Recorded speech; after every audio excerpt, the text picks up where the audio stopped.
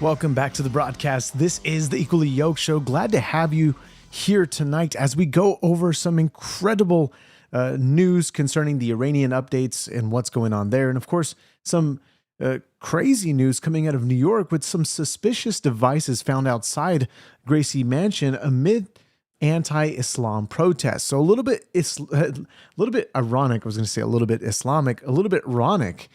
And we're going to be going over this today. So I want to know your thoughts concerning everything that we share here. Of course, like, share, subscribe, and email me your thoughts, freedom@equallyyokedshow.com. So let's go to this breaking news here. This was as of today.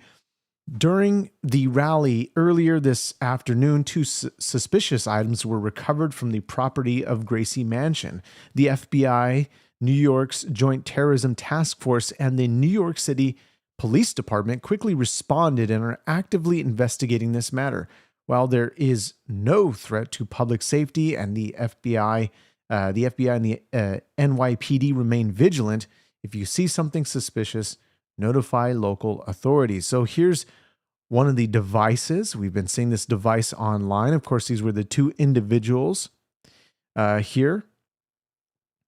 And there's a lot more videos and footage coming out. Of course, somebody said in this comment, call it what it is, radical Islamic terrorism. And so this is a bit ironic because what was this protest about? This protest was an anti-Islam protest that was led by right-wing influencer Jake Lang. Mayor Zohran Mamdani and his wife are safe, his press secretary said. So this is actually from the NBC News here, reporting two people that were taken into custody after a pair of suspicious devices were ignited Saturday during a protest outside of Gracie Mansion, the official residence of the mayor of New York City. The incident occurred as an anti-Islam demonstration led by conservative influencer Jake Lang and a counter-protest were underway. Police Commissioner Jessica Tisch told reporters. An NYPD spokesperson said there were no injuries. So let's actually go to the video of the NYPD Commissioner Tisch holding a press briefing after these suspicious devices were thrown into this crowd. Here we go. Let's take a look. During protests outside of Gracie Mansion, from which footage of suspicious devices has been circulating on social media. The information that I am about to provide is preliminary and it is subject to change. At approximately 11 a.m., two separate demonstrations, a protest and a counter-protest, commenced in the area of East End Avenue and East 87th Street. The initial protest, called Stop the Islamic Takeover of New York City, Stop New York City Public Muslim Prayer, organized by individuals associated with far-right provocateur Jake Lang, drew approximately 20 participants. The counter-protest, Run the Nazis Out of New York City, Stand Against Hate, took place nearby with roughly 125 participants at its peak. Both groups were separated into designated protest areas by NYPD officers. Shortly before noon, tensions escalated between individuals in the two groups. At 12:15 p.m., a protester associated with the Jake Lang group used pepper spray against counter-protesters and was arrested thereafter. At approximately 12:38 p.m., a counter-protester identified as Amir Balat, an 18-year-old man, lit and threw an ignited device toward the protest area, landing in the crosswalk of East 87th Street and East End Avenue. Witnesses reported seeing flames and smoke as it traveled through the air before it struck a barrier and extinguished itself a few feet from police officers. Now, this shows you the level of radicalism that we see in this situation here with the two protests that were going on side by side. Of course, the bomb squad examined the device described as being smaller than a football, and they said it appeared to be a jar wrapped in black tape with nuts, bolts, screws, and a hobby fuse, Tisch said. Now let's continue on this press briefing here. Mr. Balat then ran southbound on East End Avenue toward 86th Street and gets a second device from a man tentatively ID'd as Ibrahim Nick, 19 years old. Mr. Balat lights the device and starts running with it. He then drops the device on the west side of East End Avenue between East 86th and East 87th Streets. Officers immediately secured the area and they took both men into custody. This was all captured on NYPD Argus camera. The bomb squad responded and examined the devices. Based on preliminary examination and X-ray imaging, the devices, which were a bit smaller than a football, appear to be a jar wrapped in black tape, importantly with nuts, bolts, and screws, along with a hobby fuse that could be lit. At this time, we do not yet know whether the devices were functional improvised explosive devices or hoax devices, because we don't yet know if there was energetic material contained in them. Both recovered devices are being transported by the bomb squad in a total containment vessel to Rodman's Neck for further testing and analysis. Following the discovery of the devices, officers established a safety perimeter around the area and began a comprehensive search for any additional hazards. That includes canine sweeps as well as manual canvassing of the surrounding blocks, which includes inspections of garbage cans, underneath vehicles, and other locations where additional devices could potentially be hidden. These sweeps are still ongoing. Now, I want to know your thoughts concerning this, because we've been talking about the Islamic takeover of New York City, given that Mayor Mamdani is a democratic socialist, which, if you actually look at the Islamic sort of mindset and the way they want to, and the way they conduct their sort of, in Iran, their regime is very socialistic in nature, very communist in nature. And so this is the idea that we knew we would see the uprising or the emboldening by radical Islamists, by those that are openly praying in Times Square, what we've been seeing happen every Friday night, according to people that record this and people that are uploading this, people that are interviewing these people that are praying. And I'm not saying all of them are radical. However, we still have the fundamentalists that want to practice Islam as it is to be taught, as it is to be practiced in its true form, which is radical in nature, which is dangerous in nature. Of course, there are those that practice it moderately, practice it where they are, you could call them lukewarm Islamist faith folks, right? And so you have the same thing with Christianity. Those that practice Christianity, those that call them Christians, call themselves Christians, but they're really more like Sunday Christians or holiday Christians, where they only go on Easter, where they only go on Christmas, where they only go on, certain holidays where it benefits them because they have the day off of work. So you could call these the Islamists, like as you see with these two individuals, where they were attempting to, we saw that we just heard that the bomb was defused after hitting some type of wall, something like that, I guess. And we have also footage here. This is from Fox News. So let me take you over to this angle where you can see exactly what happened during one of the apprehensions of an individual involved in this. So let's take a look here. And so no audio, but otherwise, actually there's, here we go.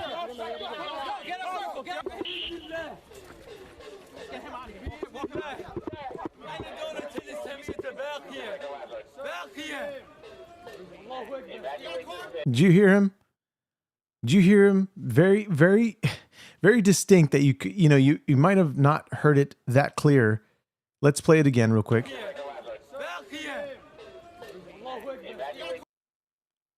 Allahu Akbar. Did you hear it?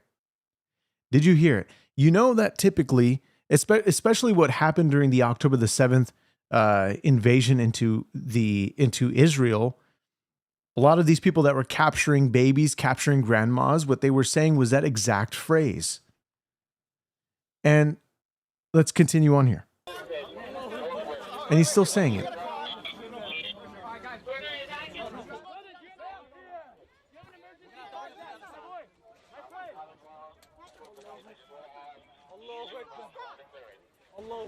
Get somebody on the other side. Get somebody on the other side. Out of the street. Somebody left their skateboard. Out of the street. Out of the street. Come on, guys, get up. Back it up. Back it up. Back up, guys. Guys, get off the street. Off the street. No, this way. Get out of the pen. Get out of the pen. Get out of the pen. Stop moving. Guys, clear the pen. Clear the pen.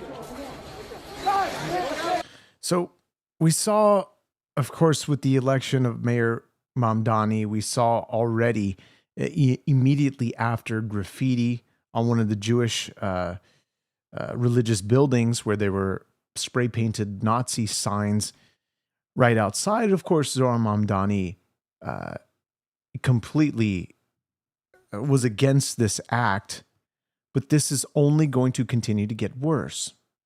Continue to get worse because we know that radical Islamists will do this at any cost. And they will put at the top of their actions that this is all in the name of God. We're going to do this in the name of, well, not God necessarily. They say Allah, which is, yes, means God, but it's merely a title. It's not God's name specifically. And so let's go back to this press briefing a little bit longer to see what other information we have concerning this, and we'll go over some of the reports surrounding this situation. This is incredible because we know that, Zohran Mamdani, this was actually close to his home. They were actually found. Reports are saying that it was found in his home. And so let's see here. Let's actually go over some more of this information. So this is the initial protest called Stop the Islamic Takeover of New York City. And Stop New York City Public Muslim Prayer was organized by individuals associated with pardoned J6 rioter Jake Lang and drew about 20 participants. The counter-protest Run the Nazis Out of New York City Stand Against Hate took place nearby with roughly 125 participants at its peak. So despite the NYPD officers separating the group into designated protest areas, tensions escalated shortly before noon, and a protester associated with Lang used pepper spray against counter-protesters, Tish said. And so it says Tish said that there was a period of time between the pepper spray incident and the arrest of the officers, as officers at the scene investigated. About 30 minutes later, officials said a counter-protester identified as 18-year-old Emir Balat threw an ignited device toward the protest area, landing in a crosswalk of East 87th Street and East End Avenue. Wild. So, of course, the FBI put an X post, which we read at the top of the show. Let me know your thoughts concerning this situation. freedom@equallyyokeshow.com. So let's go back to the report here done concerning by the NYPD commissioners here. Let's take a look further at what they're saying. In total, 6 arrests were made today in connection with the events. Those arrests include the 2 individuals responsible for handling and deploying the devices, the individual who used pepper spray earlier in the protest, and additional arrests related to disorderly conduct and obstructing traffic. This investigation remains active, and we will continue working to analyze the devices and to determine whether anyone else may have been involved. I have been in regular communication today with Mayor Mamdani about the situation. As of now, there is no indication that this is related to the ongoing hostilities in Iran, but the investigation is still ongoing given the heightened threat environment. Important to note, I always speak about the police running towards the danger when everyone else runs away. Let me be clear, that happened today. Officers, many of whom are here with me, ran toward a man carrying an ignited suspicious device. They put the safety of others and their sworn duty to protect and serve above their own personal safety. And I am grateful that there were no injuries associated with the incident. Today, as always, I thank our police for their noble service. Now I'll take a few questions.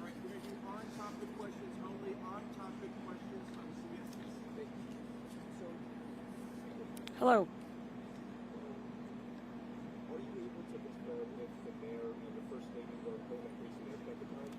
Do we know if they were home? I am not able to confirm if they were home or not. I believe they were not.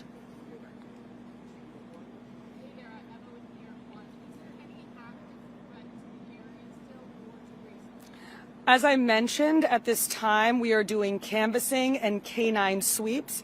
As of now, that canvass and those sweeps have not turned up any additional suspicious devices.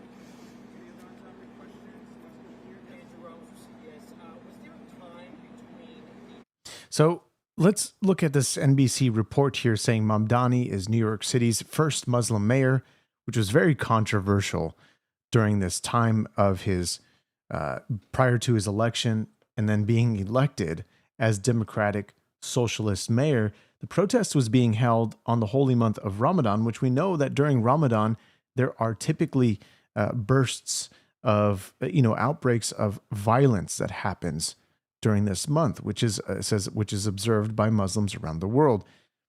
Calvello condemned the Lang-led protest as despicable and Islamophobic, which that's their typical stance.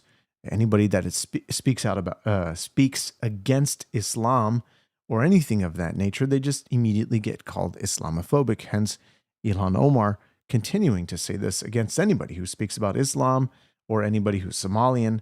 And so it says he said the mayor has spoken with Tish and that the NYPD is actively investigating the counter-protest, and the suspicious devices outside Gracie Mansion. Now, it says Lang could not immediately be reached for comment. And then it goes on to say Lang, a right-wing provocateur, who was pardoned for charges tied to the January 6th attack on the U.S. Capitol, has held similar rallies in recent weeks. And we also saw if you saw online,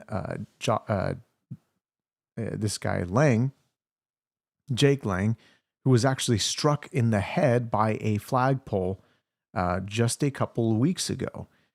And so as we continue on here, let's sort of transition a bit more. Since we're speaking about Islam, we're talking about the Iranian regime and the war that is happening in Iran, or the conflict, or whatever you want to put it. So it says Pezeshkian grilled after apologizing for fire at will strikes on neighbors.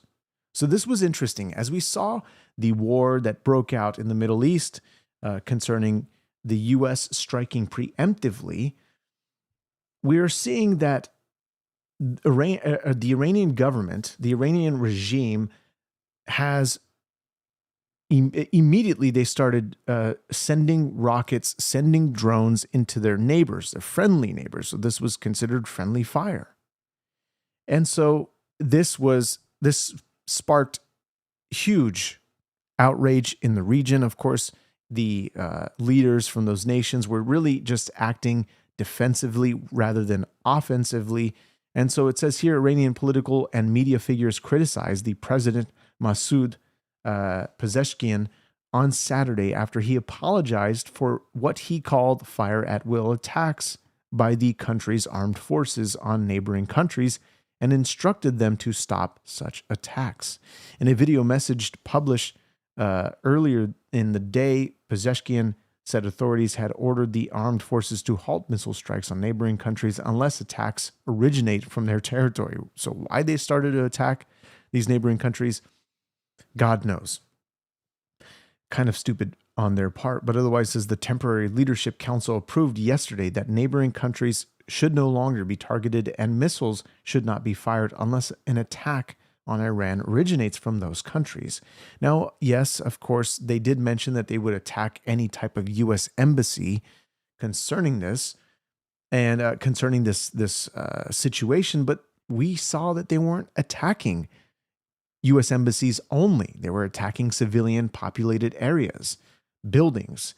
And so this is the same type of Islamic faith that will use the means of their religion to justify their issues, to justify their attacks, to justify any type of move that they make.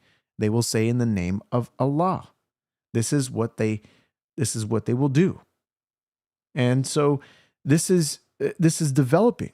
So here's lawmakers push back. Mohammed Manan Raisi, a lawmaker representing Qom, described the remarks as humiliating and said they showed the assembly of experts should quickly move to select a new leader.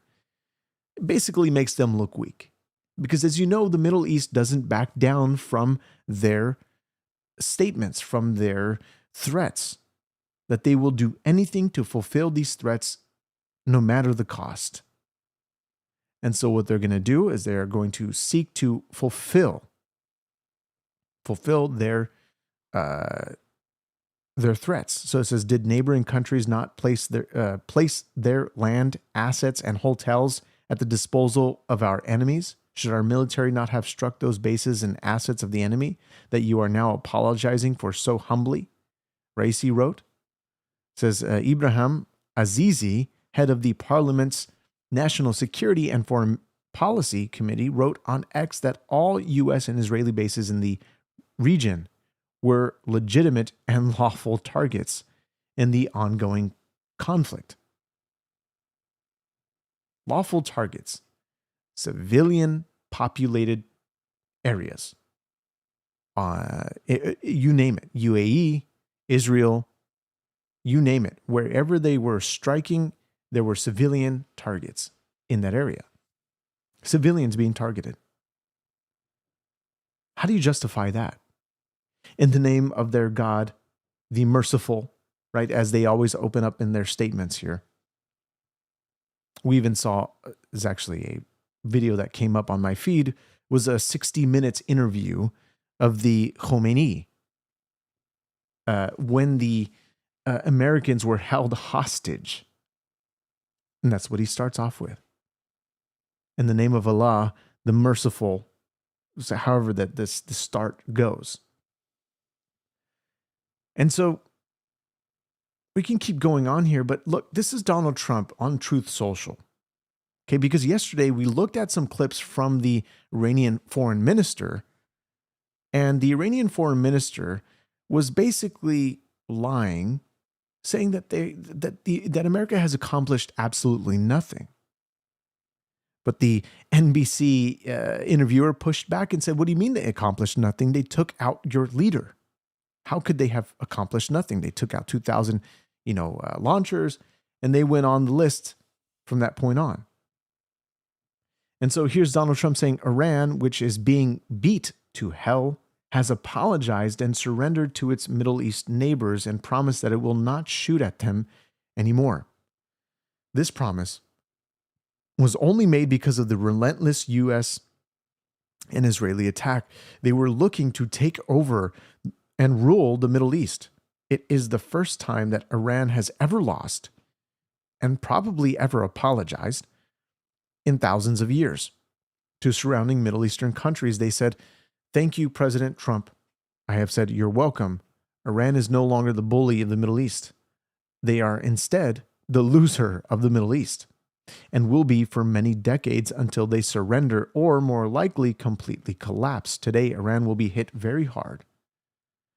Under serious consideration for complete destruction and certain death because of Iran's behavior are areas and groups of people that were not considered for targeting up until this moment in time. So we have Donald Trump talking about this instance here of Iran apologizing and really making it clear that this will not end until they surrender. So there's people that are saying, look, Trump is not looking for, the media is saying Trump is not looking for internal uprising, but now looking for unconditional surrender. So this is what we're seeing. And look, let's look at Hillary Clinton for an example. This is 2008, where she talks about the deterrence of Iran. Let's hear her clip from Good Morning America. You might find this wild. Let's take a look. Well, the question was, if Iran were to launch a nuclear attack on Israel, what would our response be? And I want the Iranians to know that if I'm the president, we will attack Iran.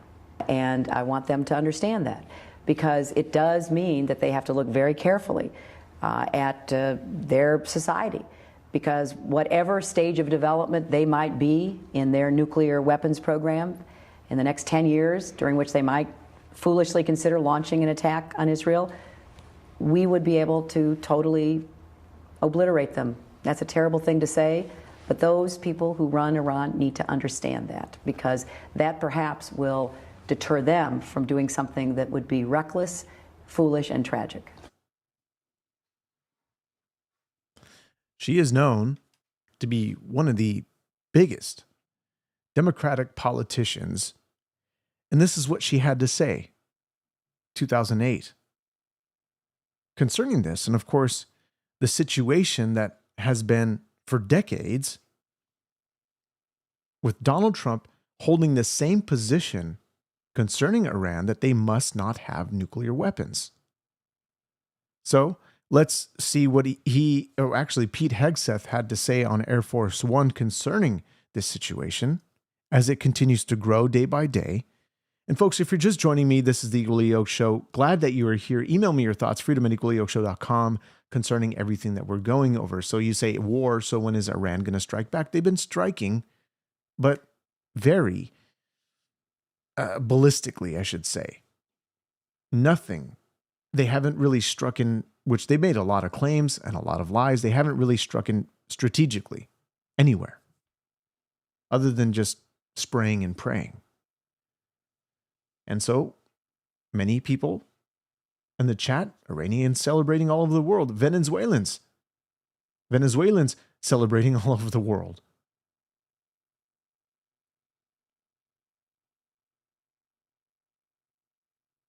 And you say, oh, and the Ayatollah's son, who's now in power, is 100% hell-bent on making nukes. Well, first of all, the Ayatollah's son has not been confirmed. It's only rumors, according to the foreign minister, unless something has changed as of this live show, but otherwise hasn't been confirmed in the according to their constitution, as the foreign minister mentioned yesterday on yesterday's broadcast, what we went over. I want to talk about leverage.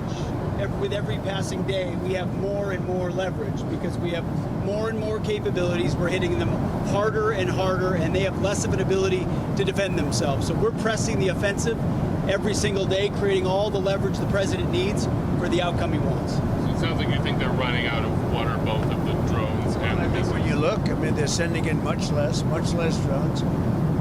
They're being decimated now.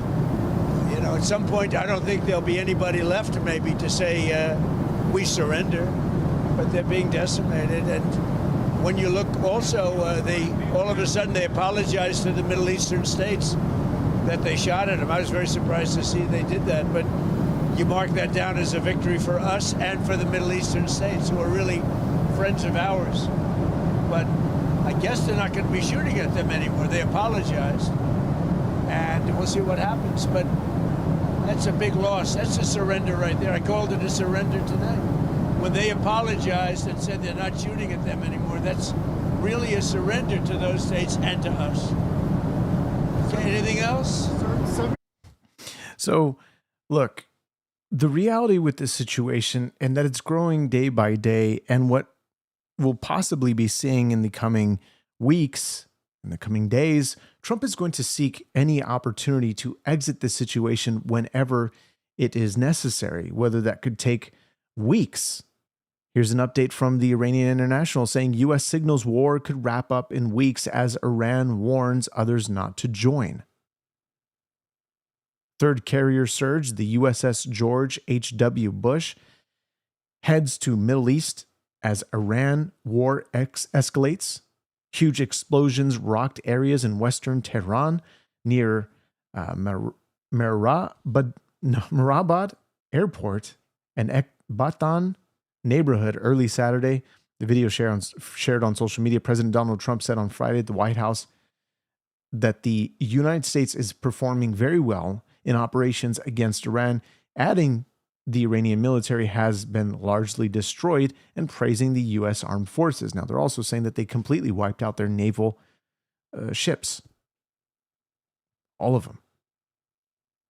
So, as we continue to look forward at all of this news here, we're going to be continuing on and, of course, giving you updates whenever necessary as to what might be important to go over. However, we're going to be looking at some interesting news concerning what happened in the last couple of days. We are seeing a petri dish of human brain cells growing on a microchip and has learned to play Doom. This is actually incredible.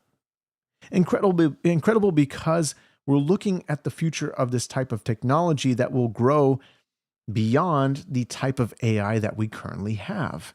Now, what this will develop into, I'll comment on that in a moment, but this is Polymarket sharing on X, talking about this little petri dish of, and we're going to mute the audio because, we don't want to play and get hit. So we see that these brain cells have learned to play Doom. And so that's some of the footage that is coming out concerning this. And here's some of the reports saying they are learning rather. Cortical labs make 200,000 living human brain cells play Doom. So after training neurons to play Pong, the team is back. And this time, the brain cells are slaying demons with super shotguns. And so it says, if you have ever wanted to watch around 200,000 living human neurons, let me just show this while I read this to you, because this is exactly what is being done. It says in 2022, researchers took mouse and human neurons and placed them on an electrode array designed to stimulate the brain cells and record their responses. This setup was then paired with the classic 1972 game Pong, in which players control a paddle and attempt to bat a ball past their opponent. To enable neurons to play, the device provided electrical feedback about the position of the ball on the screen at the time, and the neurons coordinated in order to bat it away again. That was pretty cool, as long as you didn't think too deeply into the horror of neurons' existence. But now, Cortical Labs has gone a step further, making around 200,000 living neurons play Doom. Pong was much simpler. This is a quote saying, there was a direct relationship. The ball went up, the paddle went up. It was a direct input-output relationship. Doom was much more complex. Elon Loeffler, scientist at Cortical Labs, explains in the video below. And so it says Doom is far more complex, three-dimensional environment, or technically 2.5D, with enemies, attacks, and plenty of ridiculous gunfire. Loeffler points out, says though more complex, the team used a similar method employed to play brain Pong. So it says when the demons appear on the left of the screen, specific electrodes stimulate the sensory area of the neural culture on the left side. The neurons react to the stimulation, and when we then listen to their response, the spikes and intercept that activity as monitor commands. If the neuron fire in a specific pattern, the Doom guy shoots. If they fire in another pattern, he moves right, and so on. So, a lot of people that are talking about this specific instance and what is being said is quite fascinating, because they're pointing out a very simple data piece concerning this. They're talking about the amount of power that a rack of 30 units consumes 800 to 1,000 watts combined, concerning a CL1 system that costs about $35,000. The human brain operates on 20 watts, significantly less. So it says large AI training clusters burn through megawatts. Backed by QTEL, 115 units began shipping in 2025. Cortical Labs is selling wetware as a service, though Cortical Cloud letting developers deploy code remotely to living human neurons with no lab required. So the trajectory of what we are seeing concerning this situation is quite incredible, because we have what may be the development of living human brain cells to be utilized in some way to develop AI further. And this could be then utilized into creating a technology that is far more sophisticated than we are seeing now with AI, as we begin to see the levels of AI continue to grow. And so I want to know your thoughts concerning this. Email me, freedom@equallyyokeshow.com. So we have the levels of AI. We have artificial narrow intelligence. We have artificial general intelligence. And we have artificial super intelligence. And so where do we sit in this day and age currently? Well, let's check that out. And so what's being speculated as of right now is that we are sitting at an artificial narrow intelligence known as weak AI. Is designed to do and excel at specific tasks. And so all of this that is developing further is only going to show that, and of course, AI improves every 6 months. There is so much to cover here. And you say a few times I've seen Charles cover non-political issue, which leads into the scriptural realm. We've always talked about this issue concerning anything related to AI, related to, technology like this, where this will begin to formulate. Now, I'm not going to sort of make predictions here. We've already seen what Elon Musk is doing concerning certain technologies being built. The White House actually posted this. This is winning the 6G race. Now, somebody pointed this out online, talking about technology that will play a pivotal role in the development of adoption of emerging technologies like artificial intelligence, robotics, and implantable technologies. Interesting.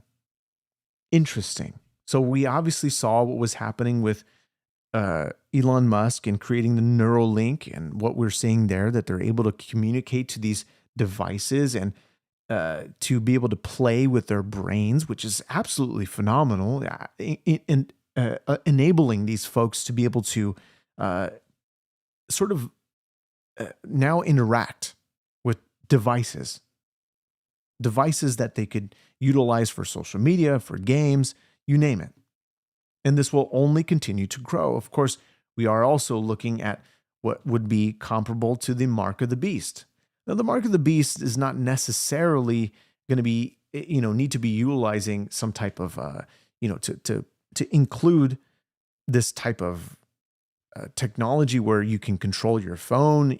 I don't think there's going to be anything that's going to necessarily sell these people to get it. But merely, we know that according to Scripture, that these people that accept the mark of the beast are willingly doing it because it's an act of worship to the beast. We see in Revelation 13. Because they say, and this is a direct quote from Revelation 13, who is like the beast and who can fight against it? And this same beast was given a mouth uttering haughty and blasphemous words against the God of Abraham, Isaac, and Jacob, the one and true God. And as it was allowed to exercise authority for 42 months, it opened its mouth to utter blasphemies against God, blaspheming his name, his dwelling, that is, those who dwell in heaven. Also, it was allowed to make war on the saints and to conquer them, and authority was given it over every tribe, people, language, and nation. And who dwell on earth will worship it. Very clear in the Scriptures concerning this.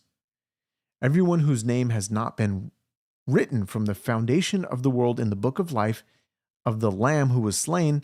If anyone has an ear, let him hear. It says, if anyone is taken captive, to captivity he goes. If anyone is to be slain with the sword must he be slain. And so you see later in this passage that this is the exact reason why they accept the mark of the beast. It's not because of technology being cool like Neuralink. It's not because they want to play games without their hands. It's specifically worship. Because here it says, and it was allowed, concerning this image of the beast, This image of the beast that was wounded by the sword and yet lived, it was allowed to give breath to the image of the beast so that the image of the beast might even speak and might even cause those that would not worship. Key word there, worship the image of the beast to be slain. It causes all, both small and great, both rich and poor, both free and slave, to be marked on the right hand or on the forehead, so that no one can buy or sell unless he has the mark, that is, the name of the beast or the number of its name. This calls for wisdom. Let one who has an understanding calculate the number of the beast, for its number is of a man, and his number is 666. So, concerning this, you see, YouTube Punk, you say every 10 years the beast is something else to Christians. I'm guessing you're saying that you're referring to the mark of the beast. Specifically, people were talking about the mark of the beast being possibly the COVID vaccine shot, that they're mandating everybody to have the vaccine shot. This could most certainly be the mark of the beast, except they forget that the mark of the beast is a mark that is specifically utilized for worship of the beast, that they will willingly accept this mark to worship the beast, because they say earlier, as I mentioned, who is like the beast and who can fight against it. They marvel at this beast. They worship the dragon, for he had given the authority to this beast. And so, what are we to say concerning this?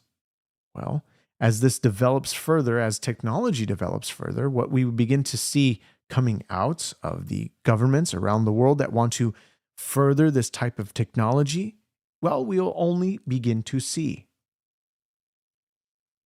We will only begin to see. And so it's not about calling everything the mark of the beast, saying that this new situation, this new technology, this is possibly the mark of the beast. Absolutely not. You have to understand Scripture in context, that if you want to understand the book of Revelation, don't try to understand it without understanding first or reading first the Old Testament. That is key concerning this situation. So,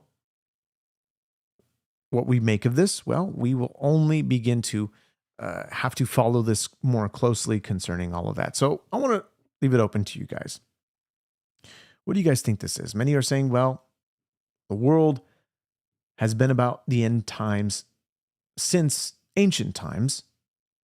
Rather, you say the world has been about the end. Rather, to end, I say. I keep misquoting your text here. Let me read it from the very beginning. The world has been about to end since ancient times, and it hasn't yet. How many failed end times predictions have been made? And we'll address that in a moment. I want to say thank you so much for your wonderful gift, Bugs. Thank you for that. So, yes, we've heard many people predict the end of the world. Of course, we've had the prediction in 1999 leading into 2000. We've had the predictions in 1986. We've had many predictions prior to that. The problem is we begin to see what happens in Daniel 9. I want to say it's Daniel 9, or maybe even it's somewhere in Daniel that talks about the knowledge that will increase. Actually, I think it might even be the end of the book. You know what? Let me just look it up so I can show you exactly what it's talking about. And I'm not going to read the whole passage, but Daniel 12. So it's actually the end of the book. So it says that knowledge will increase, that people will go to and fro. Daniel is told to seal the book until the time of the end. Many will roam about, and knowledge will increase. And so we know that concerning the end times, concerning what Peter also said concerning the end times, where he says that God is not slack to fulfill his promises. And so, yes, it could be, and Christ could come literally any day, at any point, should he so choose to come. But we know that his ultimate goal is to get as many people saved. We know that this technology that we see that could be utilized for the mark of the beast is technology that has been created already, probably.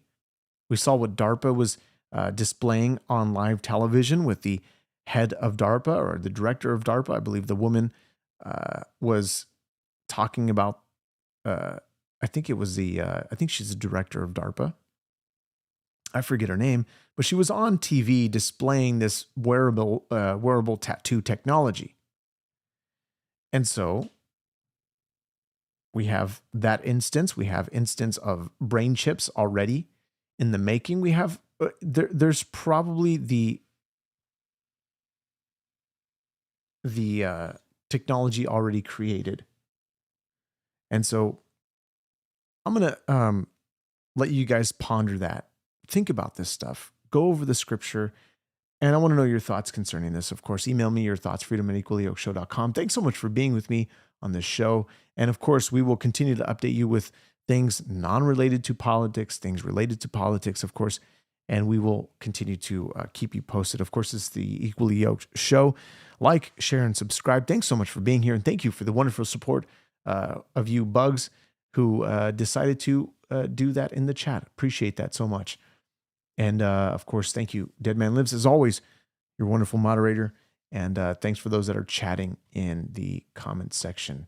So I'll see you guys in the next one. Consider subscribing. God bless. Peace.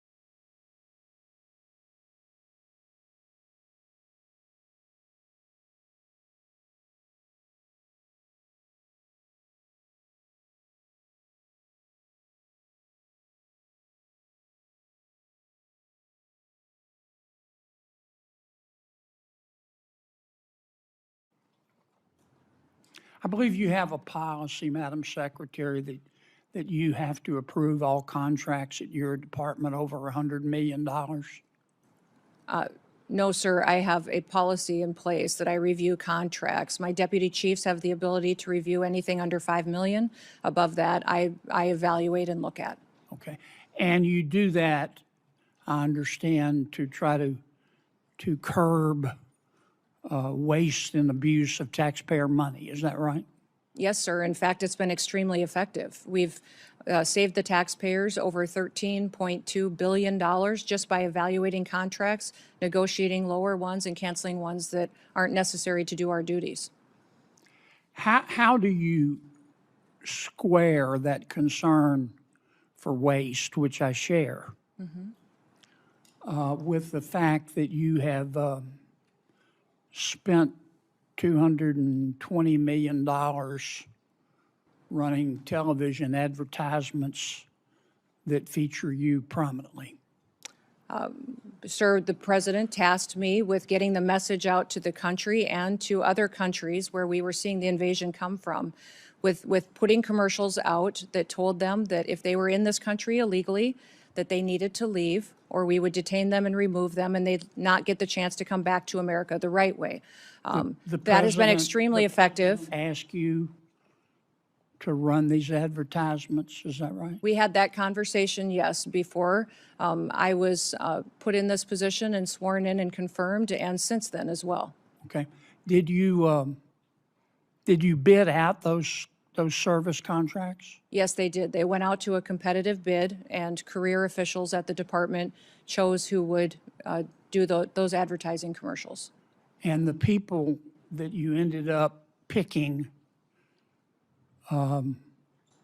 were people who had formerly done your political work back in South Dakota, is that right? No, that's not correct, sir. I think it is. No, it's not, sir. The individuals who, I believe the careers who they chose were two different media firms. There's been conversation about their subcontractors, but we have no legal authority to look into subcontractors on work like that. Okay. And you're saying that you're testifying that President Trump approved this ahead of time? Is that my understanding? We had conversations about making sure that we were telling people. No, ma'am. I'm asking you, sorry to interrupt, but the president approved ahead of time you spending $220 million running TV ads across the country in which you are featured prominently. Yes, sir. We went through the legal processes, did it correctly. Did the president know you were going to do this? Yes. He did? Yes. Okay. And one thing, Senator, I think would be helpful to know is how effective that communications has been. That Well, they were overwhelmingly effective in your name recognition. I mean, I personally just, I mean, to me, it puts the president in a terribly awkward spot.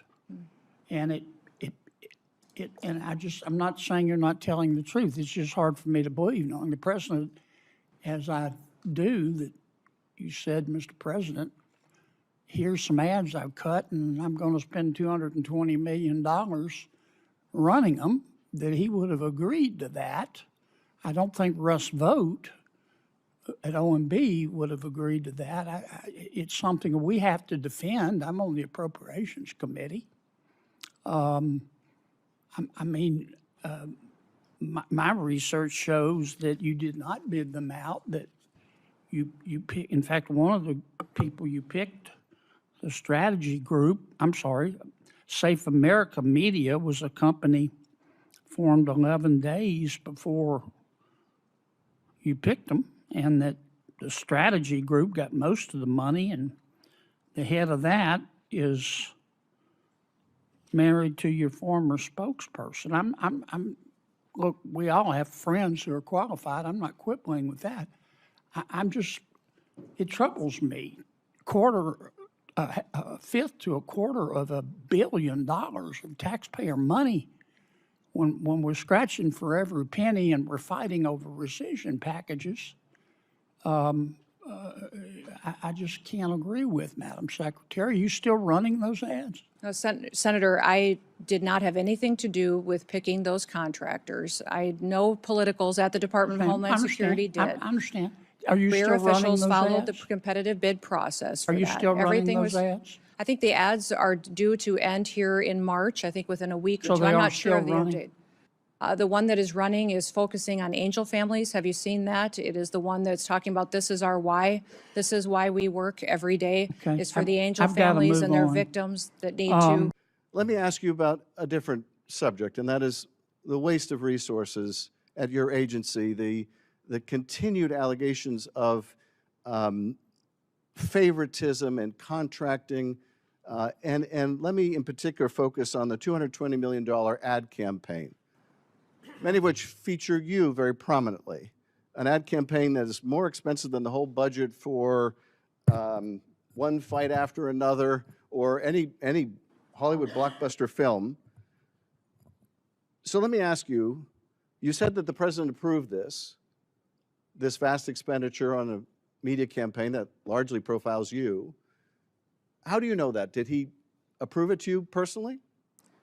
This media campaign was critical in telling the world No, and I'm this asking about the country president's that approval. we are enforcing the laws in the I- United States of you America. testified That if you're in earlier in your answer country to- illegally, You testified then you earlier in should answer to leave Senator Kennedy's question. The now, president or if you want the approved- chance to come back to the United So my States question is, someday in how the do you future. know- If you don't, you will be How do you detained know- and excuse will be me, removed and never get the Madam chance to come Secretary? back. How It's do you been know that the extremely effective president- in sending the Excuse me, Madam message. Secretary, how do you know the president approved of this $220 million contract? We had conversations and worked with OMB to So you had make sure that conversations the directly funding with was the there. president. Excuse me, I just want to clarify. So you had conversations directly with the president where he approved this $220 million ad campaign that significantly features you. Is that Sir, correct? this campaign was talking about making sure that people knew that our laws were being enforced. Again, I want to make sure that We we're not continue to go through the misunderstanding each process. other. It was a competitive president bid approved- campaign. excuse I me. had nothing of choosing. Excuse me, so the president approved this expenditure? Sir, I've been explaining this to you, how when it was a competitive process. Well, The okay, career you say it was a officials at the competitive process. Department of I guess Homeland Security you don't want to chose confirm the the best president's role in this, and I can understand why. But you say it was a competitive process, and yet this contract went to a company that didn't exist 2 weeks before they got the contract. Sir, I can't speak And- to that. I don't No, know the name of that company. You're I'm sure saying you that can't speak to it, but let me ask you this.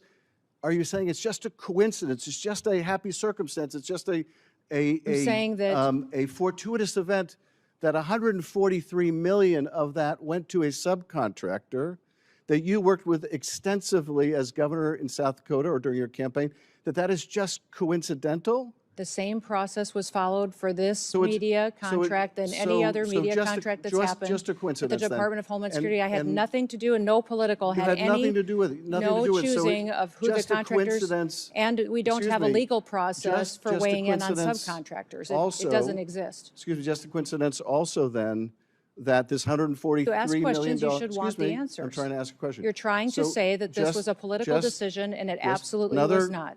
I'm just asking you. So it's just a coincidence that a $143 million subcontract went to the husband of your press person, also someone that Corey Lewandowski, one of your special government employees, worked with extensively. So that was all a coincidence, right? Because you had no knowledge of this, no Media involvement. company that and none gets of the the people around you contract, had any involvement. the ability to So choose the taxpayers should just subcontractors. We assume don't this is weigh a in coincidence. on who subcontractors are. There's not a legal process for us to determine what subcontractors are a part of a contract So can that you- goes out can for a you competitive state- bid. can you state And for the only record- career employees at excuse me, DHS were in on the Can you choosing of state those for the media record contracts. then that neither you nor Mr. Lewandowski nor your press secretary married to the husband of the person who got this $143 million We were not contract, a part of the Can you state for the decision-making. record that none of you that I've just described had any role, played any part, made any communication with any government agency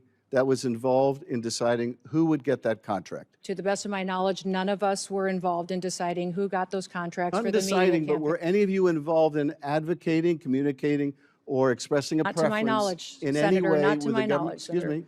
Let me just finish the question. Were any of you involved in any way in communicating, expressing a preference in any form, manner, verbal, written, with any government agency that was involved in the contracting The process? same process was followed for that contract that is You're for not all answering media my question. contracts that have gone forward. To my knowledge, or no? there was no involvement whatsoever of anybody that is on the political appointee side of this position and that media contract. Thank you, Mr. Chairman. I yield back. I want to move on to the use of department resources. Senator Kennedy asked a number of questions about this contract, $220 million. Senator Schiff asked about it as well, and I do too. I don't want to question what the purpose was, but how the award was made. This is $220 million. It was an advertising campaign, as I understand it, that featured you and you on a horse at Mount Rushmore. The contract was a no-bid contract. You acknowledge that? I wasn't involved with this contracting process, so my understanding is that there was many companies that competed for this contract. The answer to that is yes or no. I don't believe it was. I believe other All right, companies competed for this because there was two different vendors that were chosen. I have here a document from usspending.gov. And this document specifically states the justification for no bid contract that goes to Safe America Media and People Who Think. Those are the two entities that did the campaign, correct? I believe it is. I wasn't a part of this contracting process. Let's get serious here. Yes. Okay. Make the Safe America was incorporated 11 days or 7 days by my count before they got an award of $143 million. You have any dispute with that? Are you talking about the subcontractor on that contract? Because we Safe have, America. Senator, I wasn't a part of this decision. Okay. We followed the same processes Madam that have been Secretary, our policies and I'll how go this through was this and then you conducted can answer. appropriately. I will go through this and then you can answer. I don't want us to be talking over each other. Safe America was incorporated 11 days or 7 days by my account before they got a $143 million contract.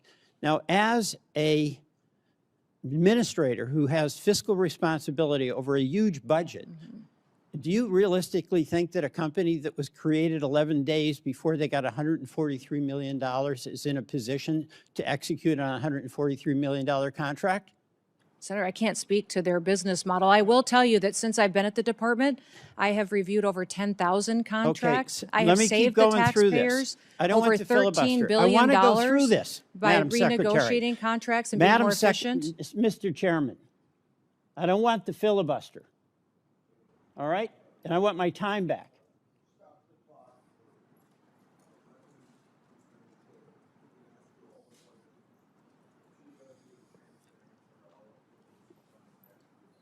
I'm not denying her a chance to answer. I'm asking you to deny her the abuse to filibuster.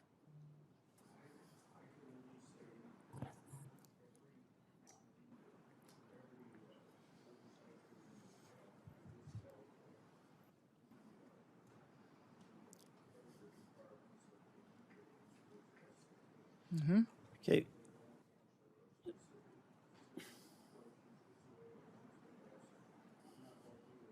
Of that. All right, thank you very much, Mr. Chairman. I'll go through this, all right? This is on a U.S. government website that says that contract for $143 million was a no-bid contract. Public documentation says the contract of $143 million went to the Safe America company, created 11 days before they got an award. That company then subcontracted with the strategy group, and you are familiar with many of the principles in the strategy group, correct? I know one of them. Mr. Yoho. Yes. And let me show you a photograph. That's Mr. Yoho standing next to you, correct? Yes. Now, Mr. Yoho is also the husband of your former spokesperson. Is that correct? Correct. Tricia McLaughlin. Yes. So your former assistant secretary and her husband are the ones that got the subcontract from Safe America, or from Safe America. That's what the record shows. Any dispute about that? No, except there was no politicals, myself or anyone else besides career employees who are a part of that process. Except for putting out those Well, contracts and that's choosing those generous. vendors. But what you have is the Republican operative. Well, you're trying to insinuate that I'm not I insinuating, put my- I'm Yes, stating a you're- fact. The fact is You're saying that I weighed Mr. in on this Yoho- contracting Mis- process, and I did not. Mr. Chairman, the fact is that Mr. Yoho was married to your assistant secretary, is married, correct? Yes, they are still married. All right. And Mr. Yoho also ran an ad campaign for you in your gubernatorial campaign, correct?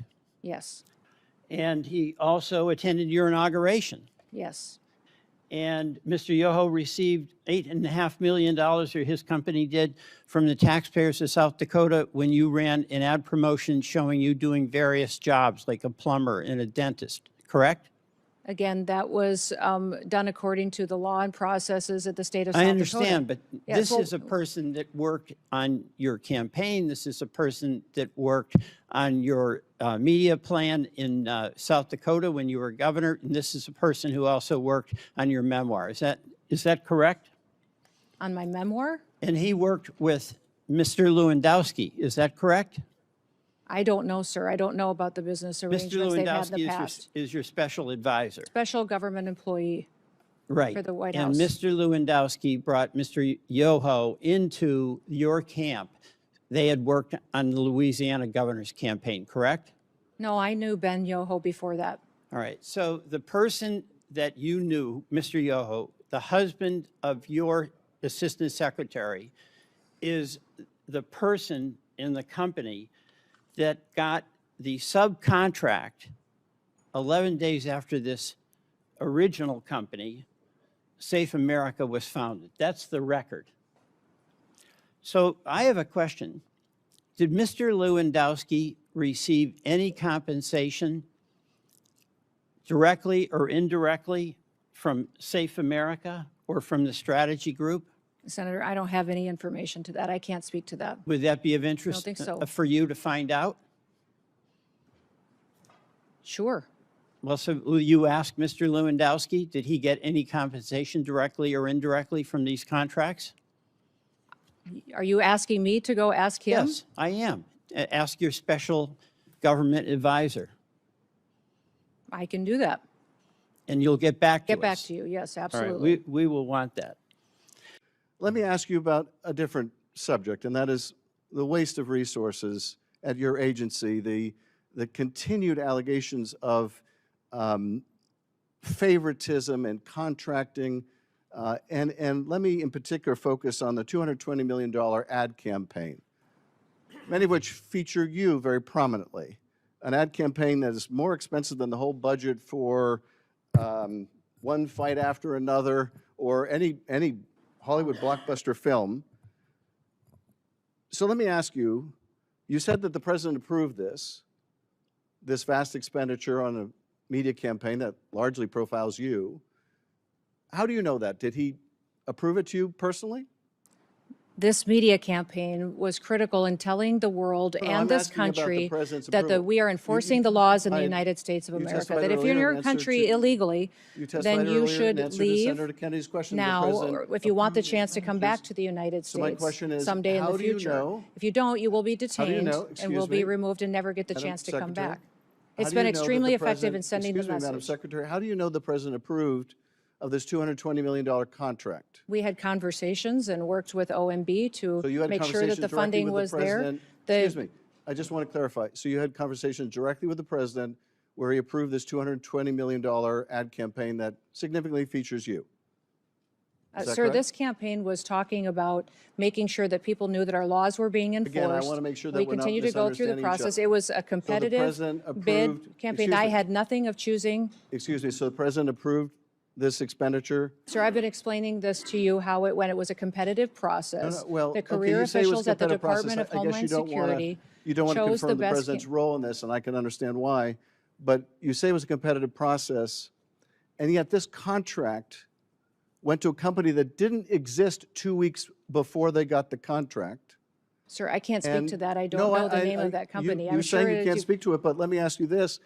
Are you saying it's just a coincidence? It's just a happy circumstance? It's just a saying that- a fortuitous event that 143 million of that went to a subcontractor that you worked with extensively as governor in South Dakota or during your campaign, that is just coincidental? The same process was followed for this So it's- media so it- contract than any so- other so media just a- contract that's just- happened. just a At coincidence the then. Department of Homeland And- Security, I had and- nothing to do and no political You had any, nothing to do with it. Nothing no to do with it. So choosing of who the just a contractors, coincidence- and we don't excuse have a me, legal process just for a weighing in on coincidence subcontractors. also- It doesn't exist. Excuse me, just a coincidence also then that this $143 To ask million questions, you should want excuse me, the answers. I'm trying to ask a question. You're trying to So say that this just- was a political just- decision, and it just absolutely another- was not.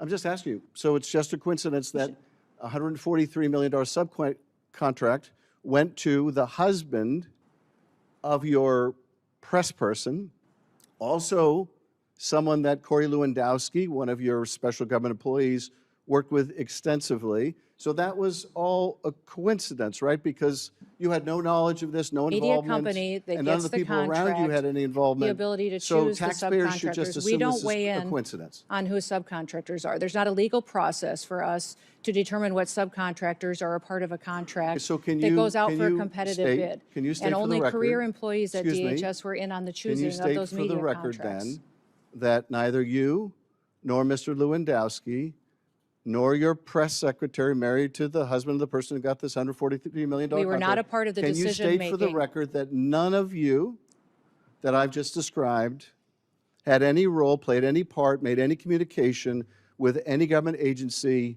that was involved in deciding who would get that contract? To the best of my knowledge, none of us were involved in deciding who got those contracts Not for in the media deciding, but campaign. were any of you involved in advocating, communicating, or expressing a Not to preference my knowledge, in any Senator, way not to with my the government? knowledge, Excuse Senator. me.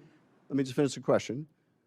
Were any of you involved in any way in communicating, expressing a preference in any form, manner, verbal, written, with any government agency that was involved in the contracting The process? same process was followed for that contract that is You're for not all answering media my question. contracts that have gone forward. To my knowledge, or no? there was no involvement whatsoever of any. All right, Mr. President, Congresswoman Nancy Mace from South Carolina, thank you for being here with us for hours today. I know it's been a long day, and I know that we're going to wrap up soon for you. Did you know one of the witnesses who testified in the Epstein cases that Epstein said, you quote, like them young? Why would Epstein say that about you? Are you asking his opinion? You're I'm- asking him to think about why Mr. Epstein would say Correct. something Why about would, him? why would Epstein say that So about she's the asking you president? to try to be in Mr. Epstein's mind and guess at what Mr. Epstein would have thought about. First of Clinton all, likes them young, referring to girls.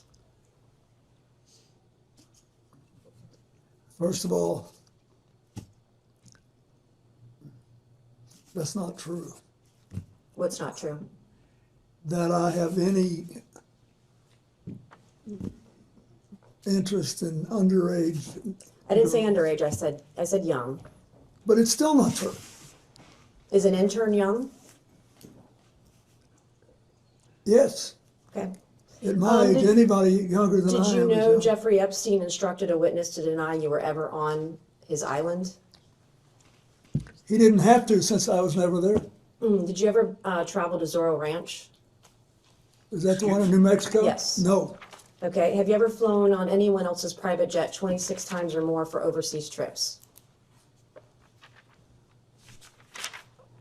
I have flown as many miles on other jets, but never with as many stops. How many other people's planes have you used, like Epstein 26 times or miles, etc.? I don't know. I did with Steve Bing, who's now deceased, and probably with 4 or 5 others.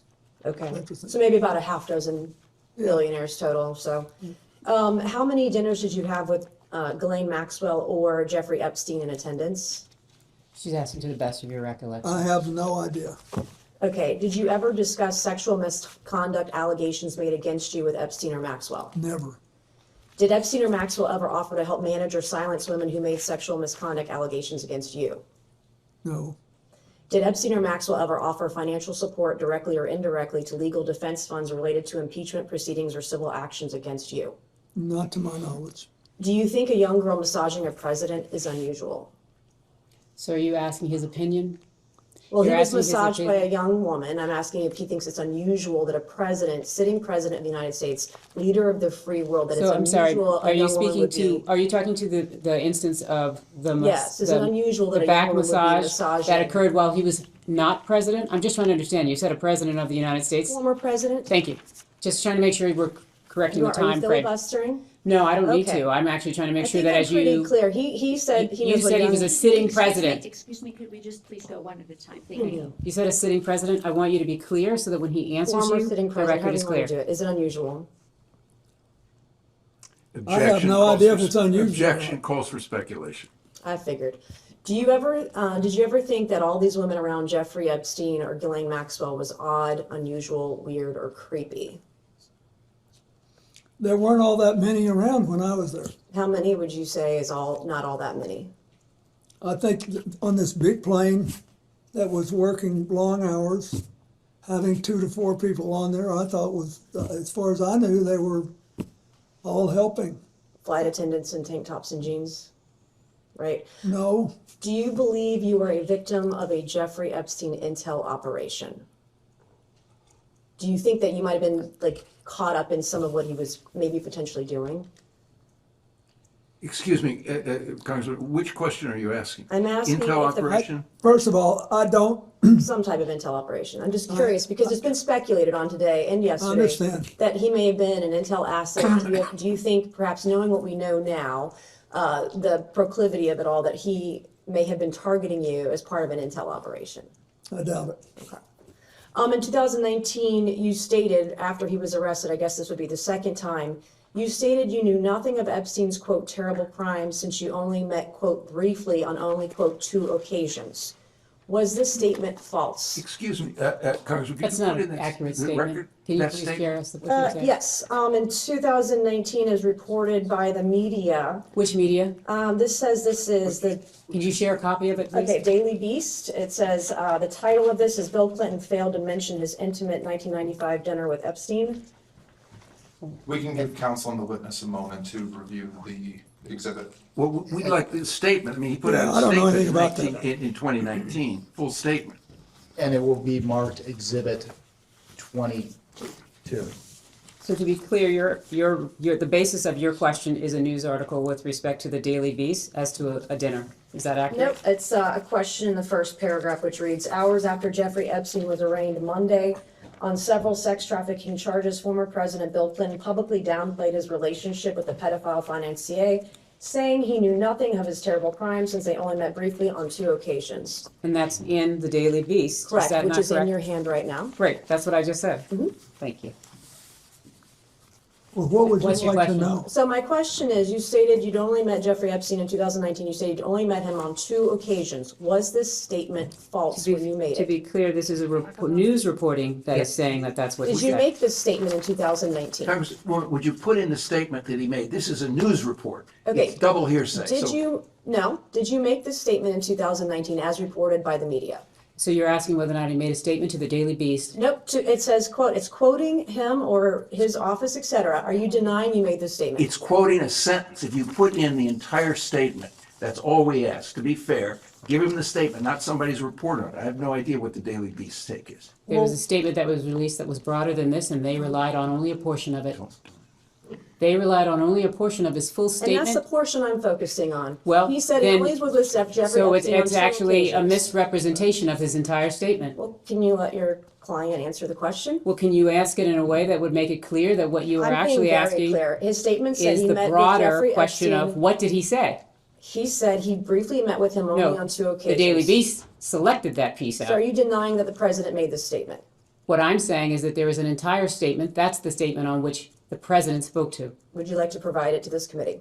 We're happy to provide that committee. It's Okay, been I would like publicly to ask the reported. president this question. Was that a false statement that you made in 2019, that you only met with Jeffrey Epstein briefly on 2 occasions? Object to the basis of this question. Wait. This is, you're asking him about a news article, not the statement he It's quoting made. him. It's quoting the president of the United Quoting States. a sentence. Are you denying the president made this statement? I'm telling Are you denying he No, made I'm this statement? telling I you- want to know. No, I'm telling you that Are the you president making a made a false full statement statement. You are selecting a piece of it. Let's put in the My entire source- statement that he made. I wasn't in federal office in 2019. I was not a part of this committee. I was a state house rep from Goose Creek, South Carolina, and I'm quoting open sources that I have. To the best of my knowledge, I'm not rich with a bunch of attorneys, okay? I'm doing the best that I can to get the information I can, and I'm asking if the president was telling a lie in 2019 when he stated to the public he'd only met with Jeffrey Epstein on 2 occasions. He didn't not say say to that the only public. in You're the statement, misrepresenting. Congresswoman Mays. Let me be clear. Not asking about your right to ask him any question, but don't do it on the basis of a news article. The news article is quoting his statement. So is the news It's article quite- lying? Is the news It's not article lying. false? It's false if you take it to mean what you say, which the statement did not do. Do you understand English? I Seriously. think I do. I don't I'm not think from you South do. Carolina, but I think I do. Did you make a statement, Mr. President, in 2019 that you only met with Jeffrey Epstein twice? I'm asking a question a different way.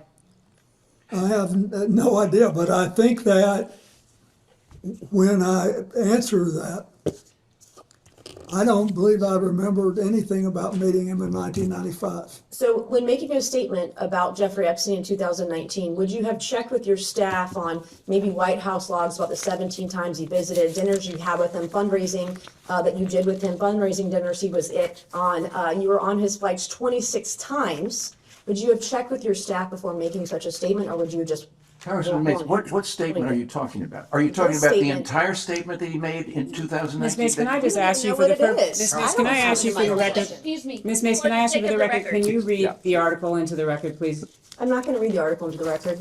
Well, Ms. Mays, you are indicating that this article I'm misrepresents the quoting piece. from, Could you you have read not the asked article anybody into to the read an record? article into the record. I'm not going to do that. You've Well, not this done is the that yet. basis I'm not on which going you to. rely. You're not in charge of me. I am quoting I'm from not this seeking article. to be in charge of you, believe me, that is something I would not at all Don't even try. seek to be, so I want to be respectful. But I Counselor- am asking, if you're asking him to speak to this, can you please put the entire article in the record? The entire article is in the record as an exhibit. What exhibit number is this? 22. 22. And yet, Counselor, I It's believe already in the question record, has been Counselor. clarified to reflect only the small portion of the larger statement, to whatever extent the witness is able to answer to his recollection of that portion of the statement and any preparation that occurred to make that statement. so in other words, what you have just articulated, that the question's been clarified by Ms. Mace or by you, that what is intended is to actually only be speaking to the selected piece out of the entire statement that was released by the president's office. Is that what you're clarifying? That's what I'm focused on, yes. Okay. So if you read this,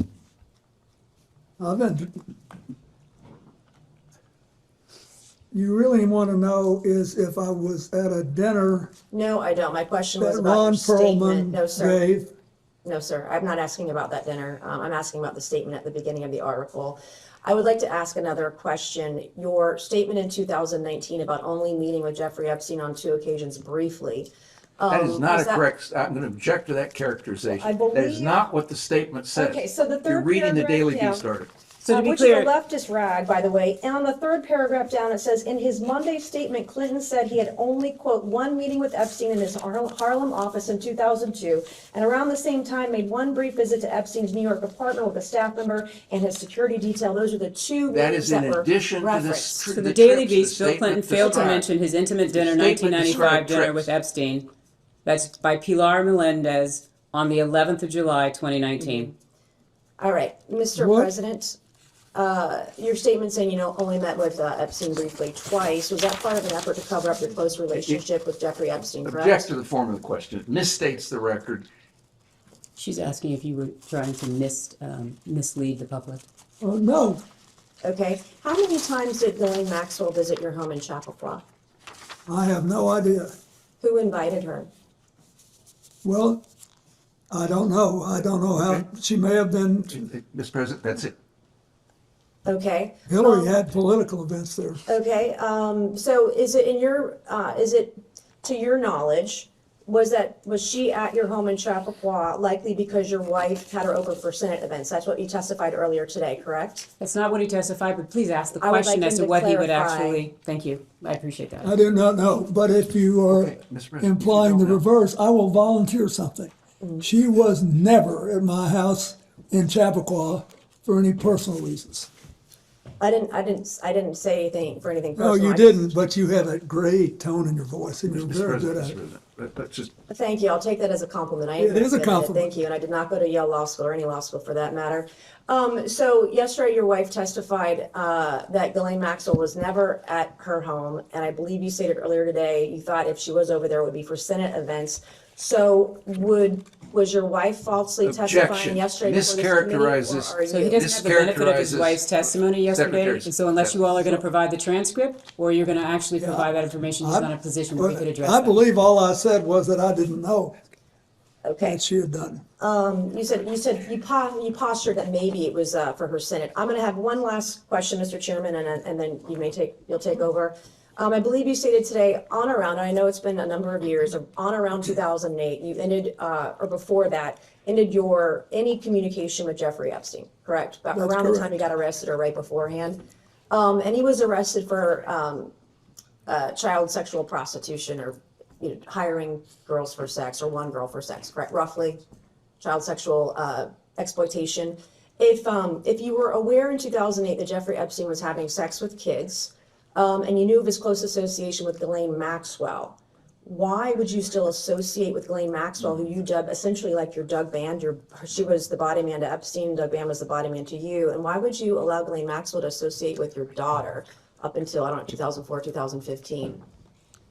You knew he was a bad guy. Why would you allow your So, daughter excuse me, to- what's the period in which you're saying he would have known that Jeffrey Epstein was After a bad guy? 2008, so up until Ghislaine Maxwell was involved with CGI until what, 2015? And we confirmed today that he had a dinner with Ghislaine Maxwell in LA in 2014. So he's still hanging out with a close associate, the closest associate to convicted pedophile Jeffrey Epstein. But Excuse me. I guess my question is Congressman, why? Yes, the question, excuse me, is the question why Ghislaine Maxwell came to the wedding? Is that the question? No, I didn't even bring up the wedding. Okay, Why are sorry. you obfuscating? Why are you putting words in my mouth? You're smarter than that. No, let me Thank you. finish. I think, first of all,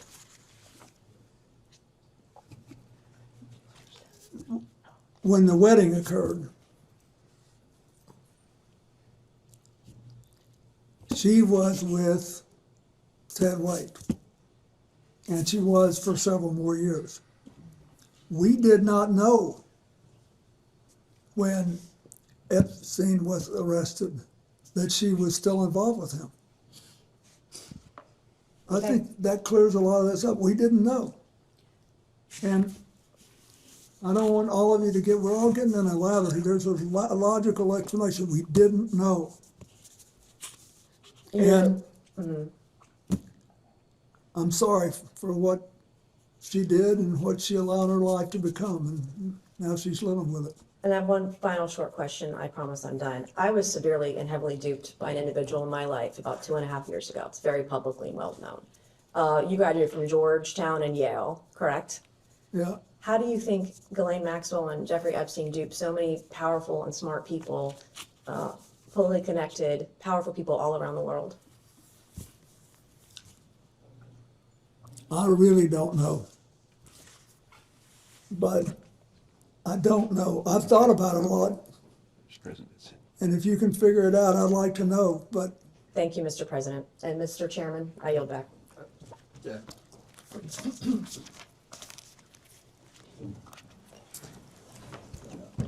Point of privilege? I would like to say, since you made a great deal out of all this Ivy League stuff, I am also the last president ever to live in a place without indoor plumbing. There's a full statement which we'll be happy to provide for the record that it might be that Representative Mace is unaware of, but the full statement says President Clinton knows nothing about the terrible crimes Jeffrey Epstein pleaded guilty to, Florida, some years ago, or those with which he's recently been charged. In 2002 and 2003, President Clinton took a total of 4 trips on Jeffrey Epstein's airplane, 1 to Europe, 1 to Asia, 2 to Africa, which included stops in connection with the work of the Clinton Foundation, staff and supporters. Secret Service detail traveled with him on his trips. He had 1 meeting with Epstein in his Harlem office, 2002. Around the same time, he made a brief visit to New York. That was the full statement.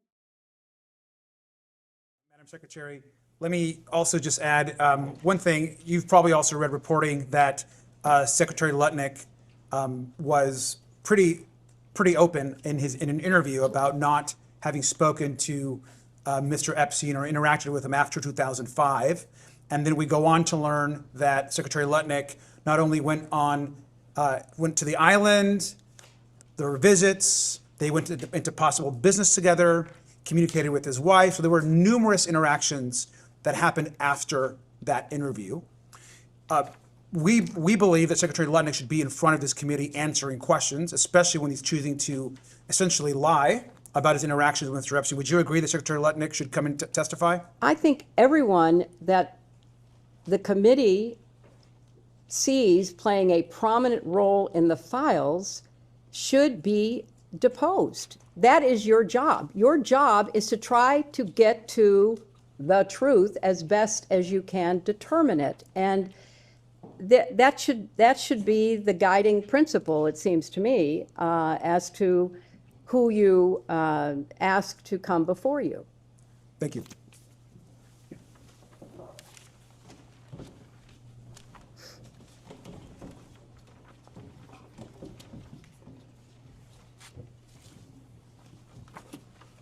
Hello, Congressman. Hello. Thank you, Secretary, for being here today. I'm going to ask you a few questions that might be a little redundant. That's but okay. Just to get on the record. Am I correct that you did not know at any point before Jeffrey Epstein's crimes became public that Epstein committed or facilitated sexual abuse of minors and young women? That is correct. And prior to Epstein's crimes becoming public, were you ever warned not to associate with him? Not that I recall. And you did not know at any point before Maxwell's crimes became public that she committed or facilitated sexual abuse of minors or young women? That is correct. And did anyone ever raise concerns to you about Miss Maxwell or warn you not to associate with her at any point? Not that I recall. Thank you. And you served as First Lady and U.S. Senator and Secretary of State. And so you met a lot of other heads of state, foreign dignitaries. And so at any point, did Jeffrey Epstein or Ghislaine Maxwell's names come up? Not that I recall. And you mentioned you did a lot of work on human trafficking. Could you talk a little bit more about that? And then also, I would love to know if Jeffrey Epstein or Ghislaine Maxwell's names ever came up. No, I can tell you that those names never came up, as I said, prior to their crimes becoming public. I don't think people knew. Or if they did know, they were not sharing that. Or if they did share it with the FBI or the Justice Department, the investigations never went anywhere. So I don't know that anybody would have ever raised those names, and I don't know that anybody knew to even look into it. You know, as I said, the whole question of human trafficking, sexual slavery, forced labor, domestic violence, for the longest time were not even considered crimes. And it took a lot of effort on the part of many, many courageous people around the world to raise the visibility of these crimes and to actually change criminal law in many countries. You know, when I spoke in 1995 at the UN World Conference on Women in Beijing, that was one of the issues everyone was struggling with. Domestic violence was considered cultural, not criminal. Sexual slavery was just something that happened. You know, young women were forced into prostitution. All of this was certainly known and was something that had gone on for, you know, centuries, thousands of years.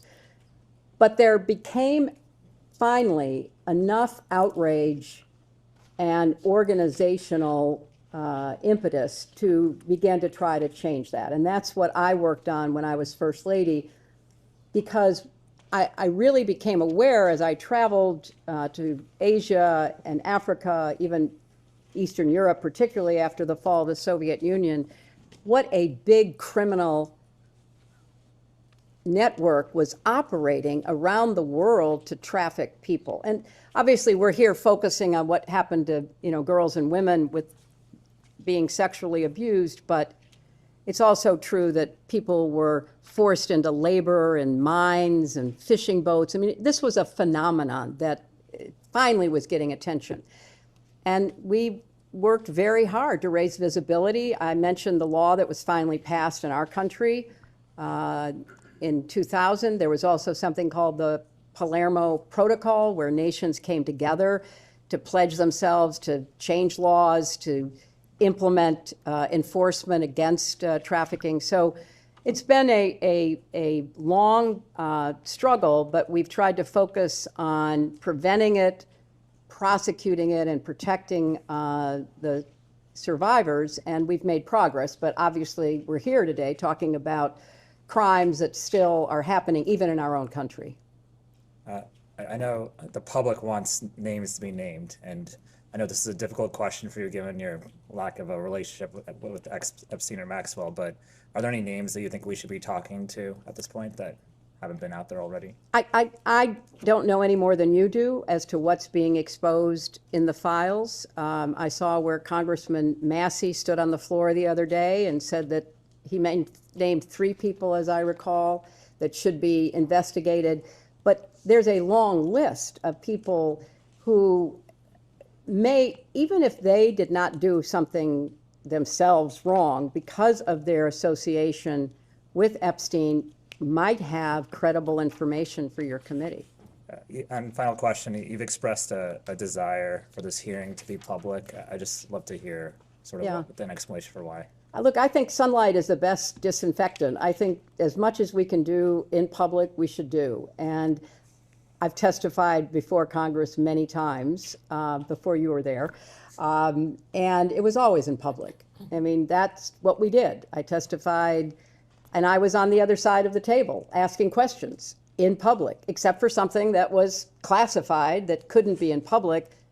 What we did was in the sunlight, in front of the press, because people, namely our constituents, deserve to know what we are finding out and to go along with us, with few exceptions, to understand, what the Congress is doing. So I believe for a long time, I think we should be testifying in public, and I think it would benefit this committee for people to see that you're actually doing things, and especially if you call people who have some credible information for you, that you are committed, regardless of the cover-up in the Justice Department or whatever directions the DOJ is getting from the White House, you are determined to find out the truth.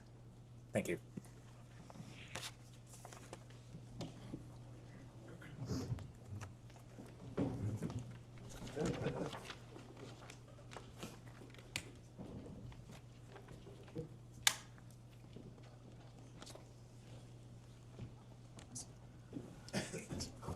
Hello, Congressman. Secretary, how are you? I'm okay. First and foremost, thank you for being here. Thank you. Secondly, as an attorney, I know sometimes things are done differently in DC, but when an agreement is made and our word is given, it should be kept. I agree with that. And first and foremost, to get into the line of questioning that I had, on November 12th of last year, Oversight Committee Democrats released emails that were obtained from the estate of Jeffrey Epstein. In one email from 2011, Epstein said to Ghislaine Maxwell that President Trump was, quote, that dog that hasn't barked, end of quote, and that an unnamed victim, quote, spent hours at my house with him, end of quote. In another email from 2019, Epstein wrote that, quote, of course he, referring to President Trump, knew about the girls as he asked Ghislaine to stop. 2 days later, President Trump directed Attorney General Pam Bondi to investigate President Clinton and other prominent Democrats in order to distract from his own close ties to Jeffrey Epstein. I'll mark as Minority Exhibit B a True Social post from Donald Trump dated November 14th, 2025. And I think you have that now. As you can see, President Trump's post refers to Jeffrey Epstein's crimes against young girls and women as the Epstein hoax, end of quote. His post also completely ignores several other high-profile individuals, including Republicans and allies of President Trump, who are known to have had relationships with Epstein. In fact, the Epstein files contain numerous officials in the current and previous Trump administrations with connections to Jeffrey Epstein, including, but I'm not sure limited to, Howard Lutnick, RFK Jr., Steve Bannon, Elon Musk, Tom Barrack, Kevin Warsh, and Mehmet Oz, to name a few. Secretary Clinton, to your knowledge, has the Trump administration done anything at all to investigate these other individuals with ties to Epstein? Congressman, I know of nothing, just reading the press. I obviously have no inside information that there has been any effort whatsoever to investigate the names that you just mentioned or any others who might have credible information about Jeffrey Epstein's crimes. And I think that's where this committee comes in. You are not beholden to the Justice Department. You have an independent Article I jurisdiction. You are the co-equal branch of government, and you have the responsibility to pursue what the Justice Department apparently is failing to pursue. The other point I would make is, having observed President Trump up close and personal for a number of years now since I ran against him, he has a tell. He has a behavioral tell. Whenever he is worried about being found out himself, he accuses somebody else of doing what he actually has done. And it's just a pattern with him. So it's no surprise to me that all of a sudden, what he promised in his campaign to reveal, everything about the files, and then when his people began looking in the files and realized how potentially incriminating they were of him, all of a sudden, that was no longer the focus. It was blaming Democrats, talking about a hoax, saying move on, there's nothing to see here. That is a typical pattern of President Trump's behavior, which speaks louder than all the words that he speaks and all of the Truth Social posts that he makes. He clearly knows what he did. He knows what others did, because remember, one of the emails that has come out recently is he called the police chief of Palm Beach at the time Epstein was arrested, according to reporting, to say, I'm so glad you got him. I'm so glad you're stopping him. Well, how would he know that? How would he know that? So there is so much to be uncovered here rather than being covered up. And it really, in addition to the specific information that could be gotten and the accountability that could be achieved, it would restore trust. And, you know, the American people are not dumb. They're watching this. They're seeing this. They're following this. And it's just one more example of, you know, us not doing the kind of work that would build trust in finding out, you know, the truth, not just for the victims and survivors, but for the American public. I just have a couple quick questions. Howard Lutnick recently went so far as to lie about his close connections with Jeffrey Epstein, but the truth came out with the release of the files. Secretary Clinton, is Howard Lutnick still employed as the Secretary of Commerce in the Trump administration? So far as I know. Secretary Clinton, in your opinion, why has Donald Trump ignored these other prominent figures who had close ties to Epstein? I can't speculate on that, Congressman. I think it's a worthwhile question to ask, and I think it certainly should be asked by this committee. And lastly, in light of everything, not just what I think was an embarrassing leak earlier, do you believe your deposition today is a good faith exercise? I can't conclude that. I think all the information, such as it is, that I have could have been delivered in a sworn statement, could have been delivered in written interrogatories. So I'm not going to speculate about the committee's intentions here. But, you know, a former member of this committee, someone with whom I doubt I have very much in common, Marjorie Taylor Greene, said that Trump put pressure on Bondi not to release the files. And if I recall, she was one of the votes for the Transparency Act, and she and others, including other members of this committee, were hauled into the White House and taken to the woodshed. And so I believe she may be a source of information about, her own experience, demonstrating clearly that this White House does not want the Justice Department to release the files that might in any way incriminate President Trump. Thank you, Madam Secretary.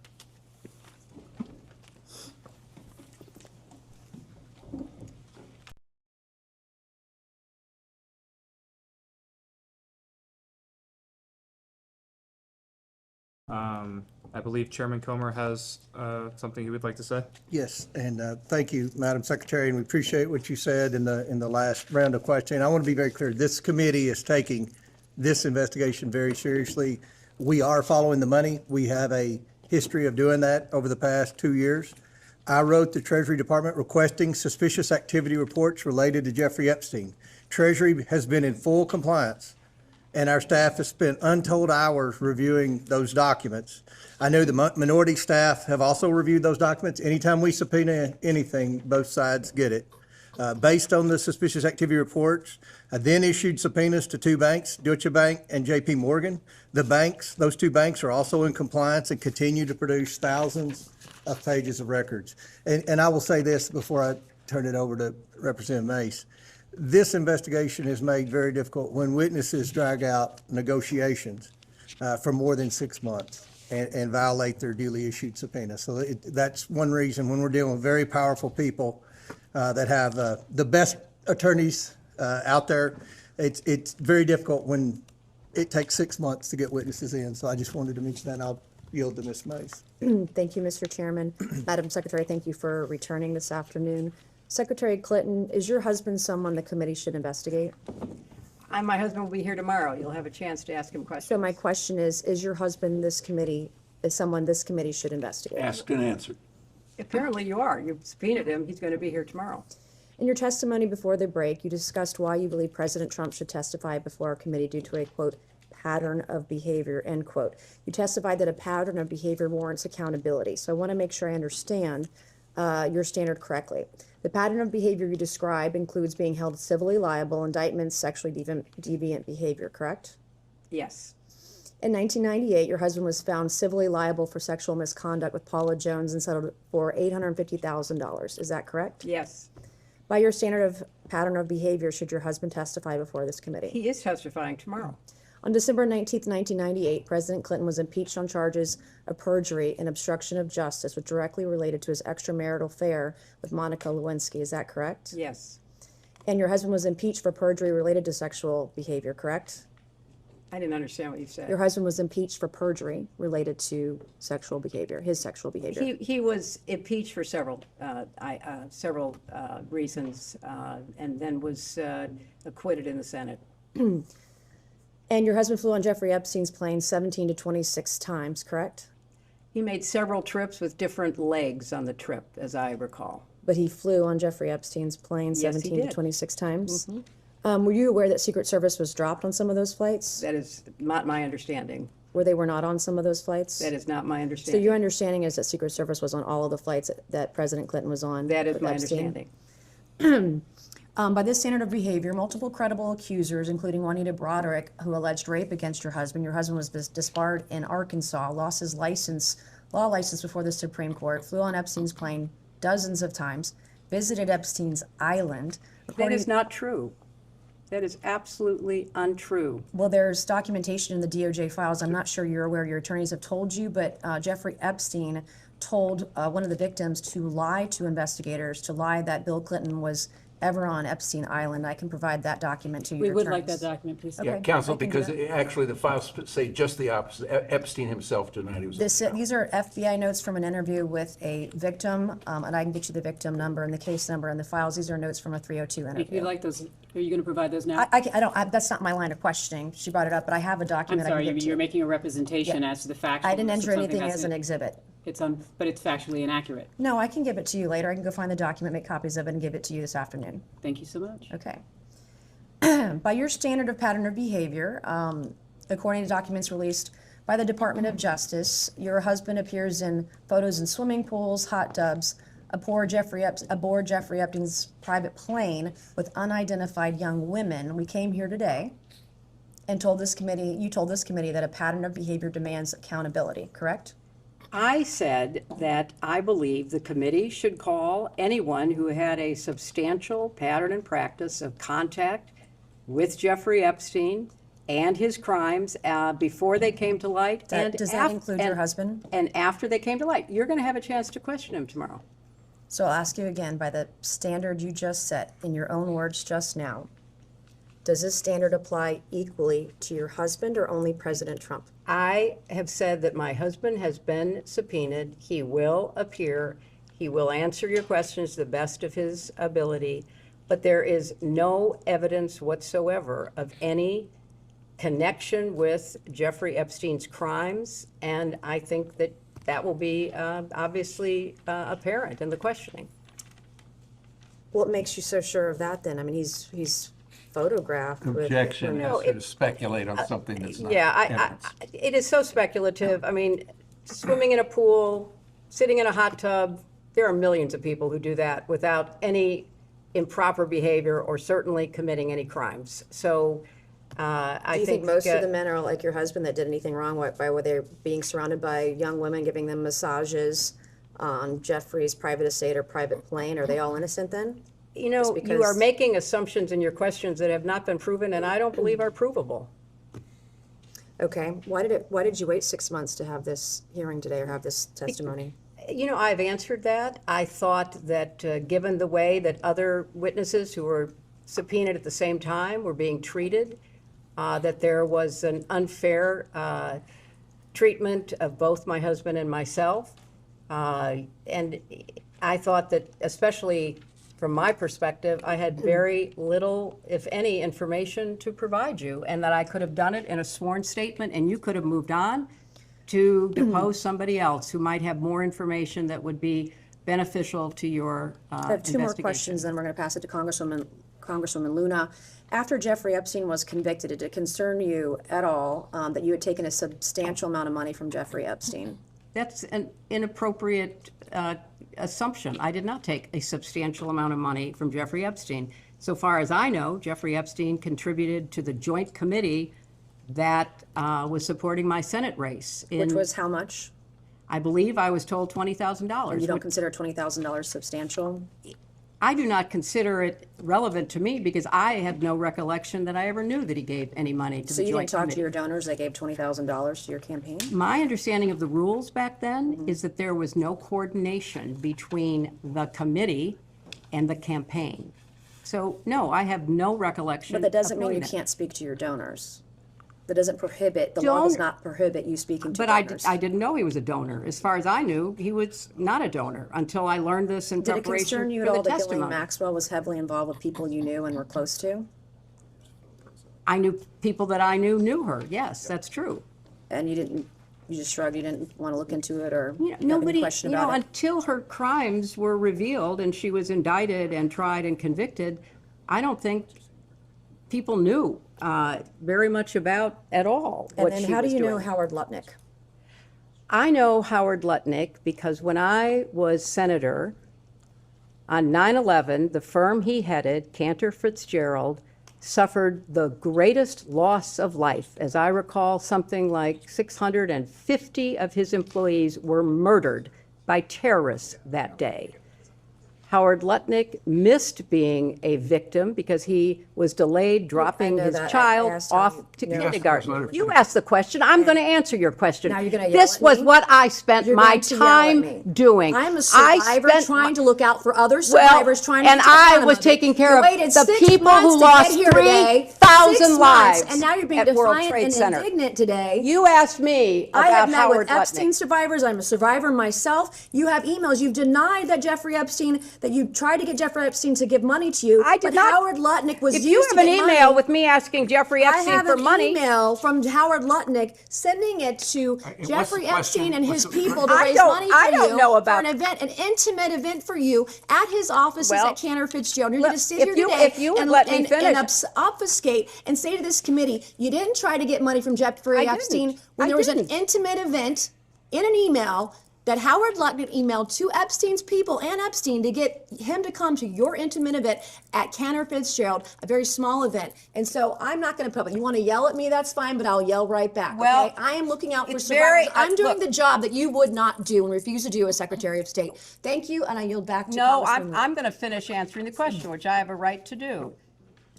I am very sympathetic to your personal situation. I have read about it. I have seen you testify or speak on the floor about it. And I very much sympathize with not only what you went through, but appreciate your effort to stand up for survivors. I was a senator representing the people who were murdered on 9/11. Nobody lost more people than Howard Lutnick. You can say whatever you want. You can call him and have him appear before the committee. But I knew him as the man who lost the employees that he knew intimately, including his brother. And he was a So go-between I between worked. you and Let Jeffrey her Epstein finish her raising answer, money for please. you. Let her finish her answer. You know what? If you don't want to hear what emotionally affected me, that's fine. But that's why I know Howard Lutnick. I went to the memorial service every 9/11 after the formal service was held. I see what you're with doing here, all- and you're with obfuscating all from of the his questions. He was people, the go-between families. between you and Jeffrey Epstein raising money for your Well, campaign. you know, Howard Lutnick and I did work Thank you. I will together now yield because to we had a lot of Congresswoman Noem. victims Thank you. to take care of, and we worked together to rebuild downtown Manhattan. That is how I know Howard Lutnick.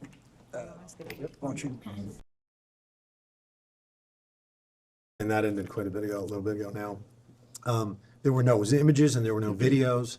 When you compare the GOP Oversight Committee, when we took over in January 23 to present, there were 65,000 documents that had been released. And then how many videos? There was nothing under the Biden administration. There was no images as well. There's been 180,000 images, 2,000 videos, and now over 3 million pages. So when you compare them, that's an odd definition of who's transparent and who isn't. Last thing, we have established that there's a $20,000 donation that Jeffrey Epstein made to an affiliated allied campaign to get you elected to the presidency. Have you returned that or donated that? Once, like he got convicted in 2008 of 2 felony counts. Have you ever returned that $20,000? It didn't come to my campaign. I was not So you've never donated that to charity, that $20,000? I've donated many, Would be good many, to donate hundreds it of thousands perhaps of dollars. to, to Congressman, I'd like to know the facts in the record that shows that Jeffrey Epstein donated to her presidential campaign. No, he's talking about the Senate campaign, I think. Yeah, I'm sorry. He was and talking not about presidential. Oh. Yeah. 1998 was the Senate, you're right, I stand corrected. But yeah, I think that would be a nice gesture. I yield. Right. Next up, Representative Cloud from Texas.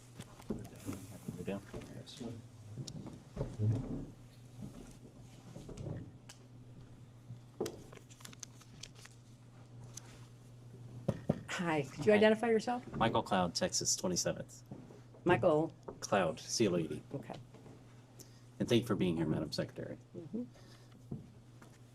You were asked if Jeffrey Epstein played a role in shaping the Clinton Global Initiative. Is it correct to say that you have mentioned that you do not know whether this was the case or not? I have no information. We have a letter, of course, from Epstein's lawyer stating that he was, and I quote, was part of the original group that conceived the Clinton Global Initiative. If you do not know, who would know? I don't know because I was not involved. You don't know who was involved in the Well, my beginning? husband obviously was involved. So your husband would know at least? Well, you certainly can ask him. Okay. Similarly, you've mentioned that you do not know how funds were recruited at the Clinton Global Initiative. Is that an accurate understanding of your testimony today? No, donations were made. Lots of donations. Many individuals, groups, businesses, philanthropies have donated to the Clinton Global Initiative. Sure, yeah. What was the process of recruiting those donations, I guess, or what's your understanding of it or your involvement in it? Some of it was spontaneous. Some of it was through the team that helps to raise money. It's a combination of supporting charitable work. Do you know if Jeffrey Epstein was involved in helping I have find no donors, reason to recruit believe donors? that. I don't know. You don't know if he was involved in donor relations in any way? I have no, as I say, reason to believe it, but I don't know. Do you know who would know? The people who were involved in raising the money, but I was not involved with CGI in those early years.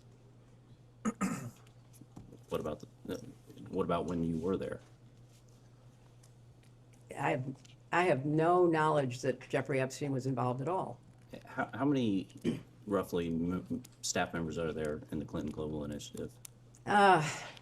It has varied over the years, but hundreds, And involved with donor relations? dozens, I suppose. Dozens? Okay. As best as we know, it's been publicly reported that in 2024, Ghislaine Maxwell, or Ghislaine, I think is how it's pronounced, arranged and wired $1 million to Publicist Group for the inaugural CGI event, referring it to it internally as, quote, the Clinton Project.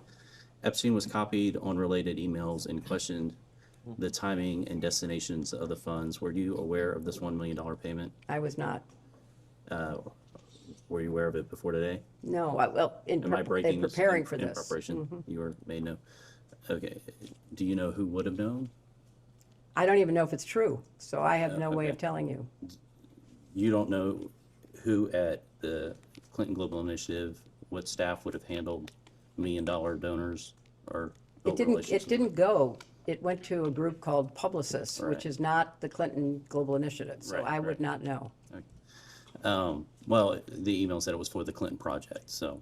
First of all, I have no idea whether that's true, and secondly, it went to a third party. Okay. Maxwell was honored and given complimentary access at the 2013 CGI conference for, quote, ocean conservation work, years after public allegations against her and Epstein were public. Were you involved in approving participants or honorees at the CGI events?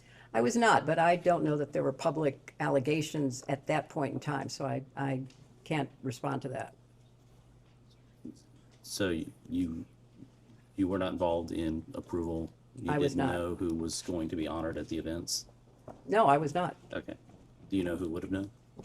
Whoever was the staff at the time, but there's been a lot of staff turnover over, 20 plus years. A number of things you've mentioned today, you've mentioned you have not been able to recall. And that's understandable. Is it possible that any of the information that you have not been able to recall would have been found in the 30,000 emails that went missing? No, I don't believe so. I had no reason to believe that, so it's not that I'm not recalling things that were there. I don't recall at all. Okay. Right. Unfortunately, I have to catch the point. Thank you for your time. Next will be Representative Timmons from South Carolina.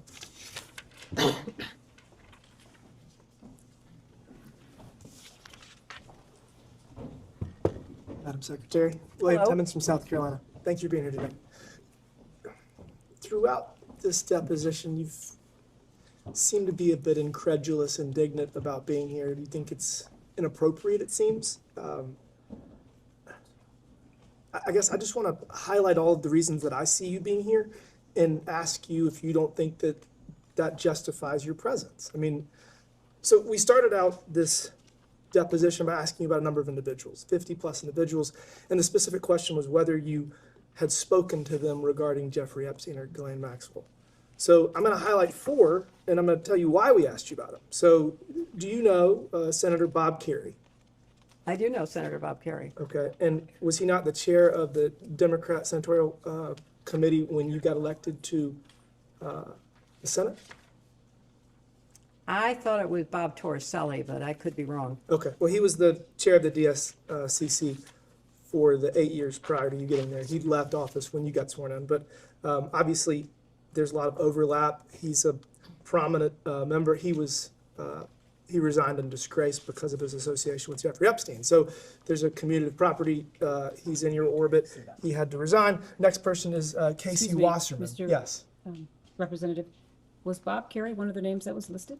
Bob Carey He was. wasn't listed in the original So list in that the council that was read. shared with the witness, I don't see My that name. apologies, he was not listed, if he was not listed. No, he but was not. He does I have was his. just seeking that clarification. Thank you. Casey Wasserman, do you know Casey Wasserman? I do. Okay, and was he a former trustee of the Clinton Foundation? I don't know.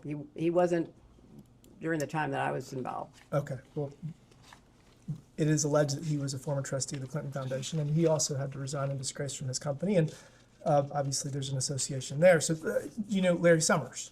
I do know Larry Summers. Okay, and he was obviously former Treasury Secretary, campaign advisor. Apparently he didn't give you good advice, but y'all obviously have a long-standing relationship. He also was forced to resign in disgrace because of his association with Jeffrey Epstein. Yeah, but I've never talked to these people about. I understand, but Jeffrey you understand, you were the Secretary of State, you were the First Lady, and you were a United States Senator, and you have all of this power and influence and these connections, and when there's just this enormous amount of smoke that I'm gonna go over, it is appropriate for us to then ask you questions, because we're trying to get to the bottom of this to make sure it doesn't happen again and to hold people accountable. It might not be you. But all of the people you just read, it seems to me, should have been ahead of me being subpoenaed than me. But that's okay. I'm here and I want to keep Do you plowing know George forward. Mitchell? I, of course, knew George Mitchell. Okay. Obviously, he also had to resign in disgrace. So that was the purpose of the people that we were trying to get your associations with. So obviously, I'm not going to go over this too much in length, but I've been in Congress for 7 years, and I've only been to the White House, I don't know, a dozen times. Jeffrey Epstein doesn't even live in D.C., and he went to the White House 17 times in 2 years. So that causes us to wonder what's going on there. Obviously, President Clinton flew on the Lolita Express over 24 times. That gives us more questions. He is your husband, so we are just curious about all of these things, and that's the purpose of this.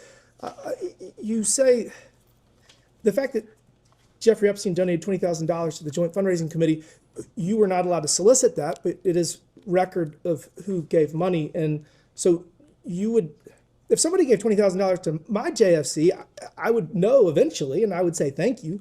You never thanked him for his contribution. Not that I'm aware of. I didn't. First time I knew about it was when I was preparing for this testimony. Obviously, all the members of Congress have to deal with fundraising. It's probably the worst part of the job, but generally speaking, when people give you a large amount of money, you say thank you. So I They didn't think give again, it to me. They gave it to the joint committee. the and joint, I- the JFC has disclosure requirements, and you'd be able to tell, and it was for your behalf to get you Well, elected. So again, I mean, you're Please let the quibbling. witness finish. It's You're okay. Cutting her off. She's got I've told you all I know, which is that I did not know.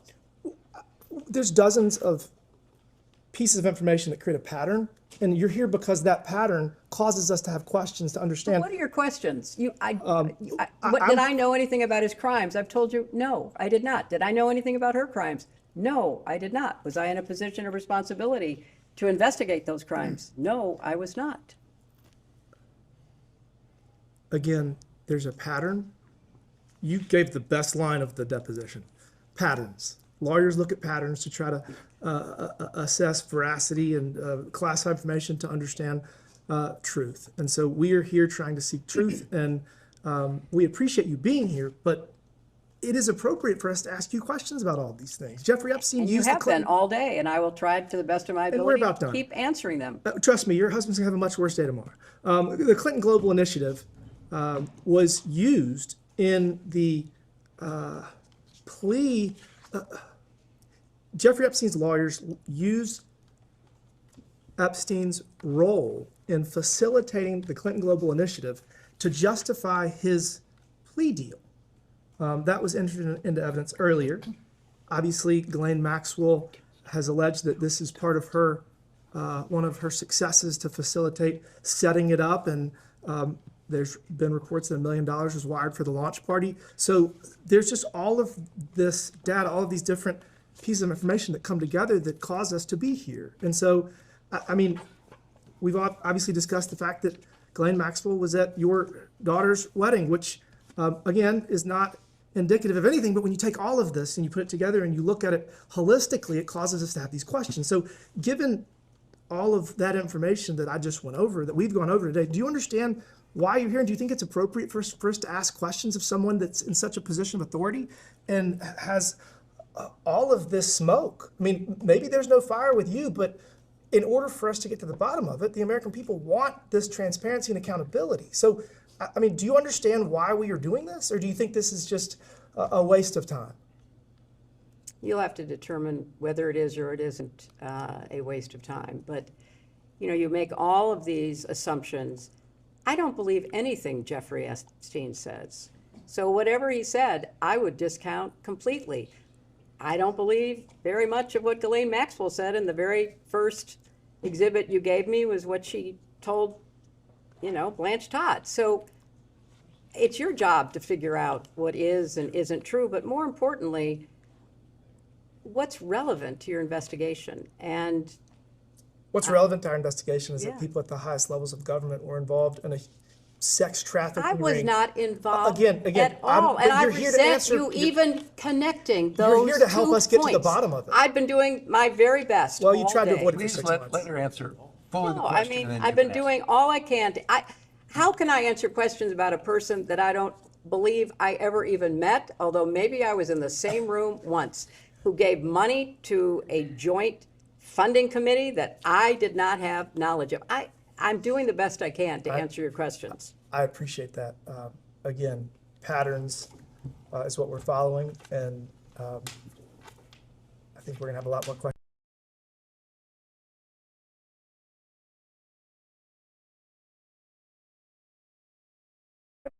Committee on Oversight and Government Reform will come to order. I want to welcome everyone here today. Without objection, the chair may declare a recess at any time. I now recognize myself for the purpose of making an opening statement. Good morning. Today's hearing is about a failure of leadership, plain and simple. For years, Governor Tim Walz and Attorney General Keith Ellison presided over one of the most extensive breakdowns of oversight this committee has ever examined. Billions of taxpayer dollars were stolen from social service programs while warnings piled up, whistleblowers spoke out, and state officials chose delay and denial over action. Federal prosecutors estimate that as much as $9 billion may have been stolen from just 14 Medicaid programs administered by the state of Minnesota. Those programs have cost taxpayers more than $18 billion since 2018, and investigators believe that half or more of that spending may have been lost to fraud. And that did not happen overnight. As our investigation has shown, it happened because state leadership failed repeatedly to intervene. Governor Walz has claimed his administration addressed fraud, and I quote, very early, unquote. But that claim does not hold up to the facts. His administration kept payments flowing. In January, the first hearing of this series, we heard from Minnesota state representatives who made clear this fraud was not hidden. It was known, documented, and repeatedly brought to the attention of state leadership. In case after case, state agencies identified red flags and received warnings from auditors and employees, but continued to send money out the door. Not because they lacked authority to intervene, but because they feared lawsuits, bad press, and political backlash. While Governor Walz hesitated, taxpayers lost billions. Attorney General Ellison has likewise claimed his office was aggressively holding fraudsters accountable, but when his statements were tested against the record, they fell apart. In the Feeding Our Future case, Governor Walz and Attorney General Ellison publicly suggested that courts forced the state to continue payments. The judges in that case took the extraordinary step of publicly correcting them. The truth is the state made a choice once again to keep sending the money out the door. The Feeding Our Future scandal alone involved nearly $300 million stolen from programs meant to feed children during the pandemic. We're talking about fake invoices, meals that never existed, luxury cars, and overseas investments, all paid by the American taxpayer. Today, dozens have been convicted. The fraud was real, the warning signs were obvious, and state leadership failed to act. The same pattern repeats across Minnesota's social services system. In the Child Care Assistance Program, providers racked up dozens and in some cases more than 100 violations and still collected millions.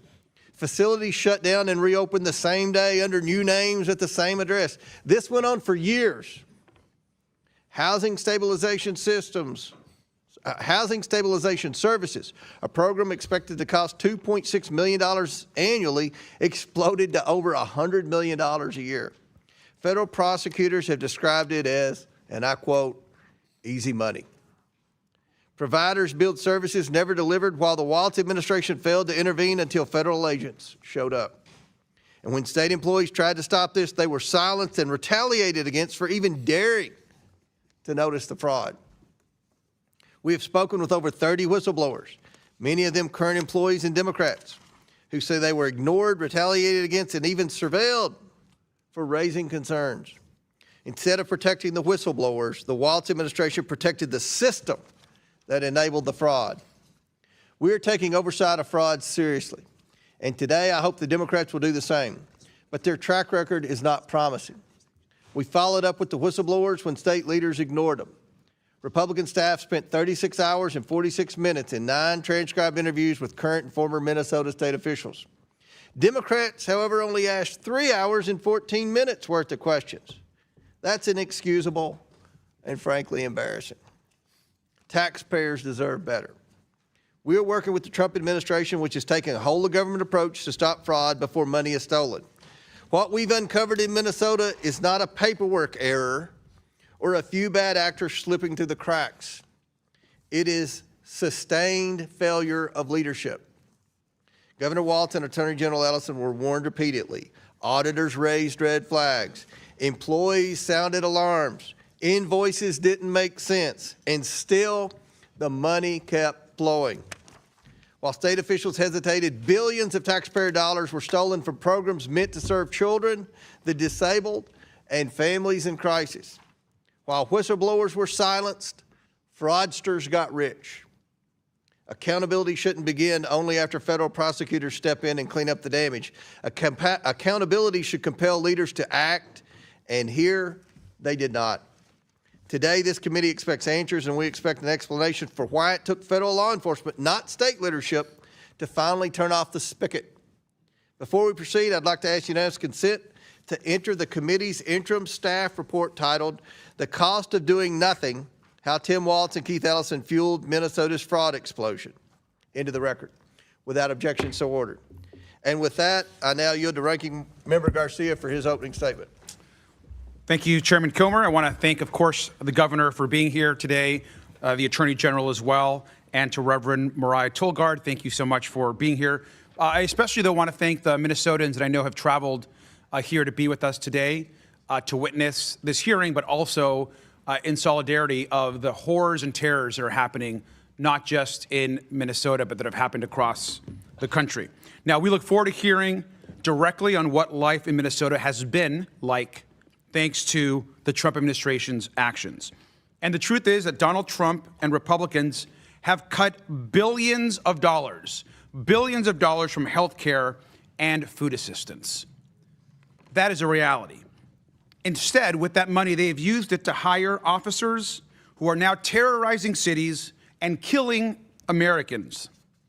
That's where our taxpayer dollars have gone. We've taken from food assistance, we've taken from health care, and we superfunded terror on American streets. Now, Donald Trump has unleashed chaos against innocent Americans and across Minnesota, and we're going to talk about that today. Terror that has actually impacted real families and kids like Liam Ramos, who have been used, as we know, as bait. And we all know Liam's story really well. The reality is American citizens, innocent kids, people have been brutalized and ripped away from their families. They've been thrown into detention centers with horrible conditions that people are literally dying in these centers. Peaceful Americans have been killed by federal officers and agents and labeled them as domestic terrorists or assassins by their own government. Where is the hearing and the outrage for those actions? Now, Alex Preddy, as we all know, a VA nurse, was peacefully exercising his First and Second Amendment rights when he was pepper sprayed, tackled, disarmed, and then shot repeatedly in the back. Renee Good, a mom who told an officer, and I quote, "I'm not mad at you," end quote, was shot dead just moments after. And this pattern of violence and lawlessness we've seen, of course, all over the country. Now, our committee and Democrats have documented over 590 cases of suspected misconduct by President Trump and Kristy Noem's immigration and enforcement agents across the country, not just in Minnesota.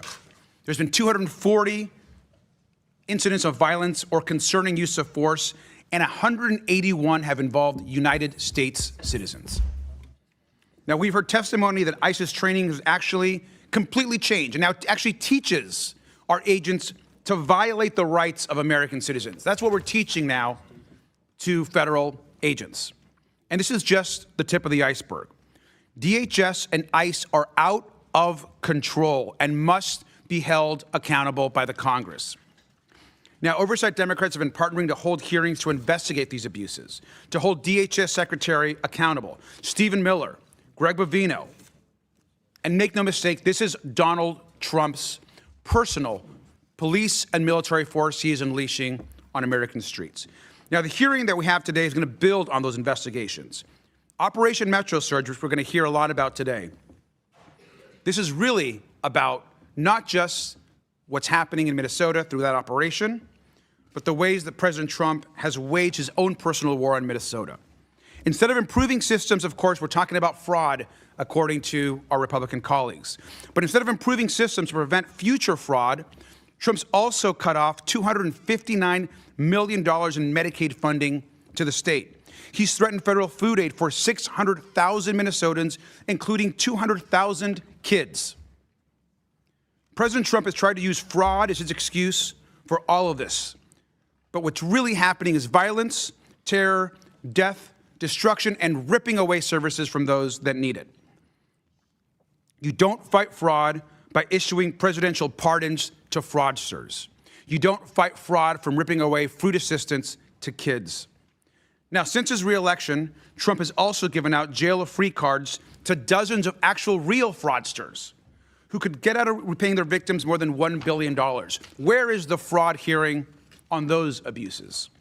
And we know that you just don't fight fraud by singling out states led by Democrats and ignoring states led by Republicans. Every single person here, and I know the governor and the attorney general believe this as well, we all want to fight fraud, waste, and abuse in government. Oklahoma, by the way, and Alabama lead the nation in SNAP fraud. In Texas and Florida, a Russian citizen has been arrested for submitting billions of dollars in fraudulent claims and funneling millions overseas. Where are those hearings? Where's the governor of Oklahoma or Alabama or Texas or Florida? I also want to note this. Because of the Trump administration's illegal and unconstitutional actions, we know there is now 31 of 64 lawyers at the Minnesota U.S. Attorney's Office that have left. That is stunning. The lead attorney responsible for pursuing these fraud cases has left because the Trump administration ordered them, if we know, to investigate Renee Good's widow, not her killer. They were ordered to investigate Renee Good's widow, not her killer. If the president cared at all about fraud, we would not have all of these officers with all this illegal behavior on Minnesota streets. And we should remember that the Trump administration tried to use Operation Metro Surge as leverage to seize Minnesota's voter rolls. The Trump administration was never serious about addressing fraud in Minnesota. Instead, they've been interested in election conspiracy theories, in terrorizing kids. And they've accused the governor and attorney general of covering up fraud only to investigate them and turn up actually no evidence. What they're trying to do is convince Americans that there's a good reason for violence, for killings, and for violations of the law. That's not acceptable, and we're not going to take that here today. I want to thank our witnesses again for being here, and I yield back. Ranking member yields back. I'd like to welcome our witnesses. First, we have Tim Walz, governor of the state of Minnesota. Governor Walz first took office in January 2019. Next, we have Keith Ellison, Attorney General of the state of Minnesota. Attorney General Ellison also first took office in January 2019. Finally, we have Reverend Mariah Furness Tolgard, Senior Pastor, Hamlin Church United Methodist. Thank you all so much for joining us today, and we look forward to your testimony. Pursuant to Committee Rule 9G, the witnesses will please stand and raise their right hand. Do you solemnly swear or affirm that the testimony you're about to give is the truth, the whole truth, and nothing but the truth, so help you God?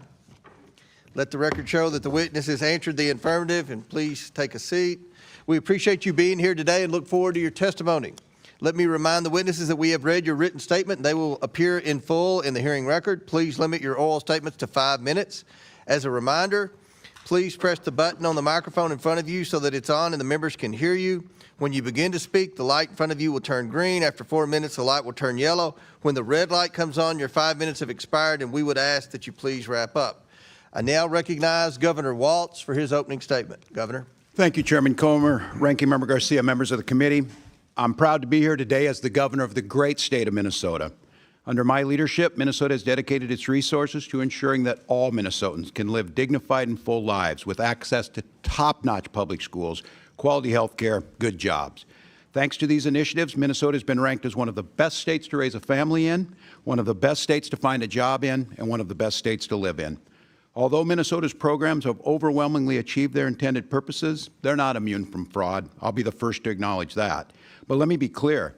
In Minnesota, if you defraud public programs, if you steal taxpayer money, we'll find you, we'll prosecute you, we'll convict you, and we'll throw you in jail.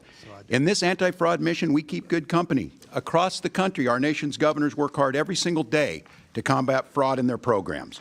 But even as we confront issues similar to our sister states, the people of Minnesota have been singled out and targeted for political retribution at an unparalleled scale, including blocking Medicaid reimbursements to our state just last week. Under the guise of combating fraud, the federal government has flooded Minnesota with masked, untrained, and unaccountable agents who are wreaking havoc in our communities. On the streets of Minnesota, federal agents have entered U.S. citizens' homes who have committed no crimes.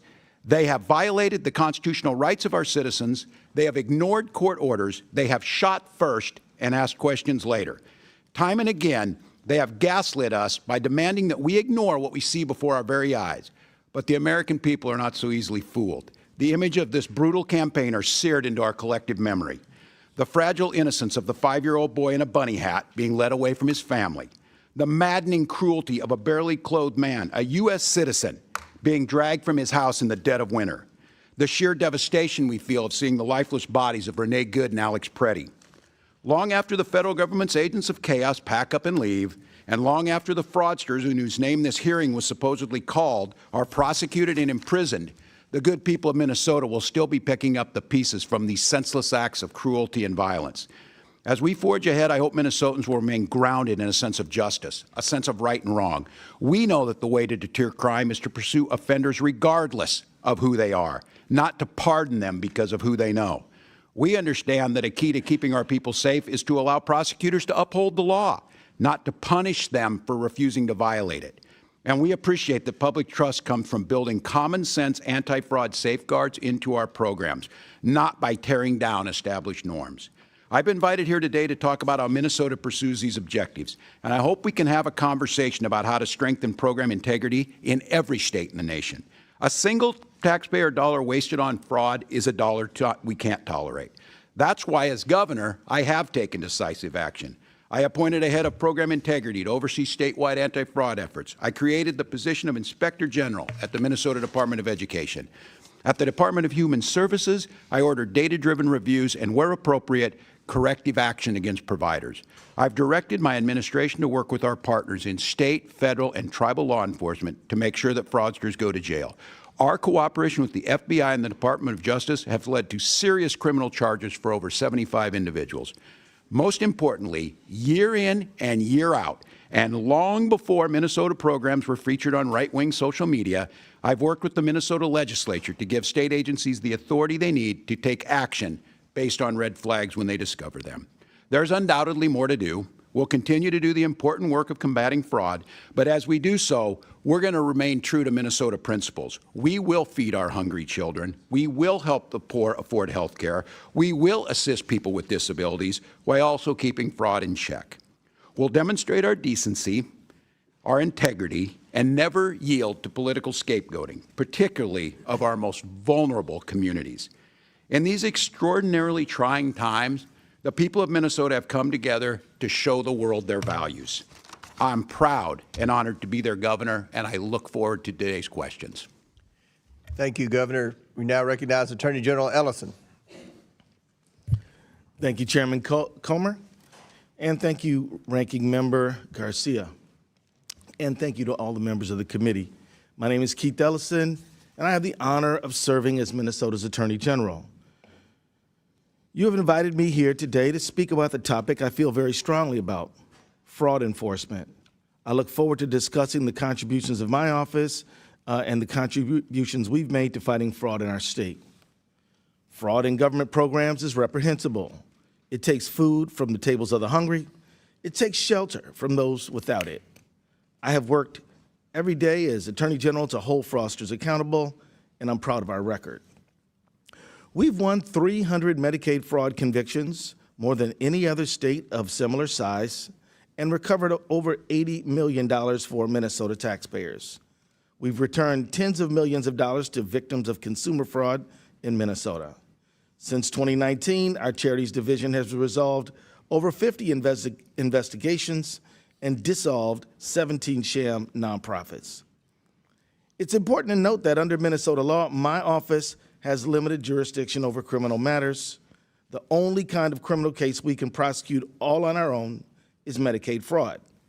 Any other kind of criminal case must be referred to us by county attorneys. Still, we've punched above our weight where we do have criminal jurisdiction. I'm proud of that. Over the past 6 years, my Medicaid fraud control unit has ranked 5th in the nation in fraud convictions. Last week, I urged the state legislators to pass a bipartisan Medical Assistance Protection Act, which would give us additional resources to prosecute Medicaid fraudsters. Where fraud occurs outside of our jurisdiction, my office has and will continue assisting our local and federal partners. When our help is requested, we support our 87 county attorneys in Minnesota, and we regularly coordinate with federal investigators and prosecutors to combat fraud. That type of collaboration between enforcers at all levels of the government is essential in this fight. And that is why, if we are to discuss law enforcement efforts in Minnesota, we cannot ignore the devastating effects of Operation Metro Surge. As you know, the Trump administration, on the pretext of fighting fraud, unleashed over 3,000 masked, armed agents on the streets of Minnesota. And as a result, 2 U.S. citizens were killed by federal agents, Renee Good and Alex Preddy. Federal law enforcement still refuses to cooperate with us in investigating their deaths. Young, innocent children were detained and traumatized. Schools and businesses were forced to close, costing countless families their jobs, their livelihoods, their education, and costing our state hundreds of millions of dollars in economic damage. Operation Metro Surge did nothing to address fraud in our state. It harmed our economy, it scarred our people, and it dealt a devastating blow to fraud enforcement in Minnesota. As a result of Metro Surge, federal prosecutors' efforts to fight fraud in Minnesota have suffered a major setback. In the U.S. Attorney's Office, 6 high-ranking attorneys resigned because of the Department of Justice pressured them to investigate Renee Good's grieving widow. 8 more prosecutors then followed. The remaining staff should be spending their time prosecuting fraudsters and criminals. Instead, they are drowning in immigration-related petitions resulting from Operation Metro Surge.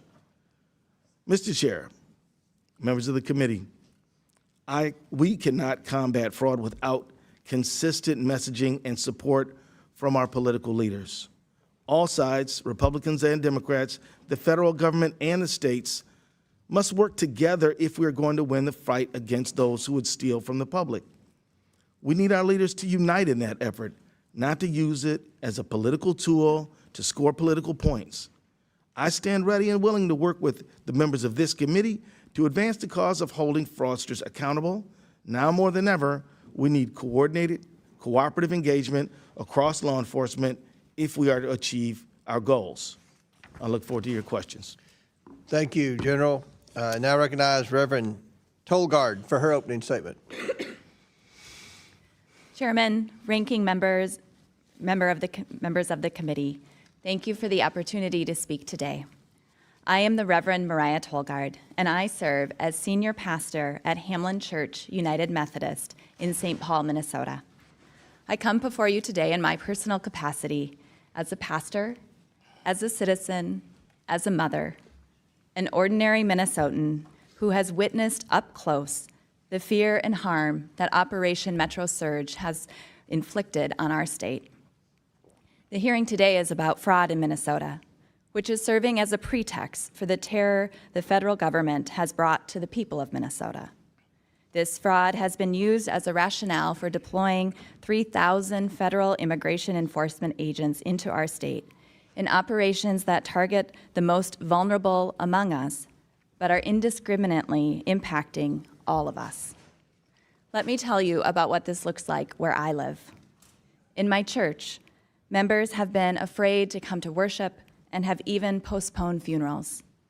An elderly Hmong man in our city, a U.S. citizen, was taken from his home in the freezing cold wearing only his underwear and a blanket.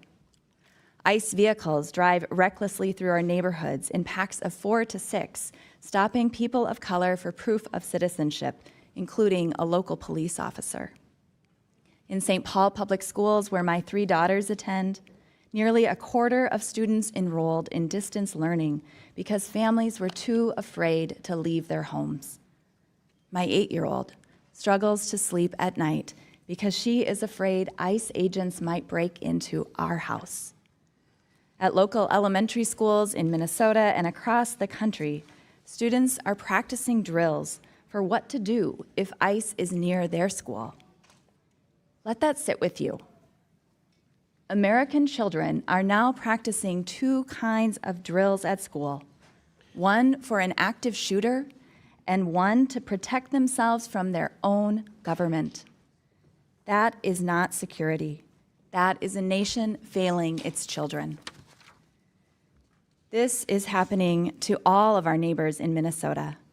Every Minnesotan has stories that will stay with you, from hearing of someone hiding in a walk-in cooler or the back room when ICE stormed into their workplace, to friends and family members being followed when dropping off their children at daycare. In Minnesota, we love our neighbors. We care for one another, and because we believe that every person bears the image of God, we've built systems that reflect that belief. Free meals for all children, health care for families who need it, schools where every kid belongs. That's what love of neighbor looks like in action. This administration has targeted Minnesota because we live out our values of loving our neighbors. These tactics aimed at undermining those values have not succeeded.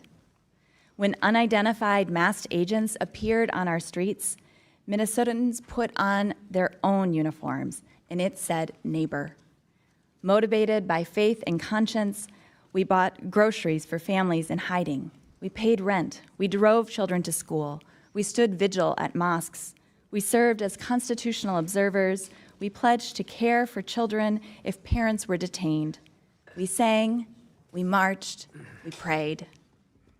As a pastor, I say to you, if you feel even a flicker of discomfort hearing these stories, pay attention to it. If you hear about children like Liam Ramos, if you saw the videos of the murders of Alex Preddy and Renee Good, if you know of workers arrested in the very restaurants where they serve federal agents their meals, if you understand that citizens and legal residents have been wrongfully detained and something in you tightens, that is not partisanship, that is conscience. In my faith tradition, we call that the still, quiet voice, the voice of God. It's not too late to listen, to change our minds, our hearts, and our policies. To the members of this committee and our leaders across government, the question I leave with you is simple. What are you willing to do about it? Your silence has a cost, and it is being paid right now by children who cannot sleep, families who cannot grieve, and communities that are hollowed out. To Americans across the country and those watching from home, and particularly to the families still too afraid to leave their houses, There are more people fighting for you than you know. Jesus teaches us in Matthew 25, whatever you do for the least of these, you do unto me. History will tell its story about us, but long before then, our own souls will know whether we stood with them or turned away. No nation can build a true future on the terror of its own people. Security built on fear will shatter the first time it is tested. Only a community that chooses love of neighbor over fear will endure, and that is still within our power to become. Thank you for allowing me to share our story. I am deeply proud to be a Minnesotan. Thank you. Without objection, Majority Whip Tom Emmer from Minnesota and Representative McCollum, also of Minnesota, are waived on to the committee for the purpose of questioning witnesses at today's committee hearing. Without objection, so ordered. And now, okay, I'd like to recognize Representative McCollum for a UC. Thank you, Mr. Chair. I would like to, for the record, have a unanimous request put in with a statement. Thank you. Without objection, so ordered. We'll now begin our questions, and Chair recognizes the Chairman of the House Judiciary Committee, Mr. Jordan from Ohio. Thank you, Mr. Chairman. Governor, why didn't you tell the truth? Why didn't you just tell the truth about the Feeding Our Future program? This program, my understanding, received $3 million the first year. Within a couple years was getting $200 million of taxpayer money. Whistleblowers raised concerns. As the chairman said, auditors raised concerns. Everybody raised concerns. March 30th, 2021, the payments are stopped. And a little over a month later, the payments are restarted. Why didn't you tell the truth about why you restarted the payments? Well, Chairman, we did tell you, and Feeding Our Future grew because of the pandemic. And I didn't ask that question. I said, why didn't you tell the truth about why you restarted the payments? The payments stopped because there were concerns, obviously, it wouldn't stop the payments. Then they're restarted a month later. What was the reason for restarting the payments? my understanding was the agency believed that the court had required them to make those payments. And that was false, wasn't it? You repeated that. You said that, didn't you? You said that's why the reason. You said the reason you restarted is because the court ordered you to do so. Is that right? I don't believe that is settled yet, to the best of my knowledge. Well, I think it is, because the court did something that I don't know if I've ever seen it. They issued a statement saying you were wrong in what you were saying. This is from the court. It says, Feeding Our Future versus Minnesota Department of Education, correcting reports and statements by Governor Tim Walz concerning orders issued by the court. Here's what the judge says. Governor Tim Walz told the media that the Minnesota Department of Education attempted in payments to FOF because of possible fraud, but that Judge Guthman ordered payments to continue in April 2021. Next sentence. That is false. So you said something that wasn't true. He further states this, Judge Guthman, the court says this, Judge Guthman never ordered the Department of Education to resume payments to Feeding Our Future in April 2021 or at any other time. So I want to know, why didn't you tell the truth? Congressman, the attorneys at the Department of Education interpreted that differently. Both of those judges are no longer on the bench, and I think that interpretation. The very first sentence. The first 7 words. This is not some unnamed source talking to the New York Times. This is not some anonymous source talking to whatever your Minnesota Star Tribune or whatever your paper is. This is the court speaking. First sentence, first 7 words. Due to inaccurate statements by the governor, Ramsey County District Court judge has issued and authorized this following news release. That's pretty straightforward. So the court's lying? I can't tell you, Congressman, but the interpretation somebody's lying. Somebody's lying, because you can't say the court ordered you to restart the payments, and then the court says we didn't order you to restart the payments. So either you're lying or the court's lying. And I'm just asking you, which one is it? I just simply know what the attorneys at the agency believed, that it was a misinterpretation. And I would note that those payments. Could it be you were trying to hide behind the court, Governor? Could that maybe be the reason why you issued the statements you did and why the court had to do something you never see done before? They issue a press statement saying you're wrong. The governor is wrong. His statement is, their words, not mine, false. Could that be the reason? That was not the interpretation of the attorneys. And you know, court work, you can appeal those, Congressman, as you well know. I'm sure Is it all about politics, Governor? No, it's about taking care of our people, which Minnesota does better than anyone else. 3 million, the behavioral intervention program went from 3 million to 400 million in 5 years. The housing stabilization went from 2.6 million to 104 million. The integrated community supports went from 4.6 million to 170 million in 3 years. And this is unbelievable what's happening, and you're trying to hide behind some pretend court order, some court order that didn't exist. Governor, who's Casey Magan? I don't know who Casey Magan is. Well, I'll tell you. Mr. Magan is a Somali American and a fraud investigator in the guy beside you's office, in the Attorney General's office. And here's what he said. There was a perception that forcefully tackling this issue might cause political backlash among the Somali community, which is a core voting bloc. Did that have anything to do with this whole fraud scheme that went on in your state, Governor? It did not, Congressman. Did not. So you're saying Mr. Casey Magan is lying too? I'm not. You're the only one telling the truth in the whole state. Mr. Magan, who's a fraud investigator at the Attorney General's office, says it's politics. The court said I couldn't speak for Mr. Magan. You asked me a question. I know. I'm asking. And I said no when you asked me the question. I'm saying Casey Magan said just the opposite. I don't know. So the court's wrong and Casey Magan's wrong. You're the only guy right. How many people have been indicted in your state right now? Do you know, Governor? I don't have those numbers with me. You don't? 98 people have been indicted. You happen to know how many are Somali American? I don't. We don't investigate or prosecute people based on ethnicity, religion. Neither do I. We shouldn't do that. But Mr. Magan is a Somali American who just said that the court, one of the concerns was this is a core voting bloc. And I just want to know if you know how many of the 98 people who have been indicted in your state are Somali. I don't. Their ethnicity is not my concern. 85% of the people indicted were Somali American, key voting bloc. And I think that's what drove this whole thing. With that, I yield back. Gentleman yields back. Before I recognize the ranking member, it's my understanding, Mr. Biggs, you seek recognition. Yes, Mr. Chairman, I have some uses. Here you go. Biden clemency for convicted fraudsters met with outrage. Next one. Biden's clemency and pardon list includes former elected officials. Next one. The drug dealers, thieves, and gang leaders granted clemency by Joe Biden. Next one. North Dakota judge blasts Biden for setting fraudsters free. Next one. Victims shocked after Biden grants clemency to kids for cash. Next one. Who has Joe Biden pardoned? Without objection, so ordered. Chair now recognizes Ranking Member Garcia from California.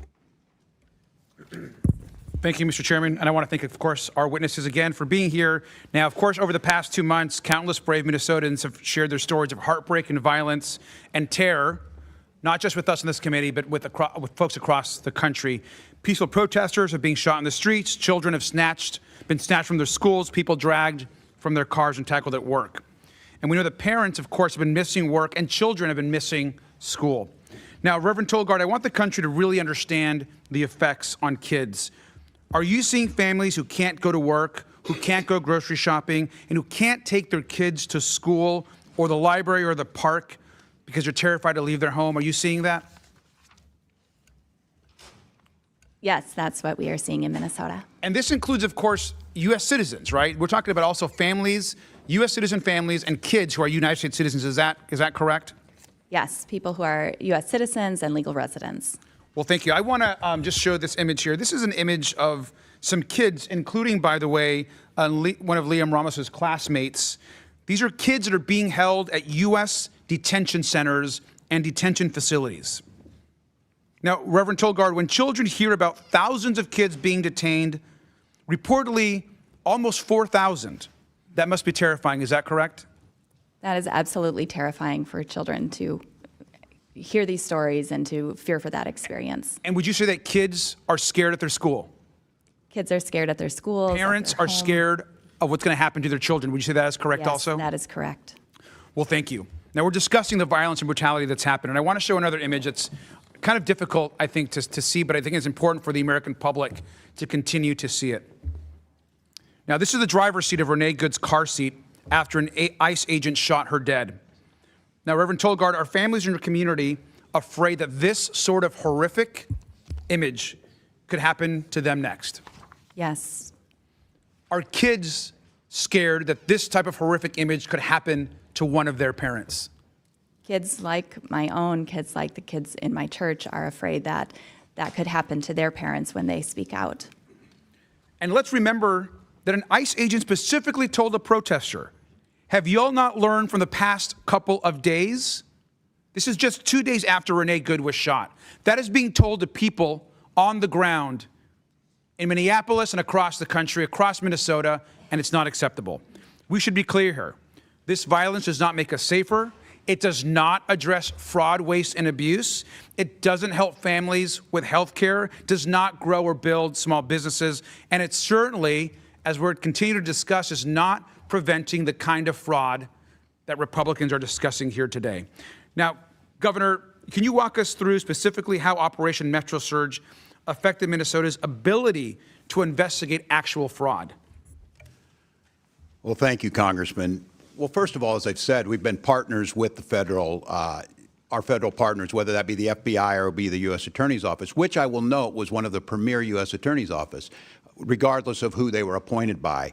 Right now, those lead investigators and basically that whole team has left that office. They've not been filled back in. The U.S. Attorney himself was in front of a federal judge yesterday on contempt issues of that office not working together. Now, look, we're going to prosecute, as we have, every single person that's involved in fraud, but we can't do it alone. The Attorney General's office is doing everything they can. He has consistently come and asked the legislature for more money, more of the investigators he needs. But right now is the backlog at the U.S. Attorney's Office is being challenged by the federal courts.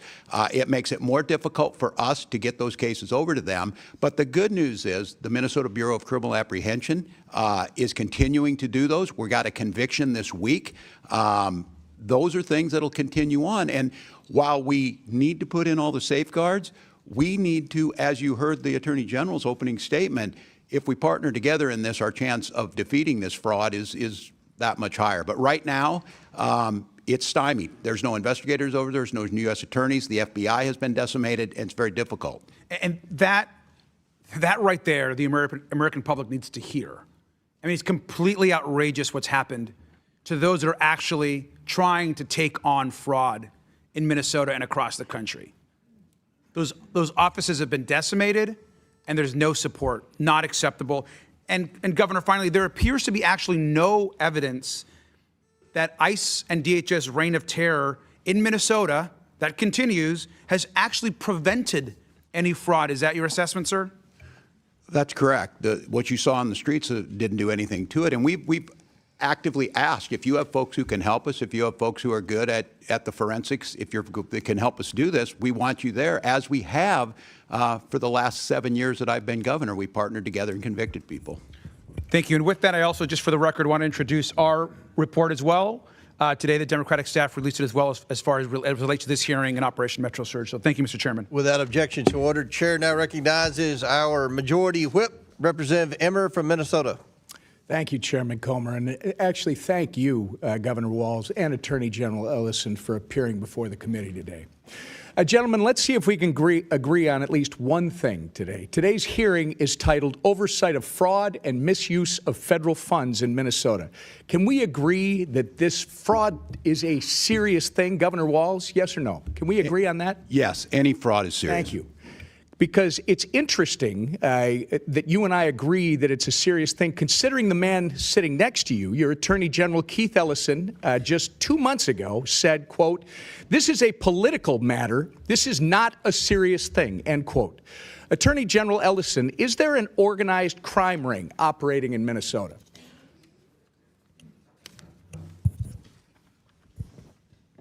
I'll answer for you, sir. Governor Walz believes there is an active crime ring in our state. In October, the governor said, quote, "We've got an organized crime ring in Minnesota. I think it's been going on for years." Moving on, Mr. Ellison, I, along with millions of Americans, have grave concerns over your alleged relationships with Somali fraudsters who have since been charged and convicted of federal crimes. I'm sure you are aware that over 90% of the defendants charged in the Feeding Our Future fraud case are of Somali descent. In fact, you have personal knowledge of these people. There's a 54-minute audio tape of your meeting with these criminals in December of 2021. And during your meeting, they complained to you about increased scrutiny of their nonprofits, and you told them, quote, "Of course I'm here to help," end quote. It's on the internet. Anyone can listen to you say that. Since then, you claim you were not aware of their crimes in the $250 million Feeding Our Future scheme, the largest pandemic fraud case in the nation. But just weeks after your December 2021 meeting, the FBI executed search warrants that you never would have requested in the Feeding Our Future fraud investigation. Now let's fast forward to September of 2022, 10 months after you met with the Somali fraudsters.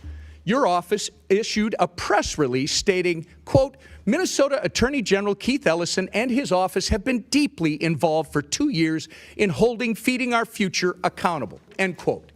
So according to your office, sir, you have been deeply involved in the Feeding Our Future case since September of 2020. That actually sounds like you are saying that at the time of your infamous meeting with the Somali fraudsters, you were already aware of the allegations of fraud. When you had this meeting in December 2021, did you know, sir, about the long-running FBI investigation into Feeding Our Future? Yes or no? Mr. Chairman, Representative Emmer. Reclaiming my time. When did you personally become aware of the FBI investigation? That's all I'm asking. Representative Emmer, as you know, I have addressed this issue many times. All right. Reclaiming my time. In that same meeting with the fraudsters, Mr. Attorney General, you took aim at the Minnesota Department of Education. You stated that the Minnesota Department of Education had fought the nonprofit in very disgusting ways, in a very racist, xenophobic, and Islamophobic manner. You actually asked for the names of all these folks who are just hung up and offered to call the Minnesota Department of Education to, quote, demand some explanations. We now know that when you made these comments, the Biden DOJ was working with the Minnesota Department of Education and that their work exposed the massive fraud ring. Pretty bad look for you, sir. Either you were oblivious to what was going on under your nose, or worse, you were trying to obstruct the work of the Minnesota Department of Education. So I can see the time is getting short. Mr. Chairman, we are left with two questions. One, what did Governor Walz and Keith Ellison know about the fraud? And two, when did they actually know it? I would suggest that if they do not give direct and truthful answers to both these questions at this hearing, then they both need to be put under oath in a deposition. This is a serious thing, Mr. Attorney General. You are the only one who thinks protecting taxpayer dollars is political. Mr. Ellison, my concern is that you actively obstructed this investigation in exchange for campaign donations, a quid pro quo. If these concerns are proven to be true, you should be disbarred and you should go to jail. I yield back. Gentleman yields back. Chair now recognizes Ms. Norton from Washington, D.C. Thank you, Mr. Chairman. It is critical that the federal government support people who need assistance with food, housing, and health care. Unfortunately, as long as the government provides these services, there will be bad actors trying to take advantage of them. We need to prevent and identify these fraudsters so that social services can reach those who need them. However, we cannot recklessly deny help to many people who need services because of a few bad actors. My Republican colleagues have now held 2 hearings to talk about fraud in one single state, but they have completely ignored the fact that the Trump administration is the most corrupt administration in history. If Republicans really cared about fraud, abuse, and holding criminals accountable, they would call them out. Donald Trump for firing 17 inspectors general. These internal watchdogs are the front line of rooting out waste, fraud, and abuse at federal agencies. The Trump administration has also retaliated against whistleblowers whistleblowers and allowed administration officials to engage in serious conflicts of interest that often cross the line into outright corruption. We need inspectors general, whistleblower protections, and rules prohibiting conflicts of interest to protect federal programs and make sure that people can get the services they need. Across the country, Americans are struggling to afford their health care, premiums, and groceries. The Trump administration should be strengthening the social safety net, not cutting the safeguards that catch the fraudsters taking advantage of it. And I yield back. Gentlelady yields back. I'll now recognize myself for 5 minutes. Governor Walz and Attorney General Ellison, my questions are going to be simple and direct. Governor Walz, you were inaugurated as governor on January 17, 2019, and have served in that role through 2 terms ever since, correct? That's correct, Mr. Chairman. During the time period 2019 and 2020, while you were serving as governor, isn't it true that state auditors and officials raised concerns about fraud and vulnerabilities in programs overseen by your administration? I can't confirm that, but I'm assuming we have always ongoing OLA. I'll take that as a yes. Those warnings were communicated to senior officials in your administration, including yourself, correct? I can't speak if it was directly. I think the correct answer to that would also be yes. Despite those warnings, you did not order a broad stop payment or suspension of payment in any program at that time, correct? We're not going to stop payments of feed children until we have the proof that things happen. In 2019, we did start taking action. I went to the legislature. That legislative Governor session. Walz, when fraud concerns were raised early in your tenure in the Child Care Assistance Program, did your administration stop payments at that time? The Child Care Assistance Program and the answer is no. When fraud concerns were raised... Would you like me to answer or not, Chairman? Well, it's yes or no. I want you to help. You've already answered the question. You said you didn't ever stop payments, and that's what the problem is, and that's what the Democrats are complaining about. Oh, my gosh, Trump stopped payments. Well, my God, you lost billions to fraud in Minnesota. That's what this hearing's about. Chairman, you didn't stop payments because you didn't want to rock the boat. And when fraud concerns That's not were correct, raised... Chairman. When fraud concerns were raised in Medicaid, home and community-based services, did your administration stop payments? No, you did not. When fraud concerns were raised in non-emergency medical transportation, did your administration stop payments? Chairman, if I could mention what a stop payment meant by what the administration did last week is 400,000 children without health care. Are you stopping payment if one person? We believe that's your fault and the Attorney General's fault, because you do nothing about fraud, even though everyone in America sees our Medicare error rate is lower than your state. Fraud. You have been defrauded. You have not been good stewards of the taxpayer dollars. And the Democrat position is, well, keep the money flowing. The American taxpayers have had enough. I think that's a fair characterization. They want their taxpayer dollars spent wisely. We all support social programs. That's not a fair characterization. But if you're going to waste the money to fraudsters, then we have to stop and recalculate. We're not. We're putting them in jail when we can, Chairman. And some of these programs are crafted in such a way that there's a procedure to follow. And I'm with you. $1 is too much. I don't think there's a lot of difference here if you want to help us get at this. The question is it a sledgehammer? Is it a scalpel? I understand there's no political upside. Well, let's get into what we've talked. You eventually did pause payments in certain programs, but that wasn't until late 2025 after the federal government stepped in. Is that correct? I don't think that's a fair characterization of stepped in. We've been partners in this and working on them. But let's move on. And that decision occurred only after large-scale fraud had already taken place for years.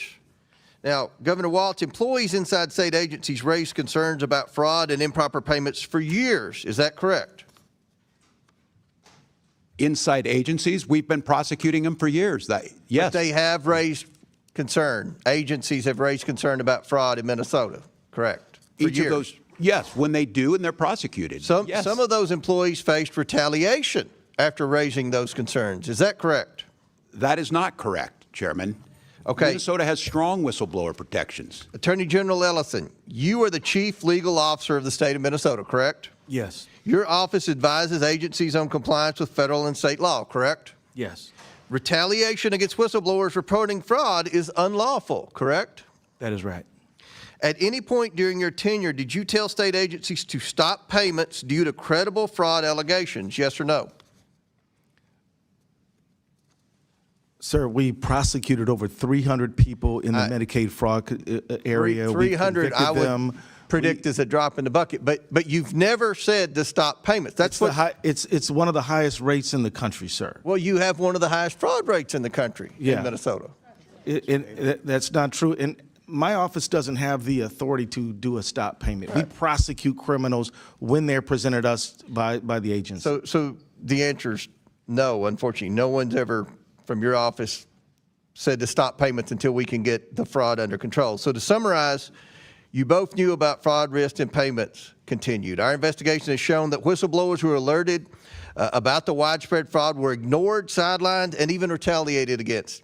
Only after federal authorities ultimately stepped in did you take any action. It's not this committee's responsibility to decide guilt or dole out punishment, but it's clear there was a massive failure of oversight and, quite frankly, a failure of leadership. One wonders whether either of you should bear some personal responsibility for the billions of dollars siphoned off by fraudsters under your noses in the state that you led. Again, this isn't for the committee to decide, but based on your answers today and apparent failure to take any responsibility, still the answer to that question has become abundantly clear. And now Mr. Chair, I seek unanimous consent to enter items into the record. All right, before I recognize Mr. Lynch, Ms. Randall, you have a UC? Thank you. I ask unanimous consent to enter into the record a November 12th, 2025 article from ProPublica entitled How Trump Has Exploited Pardons and Clemency to Reward Allies and Supporters, which shows President Trump rewards those in his good graces. I also seek recognition to insert into the record a Washington Post article from December 19th, 2025 entitled Trump's Pardons Wipe Out Payments to Defrauded Victims, which shows that President Trump lets criminals and fraudsters walk free. And I also seek unanimous consent to enter into the record an article from May 29th, 2025 from ABC News titled Trump's Flurry of Pardons Include Some to Campaign Contributors. And Ms. Presley, we'll do one at a time. We'll go to Mr. Lynch, then I'll recognize you. Mr. Lynch from Massachusetts. Thank you, Mr. Chairman. Governor, good to see you, my friend. Attorney General Ellison, good to see you again. Reverend, thank you for your willingness to testify before the committee. I want to shift gears here a minute, and I want to focus on ICE. So I was recently asked to serve as the co-chair of the 5 for 26 soccer tournament. It's a global tournament, the largest sporting event in the world. And my home city of Boston has been asked to host a lot of the games. In Boston, we'll host teams from Morocco, Ghana, Bolivia, Iraq, Scotland, France, England, and Suriname. We'll also host over 3 million foreign national visitors who are coming into Boston for these tournaments. And we recently learned from the Trump administration that ICE will play a key role in the security operations during those games. So we've got all these people flying in, foreign nationals, a lot of different countries, South America and elsewhere.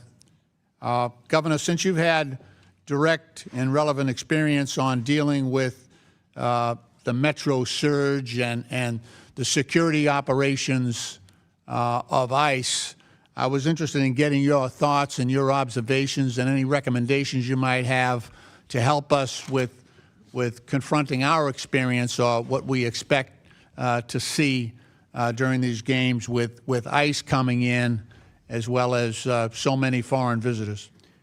Well, as I think the world saw, and don't take my word for it, take professional law enforcement across Minnesota and across the country, the most unprofessional, aggressive force that I think you could imagine. And I was here in front of this committee and answered all your questions on June 12th. And I warned this committee what a masked group of folks turned loose in an American city could do. And if I'm not mistaken, I said someone could get killed doing this. And I just want to be very clear about this. When Tom Homan had to come in to clean up the mess of Secretary Noem and Greg Bovino, Secretary Homan himself acknowledged Minnesota follows the law, exactly as I told you in this committee. So my advice to you, Mr. Lynch, is to get very public, upfront commitments from these folks. While I disagree with Mr. Holman's views on many things, he's at least professional enough that he pulled the leash back and pulled these folks out of Minnesota after, again, misrepresenting the number of people they were detaining, misrepresenting before he got there exactly what Minnesota did. And I'm just going to name it on accountability. The Secretary of DHS, being chastised by Republican senators, added insult to injury to Minnesota, pouring salt in the wounds of the parents of Alex Preddy and Renee Good's family by not even apologizing or acknowledging. And if you want accountability, for one of the times, as far as I know, the attorneys know better, we are not being included in the investigation. And the actions that were taken of a gentleman who was shot in the leg was the night that Kristy Noem called me a domestic terrorist and said that this gentleman was attacking federal agents. Well, now we know the story. They lied. They are now under investigation, they being the federal agents. So look, I'm with you. I want your help on fraud. Why would I not want money to go to the programs I care deeply about, feeding people, clothing people, housing people? But what ICE did disrupted everything that we were doing. It disrupted our federal partners, and it forced our law enforcement agencies, who have worked hard to gain the public trust, to have the public believe in them. So my advice to you is, and especially when the world's coming to see this, let Boston's finest lead. Let the people of Massachusetts lead. Let the 10th Amendment stand for something and allow us to be able to do this. The people of Minnesota will hold us accountable if they don't feel we're doing a good enough job. But to demonize and retribution against a state, in the words of the president, in the words of the vice president, have done nothing. So, Mr. Lynch, the world should be looking forward to coming, but I would get it up front, and I would make sure that Boston's police department are in the lead. Thank you. Attorney General Ellison, we need coordination between law enforcement agencies. This is a big job. What are your views on that likelihood of cooperation from ICE? Well, I hope you get the cooperation that you need. In Minnesota, we don't have a good record of cooperation, which is interesting because so many times in the past, we have had great cooperation between local federal enforcers and local state ones, and we've just worked seamlessly. Nowadays, that has all changed, and that's quite unfortunate. Thank you, Mr. Chairman. I yield back. Thank you for the courtesy. Gentleman yields back. Ms. Presley. Thank you. I ask unanimous consent to enter into the record a February 2026 letter from 200 state lawmakers urging Congress to exercise its oversight authority and demand the administration immediately restore full child care funding that it had frozen for 5 states. Without objection, it's ordered. Chair recognizes Dr. Fox from North Carolina. Thank you, Mr. Chairman, and I thank our witnesses for being here. Governor, you've reminded people that you were here last June. At that time, I reminded you that the Feeding Our Future scam made Minnesota ground zero for the largest COVID-19 fraud scheme in the nation. $250 million in federal taxpayer funds were taken out of the mouths of hungry children, and as the FBI noted, they were, quote, funneled into luxury homes, cars, and lavish lifestyles while families struggled. You assured me then that you wholeheartedly supported the federal government's effort to bring those responsible to justice. I appreciate your sentiment, but a person's actions matter more than their words. Governor Walz, when did you first become aware of the fraud in Feeding Our Future? A specific date, please. Well, Congressman, it's good to see you. And having served in your job for 12 years, I can tell you my job is a little different as governor. For 7 years, I take a lot of meetings. I certainly wouldn't specifically state, but I think during that pandemic, I think by late 2020, we started to see the irregularities. They were flagged. And I will note that we cooperated. State officials were aware of the fraud in early 2020.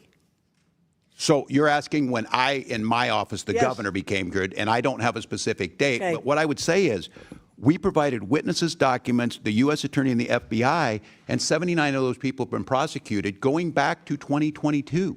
Okay. Well, when I was chair of the Committee on Education and Workforce, I issued you a subpoena in September 2024 because you and your administration were not forthcoming about how your administration, quote, failed to identify what has been described as the largest pandemic fraud in the nation, end quote. In September 2024, you were aware of the Feeding Our Future fraud and your administration's handling of it, correct? Yes or no? 2024? Yes, by that time we had already put people in jail and had extensively investigated. This committee has testimony that the Minnesota Department of Education briefed your office about the Feeding Our Future's draft lawsuit and litigation hold on April 28, 2020. Let me jog your memory. Is that correct? I can't speak specifically to that. And if it's It was April 2020.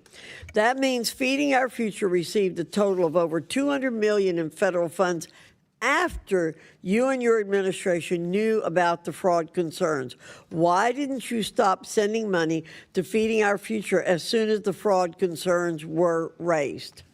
Congressman, is following the program, we notified USGA under the Trump administration's first term. We had notified them, too, because it's a program administered out of USDA, and they were working to work through the process. Eventually, didn't you say you were fearful of political retaliation? No, I never said any such founder? thing. I never said any such thing. Well, that's what we understood. You were afraid of political retaliation.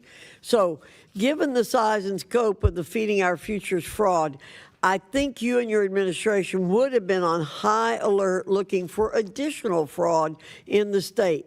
But after seeing the handling of Feeding Our Futures and its $250 million in fraud, it came as no surprise to learn that even more staggering amounts of fraud, estimated at up to $9 billion, were uncovered in the Child Care Assistance Program, the Minnesota Medicaid program, and other programs. How could you allow such massive fraud schemes in your state to get to this point? Congresswoman, we don't see anything by 9 million. Local press and everyone reports it about 300 million. But as I've said, if it's $1, it's too much. But we started in 2019 putting anti-fraud programs forward. After Feeding Our Future, we started going through and making sure every program had the integrity in it that it needed. And that's why you see convictions. That's why you see these programs Why did it forward. take nearly 7 years for you to get engaged to stop the fraud? 7 years. We started in 2019, Congresswoman. It may be a surprise. If you arrest someone for stealing a car, other people are still going to try and steal cars. What we've tried to do is bring program integrity. But I'll go back to this. We're not going to shut down programs that have things that are going well in it, and we need to find that proper balance. And I've acknowledged that every year we're putting things in place. And Inspector Governor General. Governor Walz, you did not do your job. You did not do your job. You did not protect taxpayer dollars. You allowed massive fraud. You and Mr. Ellison allowed massive fraud to go on in the state of Minnesota. And it is unfortunate, as somebody said, that you can't be held personally responsible at this stage of the game. I yield back, Mr. Chairman. Gentlelady yields back. Chair now recognizes Mr. Krishnamurti from Illinois. Thank you, Mr. Chair. Governor Walz, you've seen firsthand the brutal excessive force used by ICE and CBP agents in Minnesota. Unfortunately, we saw the same tactics employed in Chicago during Operation Midway Blitz. I want to turn now to ICE and CBP's horrific pattern of abuse. Secretary Noem went to our cities ostensibly under the guise of arresting, quote, the worst of the worst. But in Illinois, less than 3% of those arrested during Operation Midway Blitz had criminal histories. In Minnesota, the vast majority of those detained had never been in trouble with the law, correct? I believe that's correct, Congressman. There were also more than 170 cases this year where ICE and CBP detained U.S. citizens. U.S. citizens should never be detained by ICE, correct? That is correct. According I would to hope we all could agree on that. Well, I hope so too. According to the Chicago Sun-Times, federal agents have pepper sprayed children, including this 1-year-old baby in Chicago. And children should never be pepper sprayed, right? I would hope we could all agree on that, too. They should not. And according to The Independent, CBP agents dragged a 67-year-old U.S. citizen out of his car, breaking his ribs and causing internal bleeding. No person should be subjected to that kind of treatment, right? They should not, Congressman. Attorney General Ellison, let me turn to another topic. In President Trump's second term, ICE has become America's highest funded federal law enforcement agency with a budget of more than $85 billion. If ICE were an army, this budget would make it the 13th largest army in the world. Let's look at where that money has gone. Last year, DHS spent $172 million on 2 private luxury jets for Secretary Noem. I assume you're not aware of a stop payment on that particular payment, right? No, I'm not, sir. Republican Senator John Kennedy yesterday grilled Secretary Noem about a $220 million ad campaign featuring her prominently, including on this horse in front of Mount Rushmore. Secretary Kennedy suggested this was wasteful spending, and I agree. I assume you'd agree with that as well, right? I do. This gross misuse of funds must end now, and Secretary Noem must be held accountable. Not tomorrow, not next week, now.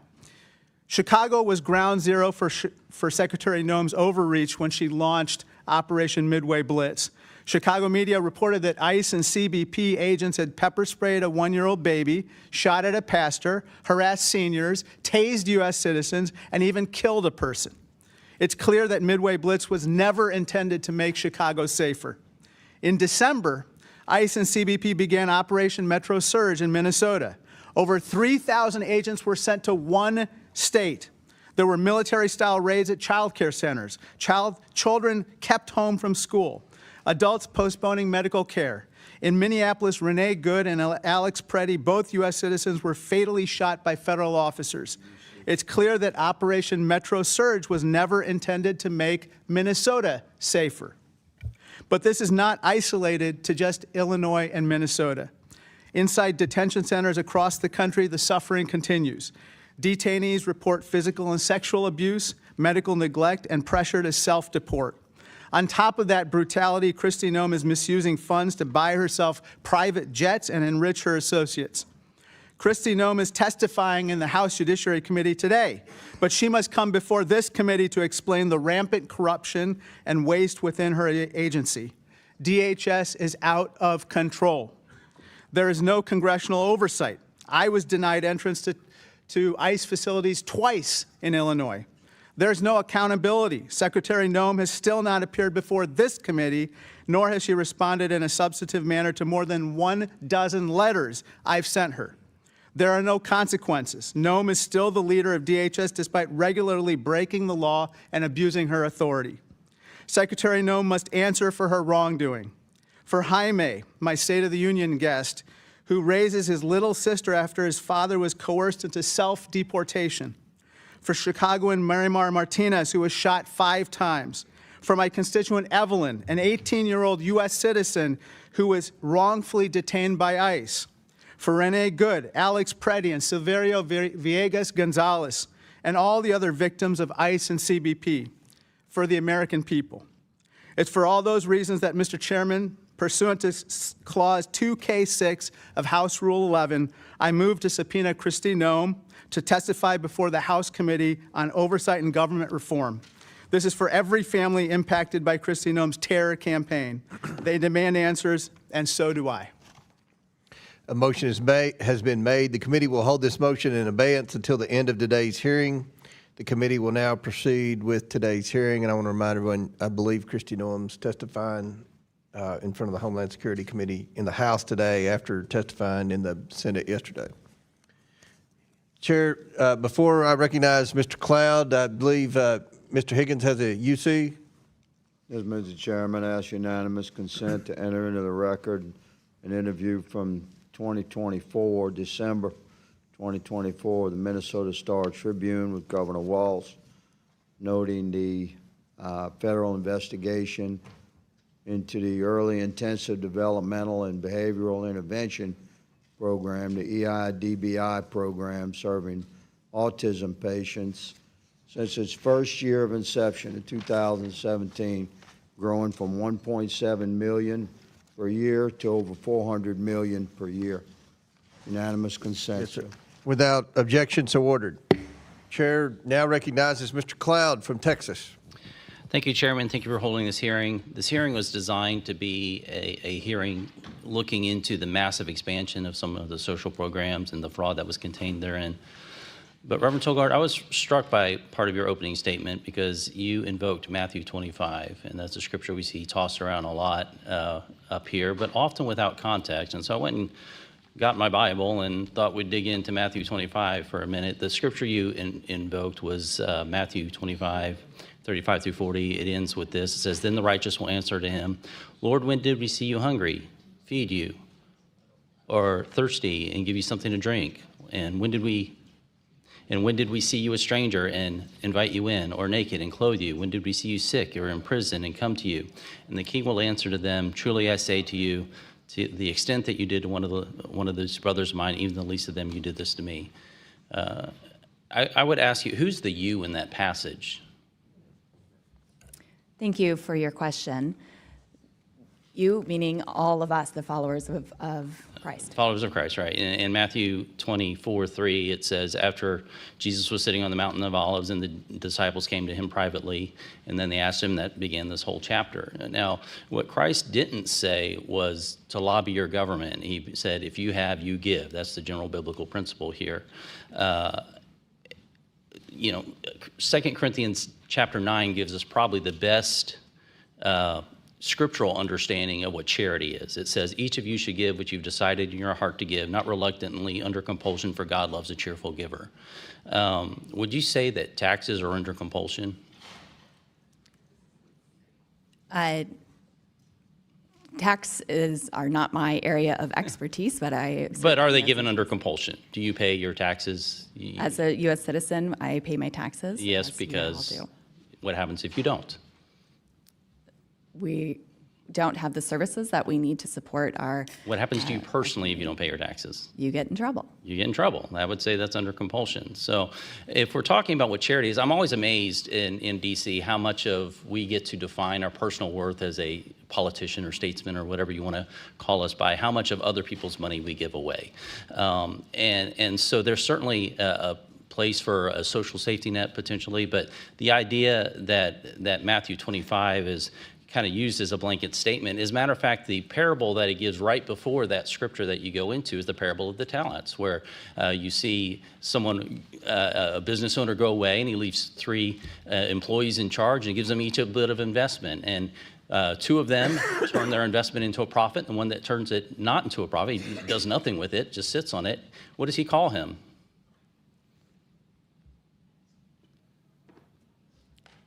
You're a pastor, right? Yes, I am, sir. I don't have. He calls him a wicked and a lazy servant.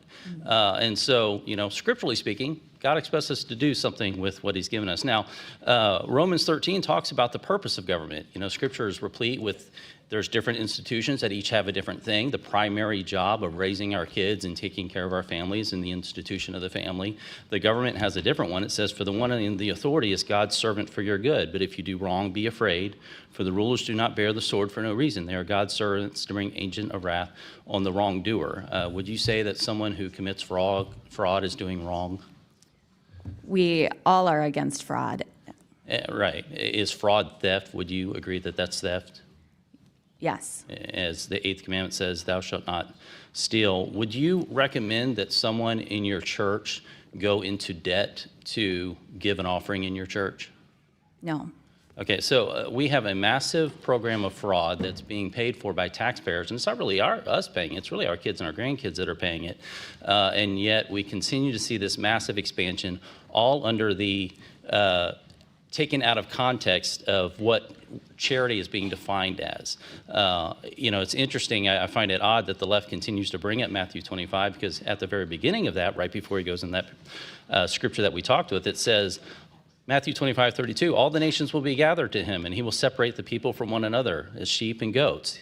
He will put the sheep on his right and his goats on the left. And the king will say to those on his right, Come in, you are blessed of the Father, take your inheritance to the kingdom. And those on his left, he will say, depart from me, you cursed, into the eternal fire prepared for the devil and his angels. So I would caution those who begin to use Matthew 25 to do so in the proper context, understanding that we have multiple biblical institutions and they each have a purpose. The context here is vast. Mr. Chairman, suffering I'd like in to Minnesota. submit the entirety of Matthew 25 into the record. Without objection? Mr. Chairman, I also have a unanimous consent item. Without object, does anyone object to? Thank you. It's a Huffington Post I hadn't article. recognized you yet, Mr. Does anybody object to Mr. Cloud? Without objection, so ordered. Now I'll recognize Ms. Randall. Thank you, Mr. Comer. I'd like to enter into the record an article from the Huffington Post yesterday. Troops being told Trump's been anointed by Jesus to cause Armageddon in Iran. Without objection, so ordered. Well, we do want it. Let's recognize Mr. Connor, then I'll get Mr. Waukesha. Mr. Connor from California. Thank you, Mr. Chairman. Governor Waltz, when I went to Minneapolis and was at Alex Preddy's memorial, I was struck that by the people there. I expected a lot of folks who were immigrants, and I expected or folks who were children of immigrants who looked brown like me. And there at the memorial were fourth and fifth generation Minnesotans, most of them white Americans, talking about how they faced tyranny, how when they go to church, they were being followed by ICE agents. When they'd go to give a meal to an immigrant, they were being followed by agents. And I just had so much hope for our country seeing them there. And I want to thank Minnesota, as a Californian, as someone who grew up in Pennsylvania, as an American, for their character, for their courage, for what they have modeled in a multiracial democracy. And my question for you, I've been having served as a congressman, a governor, what is it about Minnesota that we can learn? What is it that leads to this kind of inclusive feeling about immigrants in our nation? Well, thank you, Congressman, and thanks for your work on many fronts. Look, I think Reverend Tolgard summed it up in getting at the heart of this. It's about the neighborliness and the care. And left to our own devices, I'm going to make the case, Minnesota, and by the way, I would remind folks, states have to balance their budgets. We're AAA bond rated, one of the states that's ranked the highest. We have a surplus, and we also have the highest rainy day funds, one of the strongest protections. So we understand fiscal responsibility, but we also understand this caring, this neighborliness. People saw their neighbor. I believe our politics can change with that idea of what the next door neighbor looks like. Now, I will have to tell you, Mr. Khanna, I was deeply concerned last year when the Vice President of the United States mentioned he can understand why people wouldn't want to live by somebody who's not like them, which seems to go against our entire ethos in Minnesota, whether it was the first wave of Norwegian and Swedish immigrants that came to Minnesota, German immigrants like my family, or whether it was Hmong coming after the Vietnam War, or Somali and other East African immigrants to our country. And I think it's this sense of working together. There's a reason that we rank at the top in healthcare. We rank at the top in personal incomes. We rank near the top in home ownership. We rank near the top in happiness. Because this idea that we're all in it together and that we believe everybody should have a chance. So I think it's an ethos, and it gets into our politics. On the secular side, I believe as an elected official that I shouldn't give a sermon, but I should attempt to live one. And one of our politicians, Paul Wellstone, talked about we all do better when we all do better. And that's what we do. And I know that is true to a certain degree in other states, but I see folks making the claim that, well, you wouldn't have any fraud if you just cut all these programs, if you just zeroed them out. That is true. If we did not provide food for our children, no one would steal from that program. But there would also be a lot of hungry children. And what I'm asking for and acknowledging the accountability, we need to put program integrity in. So I think it's a neighborliness. I think it's a historical point about caring for your own. And I think it's a clear understanding that if your neighbor does better, you're going to do better. Well, thank you, Governor. And obviously, fraud matters and budgets matter, but what really matters right now in this country are values. And I really appreciate your sharing that. Attorney General Ellison, in the brief time I have, I just want to be clear about Somali Americans, because when I was growing up as an Indian American, anytime someone who was of Indian origin did something wrong, every Indian American was concerned. you know, and I don't think people understand that if you aren't a minority, how that makes you feel. I understand there were 80 or 90 people who were Somali Americans who were involved in this, but there are 100,000 Somali Americans at least in Minnesota. And statistically, from all the studies I've seen, it is just factually untrue that Somali Minnesotans or Somali Americans commit more fraud than white Americans or Indian Americans or other Americans. And could you just speak to this, because it is so dangerous? And I don't even think on the other side people are doing that on purpose. But if you aren't an immigrant, if you haven't lived that or a child of immigrants, you don't know what that makes you feel. And can you talk about the Somali experience in Minnesota? You know, the reality is the Somali community in Minnesota has brought great things to our state. They have opened businesses. They've gotten professional degrees. They are great neighbors who volunteer and help their neighbors. They have been a benefit to our state. If you pick out a few people who've done wrong, sure, you can do that, but I can guarantee you, you can do that in any ethnic group at all in the state of Minnesota or anywhere in America. Thank you. Thank you both. All right, before I recognize Mr. Higgins, I'll recognize Mr. Walkinshaw for unanimous consent. Thank you, Mr. Chairman. And first, I just wanted to make a quick correction. You said Secretary Noem is before the Homeland Security Committee today. That's not true. I'm a member of the committee. She was with us a couple months ago, but she's not scheduled.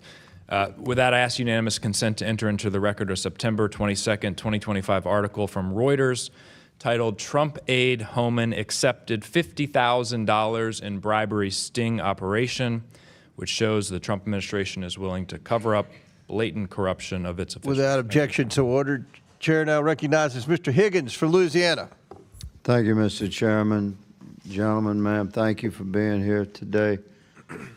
Governor, when you took office, this fraud had already begun. Is that an accurate assessment? That's accurate, Mr. Yes, sir. Higgins.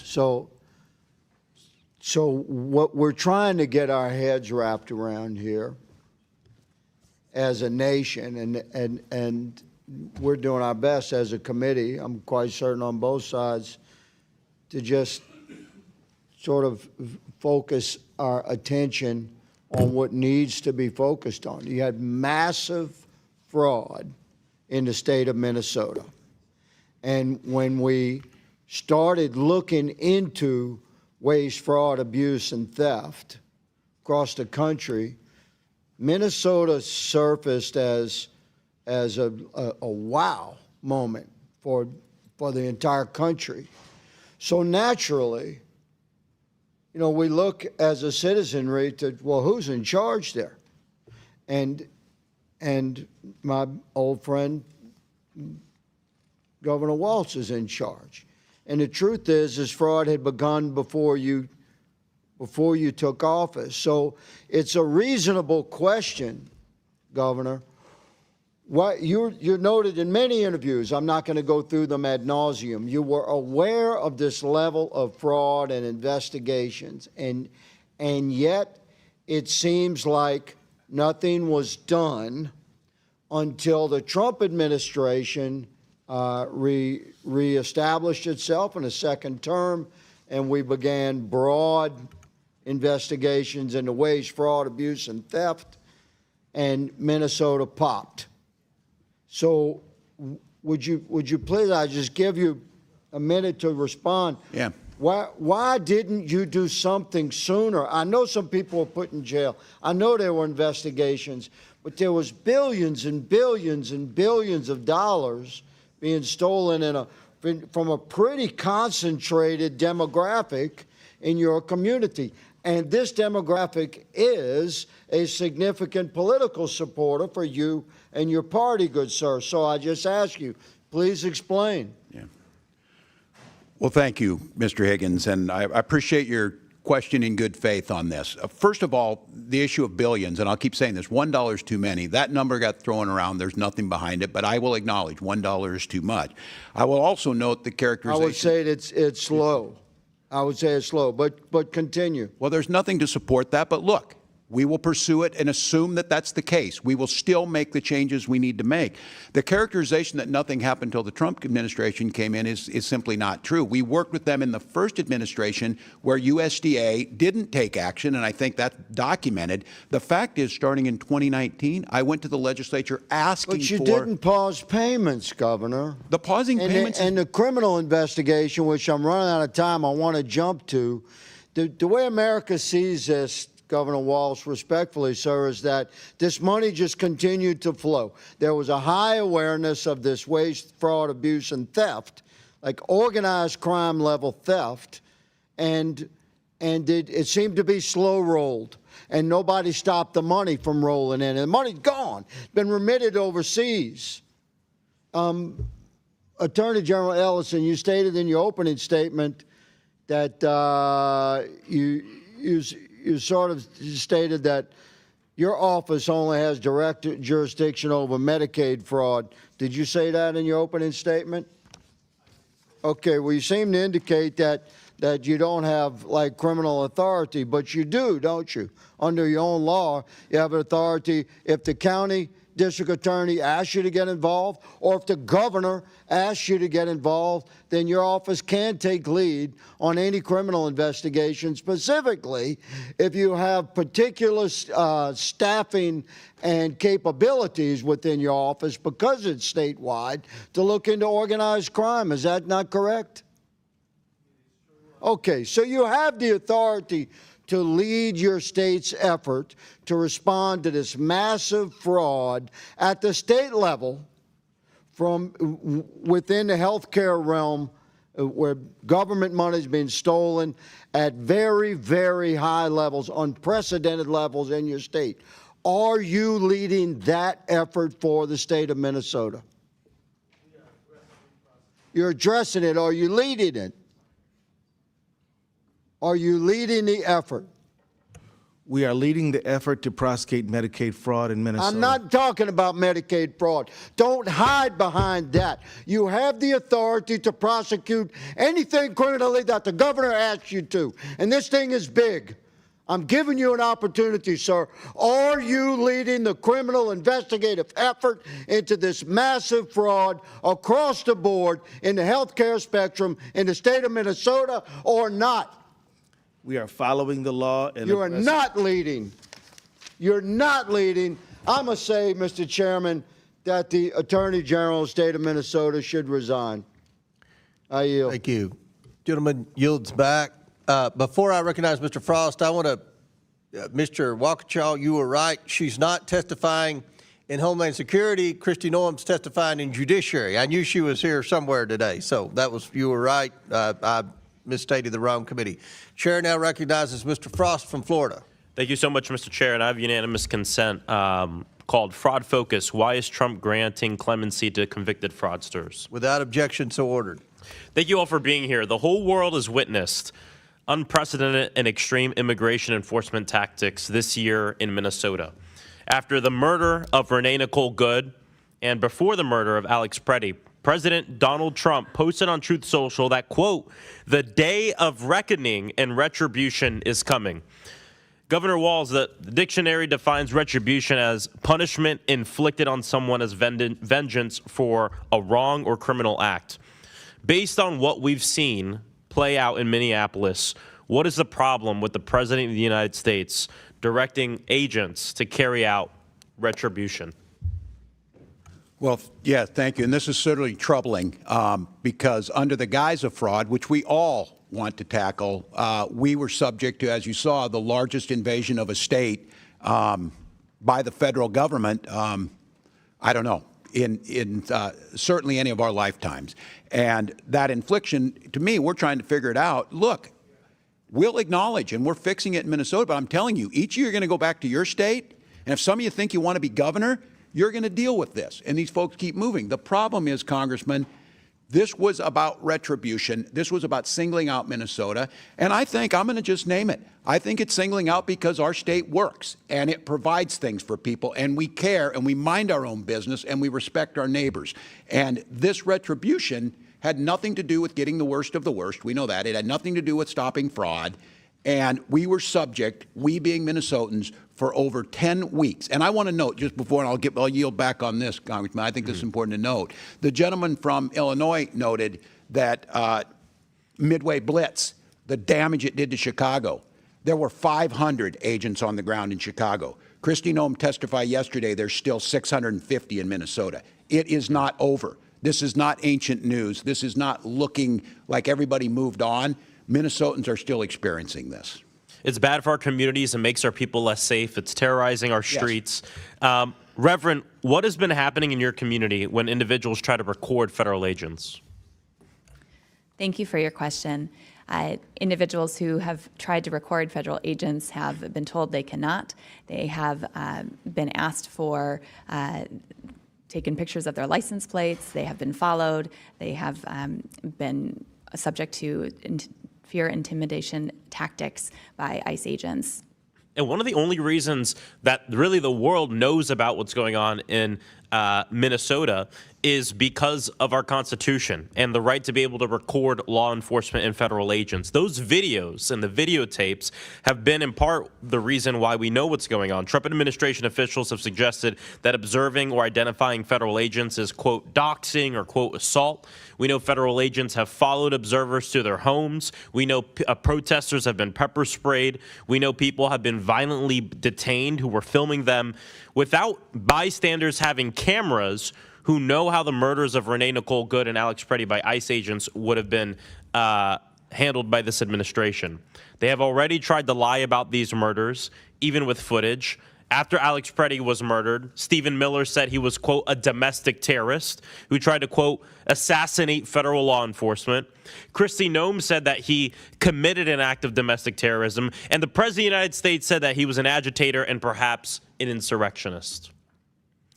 Reverend, the last thing I want to get to that I think is really important. I grew up in the church, and I used to wear one of the "What Would Jesus Do" bracelets, mainly because I used to curse a little too much when I was little, and then I would like snap myself when I cursed. Either way, nowadays I think less about what would Jesus do, and I think more about what would happen to Jesus in this country. And I just wanted to give you a moment to talk about what you think would happen to refugees Mary and Joseph as they come to our border. Would they be separated from their child? I mean, what does this look like? Such a good point, Congressman. And yes, Jesus was himself a refugee, as were his parents. And yes, I fear that they too would have experienced the harm and cruel treatment that Minnesotans have been experiencing at the hands of our government.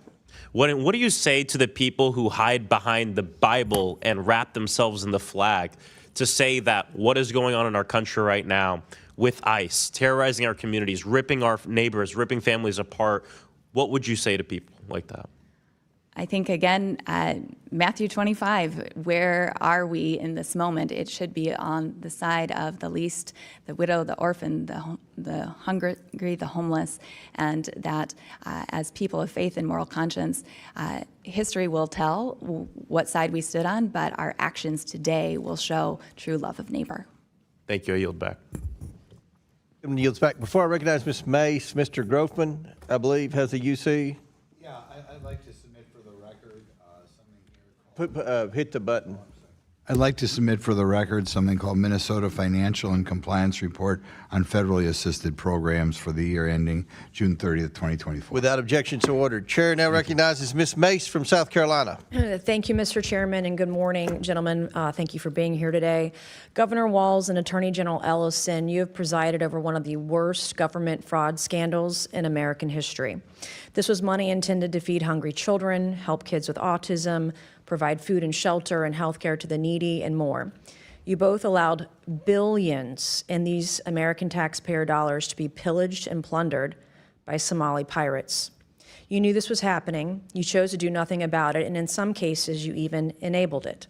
Attorney General Ellison, you even profited from this fraud by taking campaign donations from these Somalians after pledging to help quash the investigation into them. I find your behavior despicable. My questions this morning, my first go to Governor Walz, and I hope you learned some lessons from your last hearing with me on the Oversight Committee. Have you learned anything I since then? did that if I didn't speak up, 2 of my people would be dead, Congresswoman, and I warned you. Okay, Miss Governor Walz, what is a woman? Have you learned that lesson? Do you know what a woman is? I'm the governor of Minnesota, Congresswoman. Do you know what a I'm not woman here is? to be your prop for your obsession. So I if you taught middle can't school your define what a obsession. woman is, you certainly can't define what fraud is. If you can't even define what a woman is, you can't define fraud. How much money was spent on autism in Minnesota in 2017, Governor? I don't have those numbers in front of me, Congresswoman. Did you prepare for this hearing today? Did you I do did. any preparation I take for this hearing Congress today? seriously. And you've seen the numbers about autism fraud in Minnesota. So we're going to do some Minnesota math with you today, okay? Are you ready? How much money was spent on 2017 for autism in Minnesota? How much? I don't know. I wasn't the governor. Okay. Did you not just say that you prepared for this hearing today? $1 million, okay? A quick Google search or using your AI could tell you $1 million was spent. How much money was spent on autism in Minnesota in 2024? I don't have the number in front of me.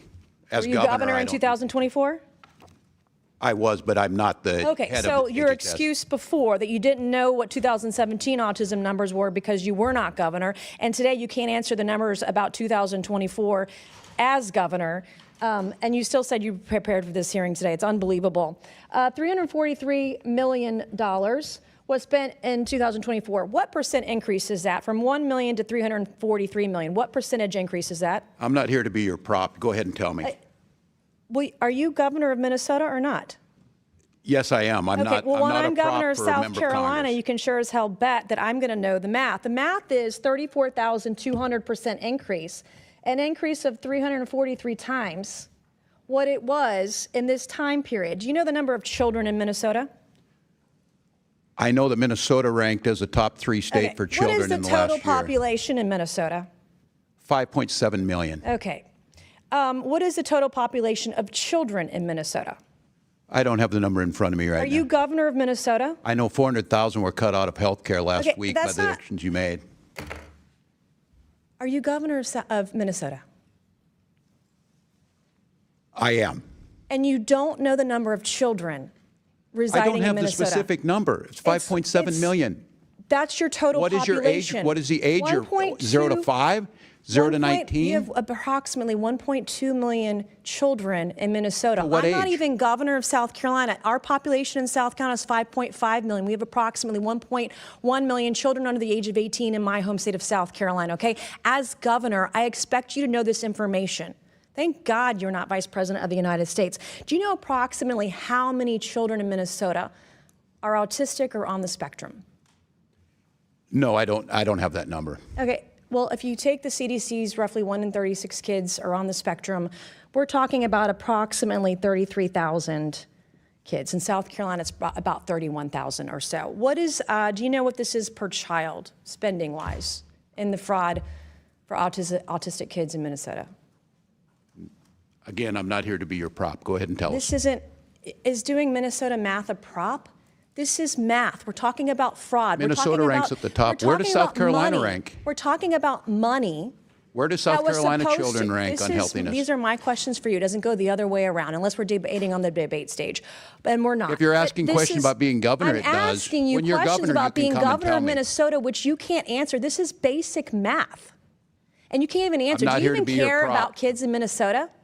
They rank near Do the you top care? in every category. My children are fed. Do you My care children about are housed. autistic My children children have getting health the care. services they need in My Minnesota? children have the best No, schools. you don't. Mr. Chairman, I yield back. Mr. Chairman. Gentlelady yields back. Mr. Chairman. Oh, Ms. Mobert? Yes. Mr. Chairman. Oh, Ms. Mace. May I make my 2 motions? Proceed. Okay, thank you. Mr. Chairman, I move that the committee issue a subpoena to the Honorable Pamela Jo Bondi to appear before the committee for a deposition regarding the department's handling of the investigation into Jeffrey Epstein and his associates and compliance with the Epstein Files Transparency Act.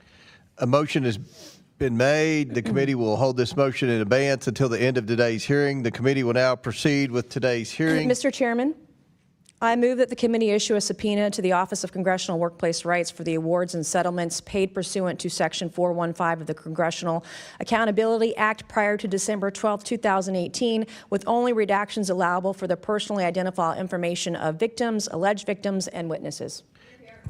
Thank you, ma'am. A motion has been made. The committee will hold this motion in abeyance until the end of today's hearing. Mr. Chairman, I seek unanimous consent. Oh, Mr. Chairman, can I have one thing before? Chair recognizes the ranking member. Thank you. No, we'd just like to see Mrs. Mace's motions in writing, which would be great. Okay. Now, before I recognize Ms. Lee, do you have Ms. Randall? Thank you, Mr. Chair. I ask unanimous consent to enter into the record a December 11th, 2025 article from The Guardian titled, "Somalis Are the Scapegoat. Fear Rises as Trump Targets Minneapolis Community," which describes the Without Trump objection. administration's xenophobic attacks. Thank you. That objection's ordered. Chair recognizes Ms. Lee from Pennsylvania. Thank you, Mr. Chair. For the past few months, Democrats on this committee and in the Senate have been holding hearings on the unconstitutional actions of the Trump administration. So we've heard from, in that time, whistleblowers, industry experts, and survivors of abuses of federal agents. They spoke about warrantless searches that they have been subjected to, including federal agents bursting into their homes with guns. They spoke about being shot at and dragged out of their cars, and then, being made to look like they were actually the perpetrators. They spoke about federal agents' use of masks in unmarked vehicles, and the efforts of these agents to hide their identity to escape any sort of accountability. And we heard from the brother of Renee Good, who was murdered by ICE agents in Minneapolis. That is what oversight looks like. Not two hearings on fraud in one single state, which is not even the worst instance of fraud out there, though we all here agree that we should target fraud. Republicans have dragged Governor Walz in again to demonize and target his state because he is a Democratic governor and he is implementing Democratic policies. Republicans took a legitimate investigation and, as per usual, has made it a circus. Now we have just a random guy lurking around child care centers trying to get into buildings with children as the fraud vigilante. The Somali community has been vilified and made to feel unsafe. And federal benefits are being cut to Minnesota and other Democrat-led states. Trump and his administration also used this investigation as a justification for an immigration enforcement push that has created chaos and fueled violence and resulted in the death of American citizens. Reverend Tolgard, as a Minnesotan, do you feel that these oversight hearings and the Trump administration's fixation on fraud in Minnesota has made anyone safer in your state? No, they have not. Republicans have been touting alleged fraud in child care centers and the need to protect children. But since the immigration enforcement push, have kids been able to be kids? Have they felt comfortable going to school or playing out in public with each other or with their friends? They have not been safe. They've not been able to go to school, to be in playgrounds, to be in libraries and places you would normally expect to find them. Are you worried about the long-term impact of being surrounded by violence and uncertainty and what it could have on these children? I'm deeply concerned about that, and I know that their teachers and their parents are as well. You were arrested earlier this year while protesting ICE agents and deportations. Why was it important for you and other clergy members to speak out against Trump's administration's actions in Minnesota and elsewhere? Thank you for your question. I was arrested along with 99 other faith leaders in Minnesota, many of whom could be here today, and we were compelled to action to stand on the side of the most vulnerable in our communities and those who have been facing enormous cruelty and unfair actions on the hands of ICE, and we needed to stand alongside them, as have many others in our faith traditions in history. We stand along with that great cloud of witnesses. I want to thank you for coming in today and for, of course, having the courage to stand up to the attacks against your community. This, as we can all see, was never truly about fraud. It is a part of a greater effort by Trump and Republicans to gut social services, roll back civil rights, to villainize and make others out of people who they don't want to have and enjoy the same civil liberties and rights as others, in this nation. They want to strip away and have been stripping away healthcare and education, child care funding that millions of people rely on. This investigation and these actions have only been used to harm, not to help people. And rest assured, this will not stop in Minnesota just as it didn't stop in Chicago before that or LA before that. This is a blatant attempt, blatant authoritarian grab that the Trump administration has been persistent in. It will come to all shores if we do not all take a collective stance. But more than that, urging my colleagues in the Republican caucus or conference to take up their job and their task as a co-equal branch of government. We do not serve as the lapdogs, as the cult followers of Donald Trump, of a president. When there are abuses or overreach, it is supposed to be us that takes a stand. And I would hope that at some point in the 119th Congress, some Republican with a gavel will do so. I thank you all for your time, and I yield back. Gentlelady yields back. Chair now recognizes Mr. Donalds from Florida. Thank you, Chairman. Governor Walz, when did you first receive notice of potential fraud in Minnesota's social services programs? Social service programs in general. We knew that there was issues with the CCAP program as early as 2012, and my first days in office, we started taking action. But as governor, when were you first notified? Before I took office.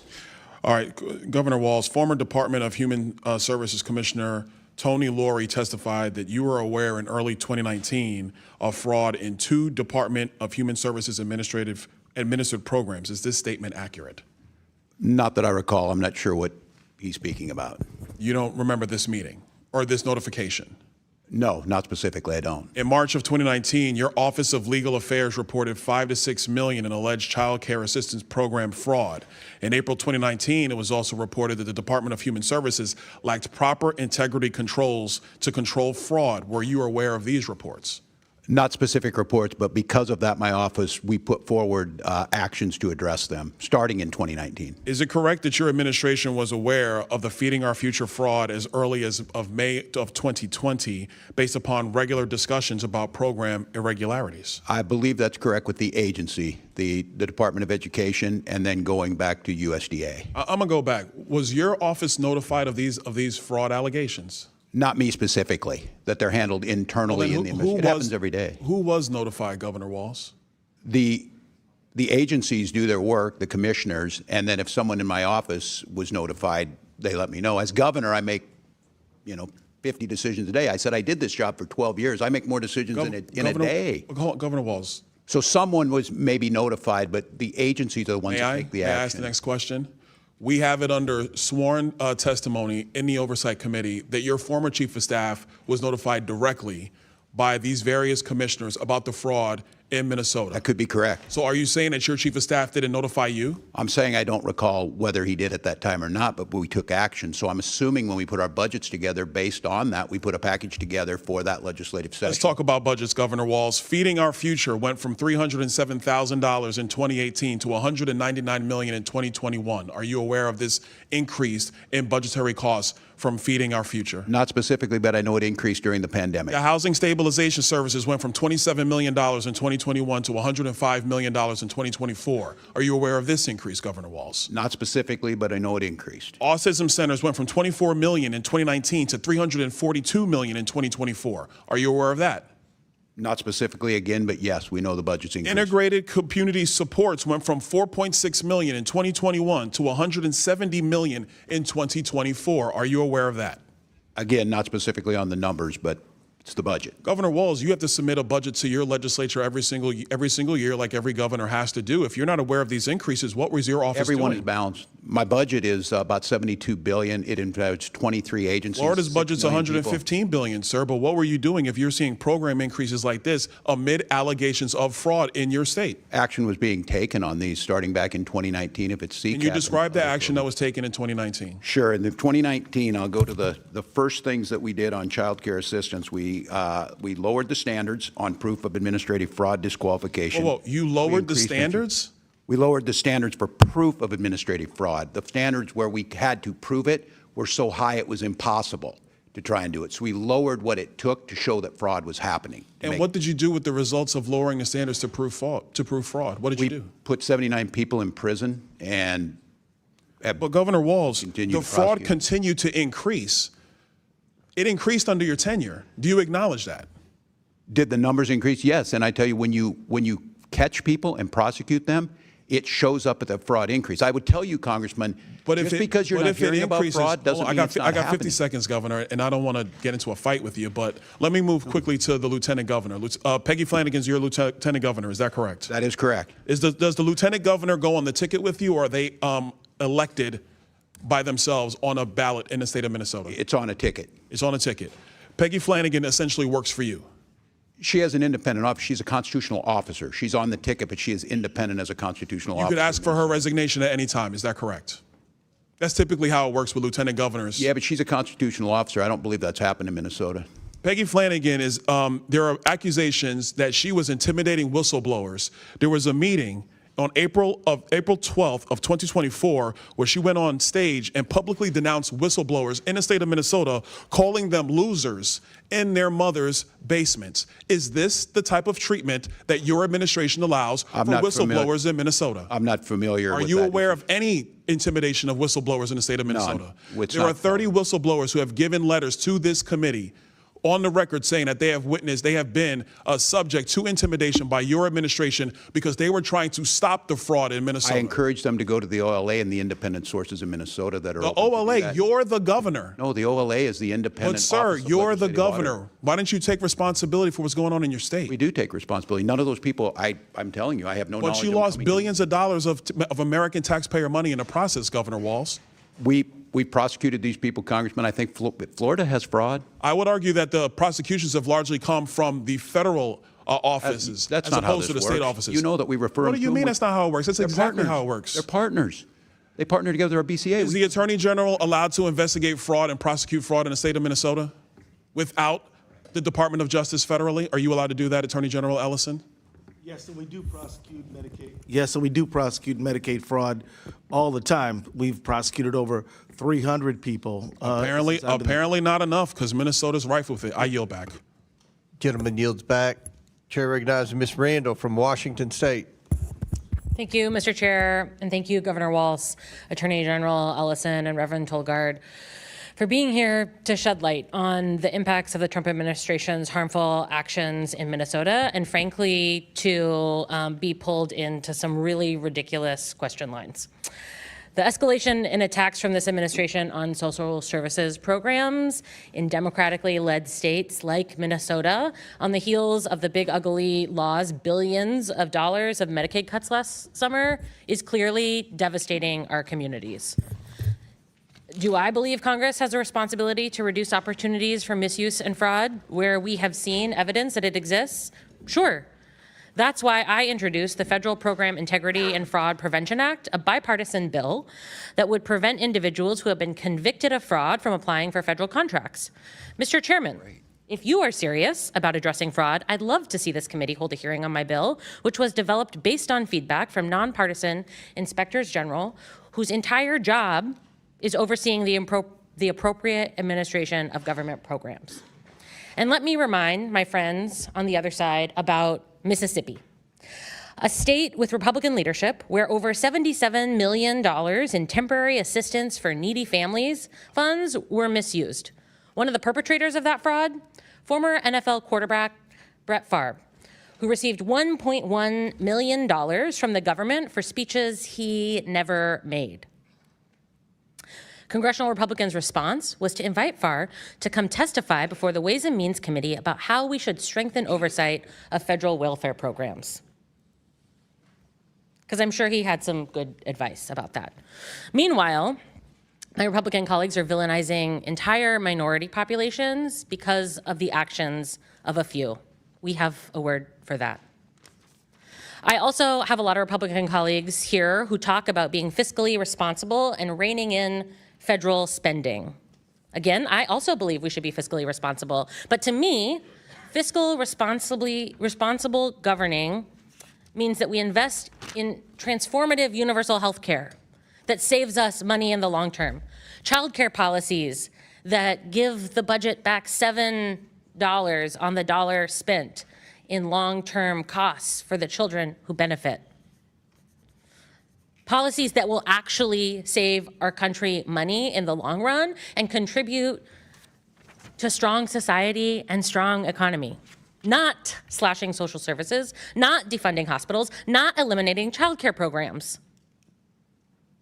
Governor Walz, why do you think the Trump administration is so obsessed with fraud in Minnesota when its own agencies have found other states with even worse problems? Well, it's a question we're all asking, Congresswoman, and I'd like to say, and thank you for this, I just want to make sure I go on record, Chairman Comer, in condemning the slurs towards my Somali community that the gentlewoman from South Carolina made. Thank you. Look, Congressman, I don't know. I think it's been pretty clear the president does not like me personally. I think he continues to tell lies about our electoral system, claiming that he's won all 3 times when he lost all 3 times. I think he has people around him who were trying to find quotas around immigration, and they saw a perfect storm, if you will, that included some Somali folks and a whole lot. You know, if we're going to condemn folks, there's no Somali folks in the Epstein files, things like that, we know. But I don't know. It's an obsession, and I come back to it again. I think it's because we are so ideologically opposed to making children go hungry, people go unhoused. We invest in education, we invest in research, and we believe everybody has a place. And so I think it's just personal about how we do business. Thank you so much. I could not agree more. There are also reports that as many as 50 prosecutors in the U.S. Attorney's Office for Minnesota have quit in the last 12 months. They used to have 70 prosecutors. Now some reports say they have as few as 17. Many of those who left include the very same prosecutors who were prosecuting the Feeding Our Futures fraudsters. How has this flight impacted your efforts to fight fraud in Minnesota? Well, it's made it very difficult. And I think for all of my friends on the Republican side, we welcomed the Republican folks, the attorneys over at the U.S. Attorney's Office who were good at helping us as partners. We turned this over to them. They prosecute, they put people in jail. They're not there now. There's nobody doing this. And I will remind this committee, the U.S. attorney was in front of a federal judge yesterday being threatened with jail because of what's going on in that office. And from my perspective, who's prosecuting trafficking, drugs, murder, and fraud? And so we want them. If you could do anything, Chairman, call the president and tell him to put some U.S. attorneys over there to prosecute fraud. I'll sign on with you. Thank you, Governor, and thank you, Mr. Chair. Chair now recognizes Chairman Burchett from Tennessee. Say that with disrespect in your voice, Mr. Chairman. Governor, you mentioned that President Trump lost all 3 times. I believe that's an error, and that's a conspiracy theorist. I believe you spoke in error there, but no, he lost Minnesota all 3 times. Okay. Well, I'm glad you corrected that. He doesn't agree with that. I don't care. We're good. Have you ever used taxpayer funds directly or indirectly to take action against individuals suspected of disclosing potential wrongdoing within a government entity? I have not. Well, almost 30 whistleblowers accuse you and your administration of retaliation. Would you say that's a conspiracy then? I can't speak to what they said. I can tell you it didn't happen. Okay.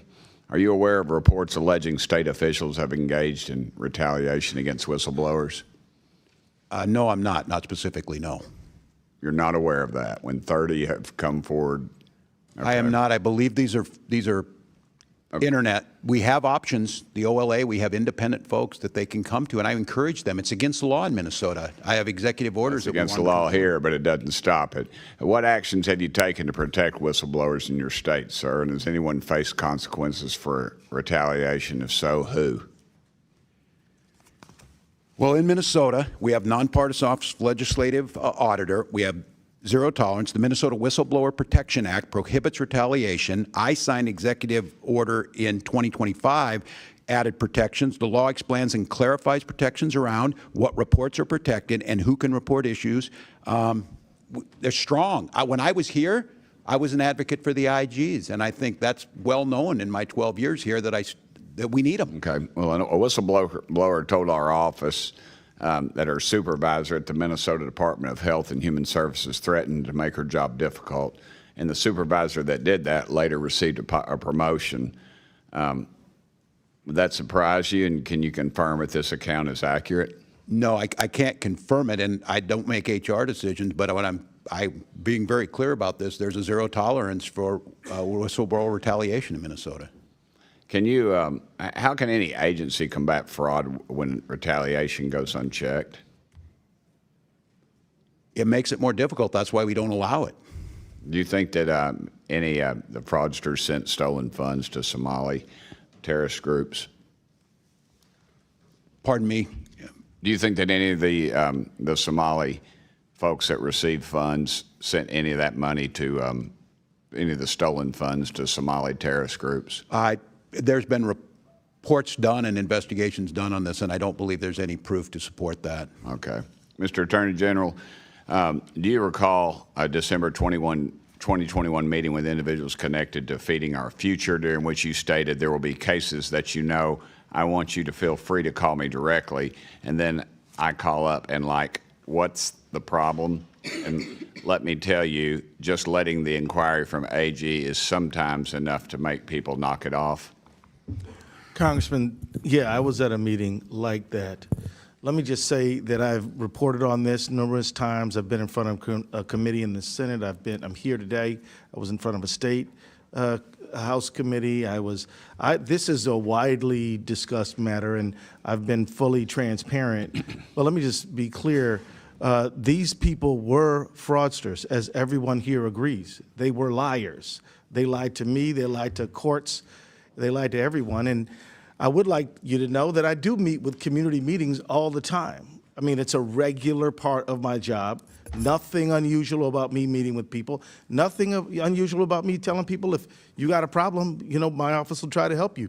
But these people were liars and fraudsters. Okay. The main thing is I'd like you to know is that we're down so many federal prosecutors that it has put our ability to hold these people accountable definitely at a loss. Yes, sir.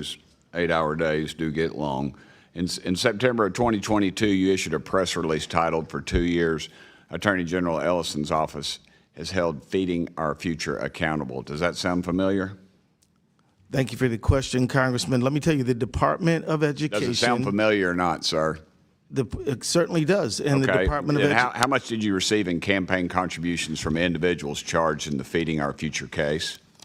Every campaign donation I got was returned to all authorities. Okay. Everybody knows about the $250 million in fraud for Feeding Our Future case, which was prosecuted by the U.S. Attorney's Office in Minnesota. But there were just 2 other large site sponsors that you settled with instead of prosecuting them. Why did you not prosecute Partners in Quality Care or the Gar Family Services? Because my office doesn't have jurisdiction to prosecute in those cases. Well, you allowed them to dissolve, but no one was prosecuted. And PIQC they still is may accused, be, sir, PIQC is accused of $300 million in fraud as significant assets, yet no charges and no attempts to recover taxpayer money. I'll remind y'all, $19 billion. I was a state legislator, and I can remember when our state budget was $19 billion. This is money that's been stolen, and it will not be recovered, and you all are to blame, and every dadgum one of you all ought to step down. Thank you, Mr. Chairman. Gentleman yields back. Before I recognize Mr. Bell, Mr. Donald, you have a UC? Yeah, I ask unanimous consent to enter into the record an op-ed from the Minnesota Star Tribune, authored by Jim Nobles, the former Minnesota legislative auditor, dated December 29th, 2025. Without objection, so ordered. Chair recognizes Mr. Bell from St. Louis. Thank you, Chair, Ranking Member, and our witnesses for being here today. My Republican colleagues have called this hearing today once again to divert the public's attention from the dangerous threats that they themselves have created for the American people. They have chosen to turn a blind eye to the escalating public safety crisis in Minneapolis, Minnesota, fueled by the deployment of ICE agents under the direction of President Trump. On December 1st, 2025, this administration launched Operation Metro Surge under the false pretense of promoting public safety in Minneapolis. Since then, we have witnessed several deaths, including the brutal killings of Renee Good on January 7th, 2026, and Alex Preddy only a few short weeks later on January 24th. News reports state that in 2026 alone, there have already been 8 additional deaths at the hands of federal agents. We are now living in one of the deadliest periods on record, with more deaths carried out by ICE agents in recent years than at any time since 2004. Under this administration's direction, masked agents have inflicted trauma that will remain in these communities and neighborhoods. There's a lack of accountability and justice. Survivor stories have been suppressed, false narratives have been told, and federal officials have refused to cooperate, even going so far as to block state investigators from accessing evidence. A.G. Ellison, as the chief legal officer for the state of Minnesota, what level of cooperation would you expect from the federal government during an investigation of this magnitude? Congressman, I would expect the kind of cooperation that we're used to experiencing. I mean, in all of the time that I've even been a lawyer, which is now 36 years, state-federal cooperation was exactly how we did business all the time. We are very proud and we love working with our FBI agents, DEA agents, ATF agents. It's a regular thing. This is what's strange and unusual. And has the lack of cooperation and unclear communication from the federal agencies undermined the investigations into the death of Renee Good and Alex Preddy? It certainly has. We have been denied access to critical evidence in this case that we would need to evaluate this matter based on a use of force analysis.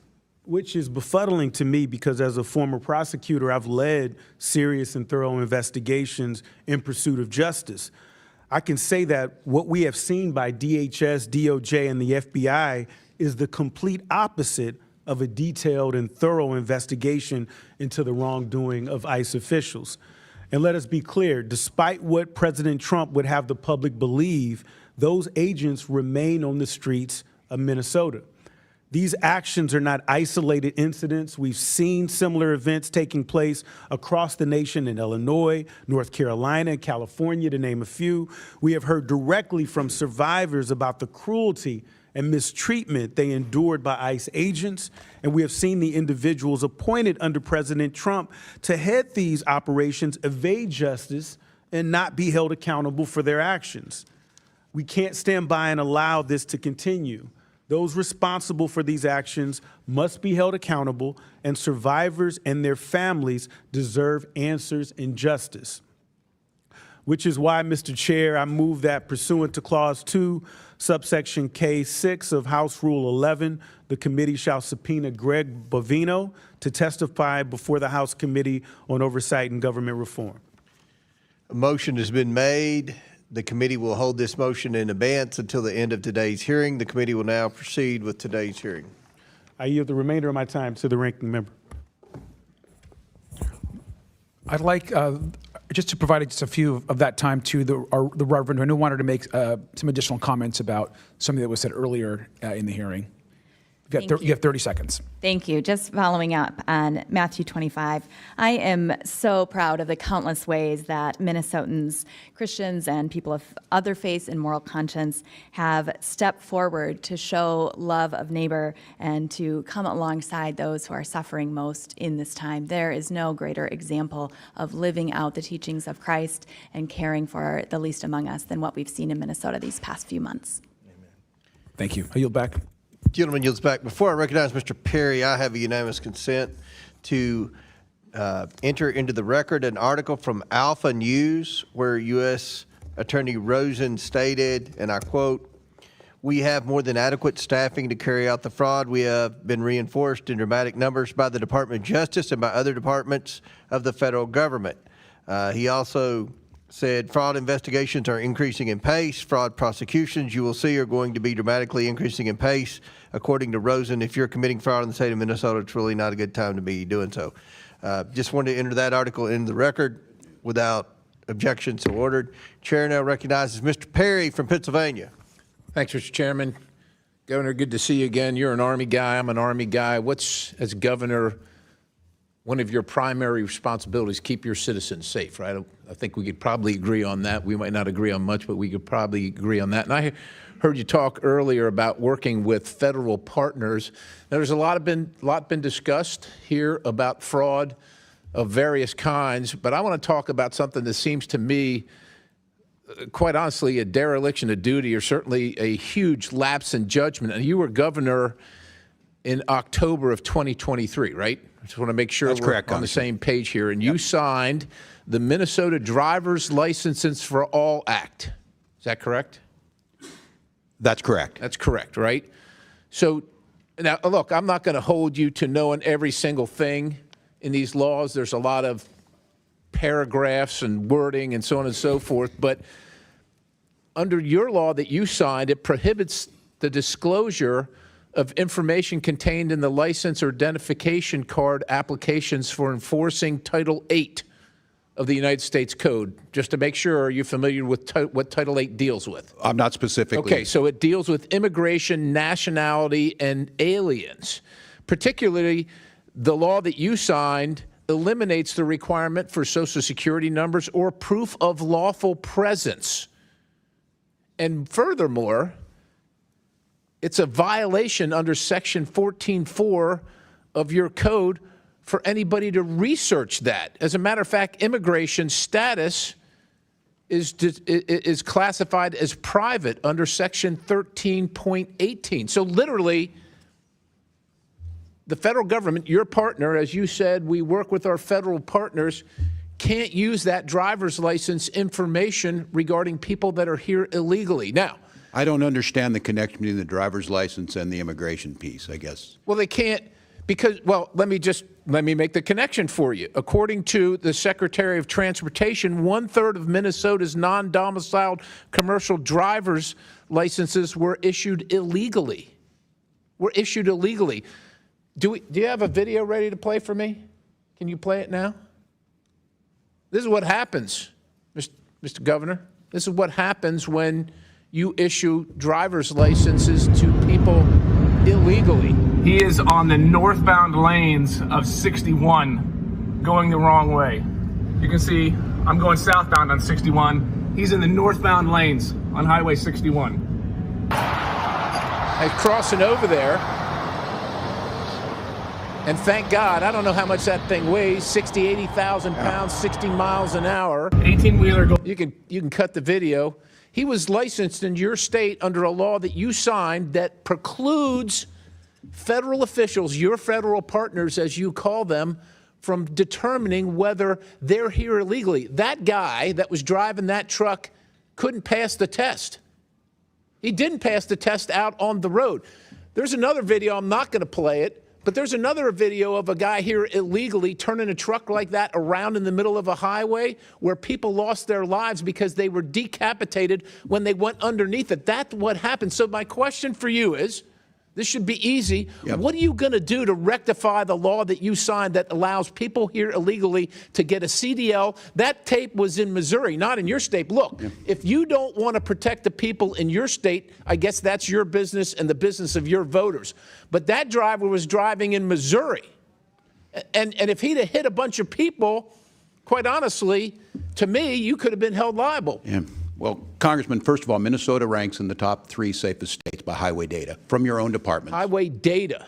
The data from the Department of Transportation for highway safety. We have the 3rd. We want everybody on our roads to be licensed. So are you saying based on that you're okay? I'm not okay with that. I'm not okay with you or I speeding. I'm not okay with DUIs. But you signed this law that allows for that.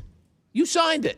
And you're going to do nothing about it? I can't speak to the specific on the CDL. What I can tell you is I referenced your law. It says House of Representatives, State of Minnesota. And I know there's a lot of words here. Case. I just know our roads are safer. Exactly the sections that allow for this to happen and preclude federal enforcement regarding immigration and the illegality of people receiving CDLs under your state's Driver provisions. safety and immigration are 2 separate things. Anybody, had that been a citizen or not, it's still tragic, it's wrong, we shouldn't do it. What I'm telling you is in Minnesota, We have the third safest roads in the country. So you're good. Things we So you're do. good with this practice. I'm not good with that. Well, I'm what are you good what with? we do. Because that's what's happening under your law. Well, I can't speak to the specific on if it's an outlier. We give license to people who That then happens, eventually people Governor, get I'm gonna DUIs yield. after we issue them That a license. happened last month. This is March. That happened a week and a half ago. Yeah, I don't Are you know. familiar? That's wrong. And look, But you're not going to do anything. Sure, we're going to do What are things. you going to There are do? traffic laws What, against what, them. What are we going to do? Was this person arrested? I sure hope so. Well, that's good. And but he was licensed in your state under your law that you signed about a year and a half ago. Every day we give licenses and people speed. So we ticket them and try and stop that. What I'm telling you is I don't understand the connection between He's here licensing. illegally. He can't read, and he got a license under I your can't speak to provisions, the and he's specifics. driving all across the country, imperiling everybody else. That's the connection. I can't speak Thank because you. the data Chair, I shows yield. Minnesota is one of the safest driving states in the country. I don't know what to tell you. I don't Thank know. you, Mr. specifically. Perry. Thank you. Chair now recognizes Mr. Min from California. I'm first, sir. Oh, you're next. Okay. Is that okay, sir? I didn't have it on the list, but Oh, I showed up I will after. yield to Mr. the Min. ranking member. You can go ahead. I don't care. You sure? Okay. You can go ahead. I'll let her Who's go. next? I was tardy. I thank you, Mr. Min. I thank you, Mr. Chairman. Good afternoon, and thank you, witnesses, for coming today. So what I've heard so far is feeding our future, $250 million stolen, 50 convictions secured, the prosecution was working. Then the administration froze $10 billion in childcare across 5 states.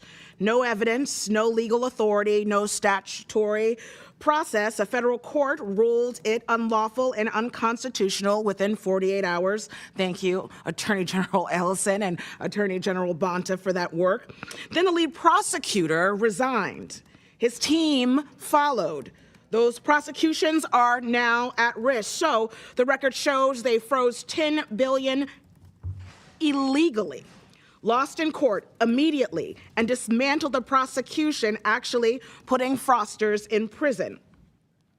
Every single action made the fraud worse. This isn't incompetence, because incompetence is random. This was targeted, legally defective, and prosecutorially catastrophic. If this committee was serious about fraud, the first witness should have been the HHS official who sent the letter, not the Attorney General who beat them in court. Attorney General Ellison, what are we doing here? And I want actually to ask you, what is your office doing systemically to prosecute fraud in the state? Well, thank you for the question, Congresswoman. As I said, prosecuting Medicaid fraud is a very important work that we do. We do it every single day. We've secured millions of dollars for people. We've gotten millions in restitution. We've convicted people and held them accountable. We also represent state agencies and help those agencies support the work that they do. The fact of the matter is that this work we do to stop fraud is helping to protect public money. We're proud of it. And we also support federal prosecutions by providing them with information that they need to prosecute fraud, which we have done and will, of course, continue to do. So, sir, tell me this. How has the ability to prosecute that fraud and social services programs been affected by this administration? Well, it has been devastated by the actions of this administration. This administration has cut the number of prosecutors, but also has redirected FBI agents to do immigration as opposed to... Why have they cut those prosecutors? Those prosecutors actually, I said cut, but they actually resigned as a matter of conscience because the administration was trying to force them to investigate the widow of Renee Good. Say more. So many of them said that they couldn't work under those circumstances because it violated their personal ethical requirements. So they quit. So they left their jobs that they had sworn to do en masse because they were conflicted with conscience. That's right. And may I add, Congresswoman, that we have had motions to dismiss for the violation of a defendant's right to a speedy trial granted by judges in Minnesota because there's not enough federal prosecutors. And, one of those was a person who was a violent offender who was being prosecuted for felon in possession of a firearm. Case was dismissed because there are not enough people to perform the functions of prosecuting people who commit crimes. So this is having a devastating effect on our state. And in addition to all that, Congresswoman. Well, so let me get this straight. Help me understand. 50 convictions secured, additional prosecutions in limbo. The administration's prosecutors have quit because the staging of how this all works, they believe, and they have said on record, is immoral. Why are we here? I've been wondering that, Madam. Because aren't you saying that you would love for the prosecutions that are dangling in the wind, you would love for those folks to face justice? Absolutely. Stealing public money is So the ask would be then to the administration for what? With this committee here, I think your colleague, the governor of your great state, said you want more federal prosecutors on this case. Yes, but it also, we should go back to the Hippocratic Oath of do no harm. I mean, it would be good to just stop doing things that shouldn't be done, such as demanding that prosecutors investigate Renee Good's widow. Right. That's right. Well, I want to thank you all so much for coming today. And to the Reverend, I was able to come to your state briefly. And like one of my colleagues said, I did go by the site of Miss Good's death, and it was heartening to see the solidarity in your community. There were about 150 Christians reciting the Lord's Prayer over and over and over. You all are showing us what good really means. Thank you so much for being here today. Right. And I'll yield back. Gentlelady yields back. Chair recognizes Mr. Crane from Arizona. Thank you, Mr. Chairman. Thank you to our guests for coming today. I want to start with you, Attorney General Ellison. In an interview with CNN host Laura Coates, she asked you about whether or not you did enough to stop the fraud. Do you remember that interview, Attorney General? Congressman, I got to admit that I don't remember the details. Can we play the video, please? So to refresh Mr. Ellison's memory. Are we ready to? It may take us a second on that. I'm sorry. Okay, I'll just tell you what you said when she asked you if you'd done enough to stop the fraud, and she mentioned the $9 billion. You said, "Of course we have done enough. We're doing more every single day. This is a political matter. This is not a serious thing." Do you remember saying that, Attorney General Ellison? I remember the conversation. What I remember was that I was lamenting the politicized nature of this very serious problem. You said it's not a serious thing.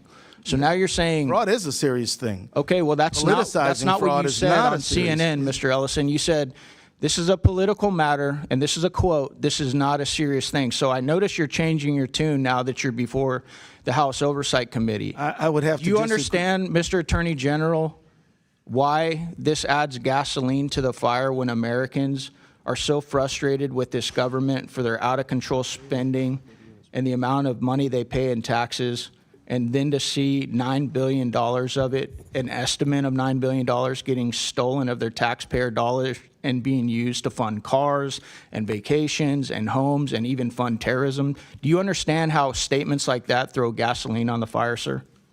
Congressman, I believe that you are mischaracterizing what I said. No, I actually read you the quote. I'm not and Mr. Crane, that mischaracterizing it all. video's ready if you still want it. It's up to you. Yeah, let's play it, please.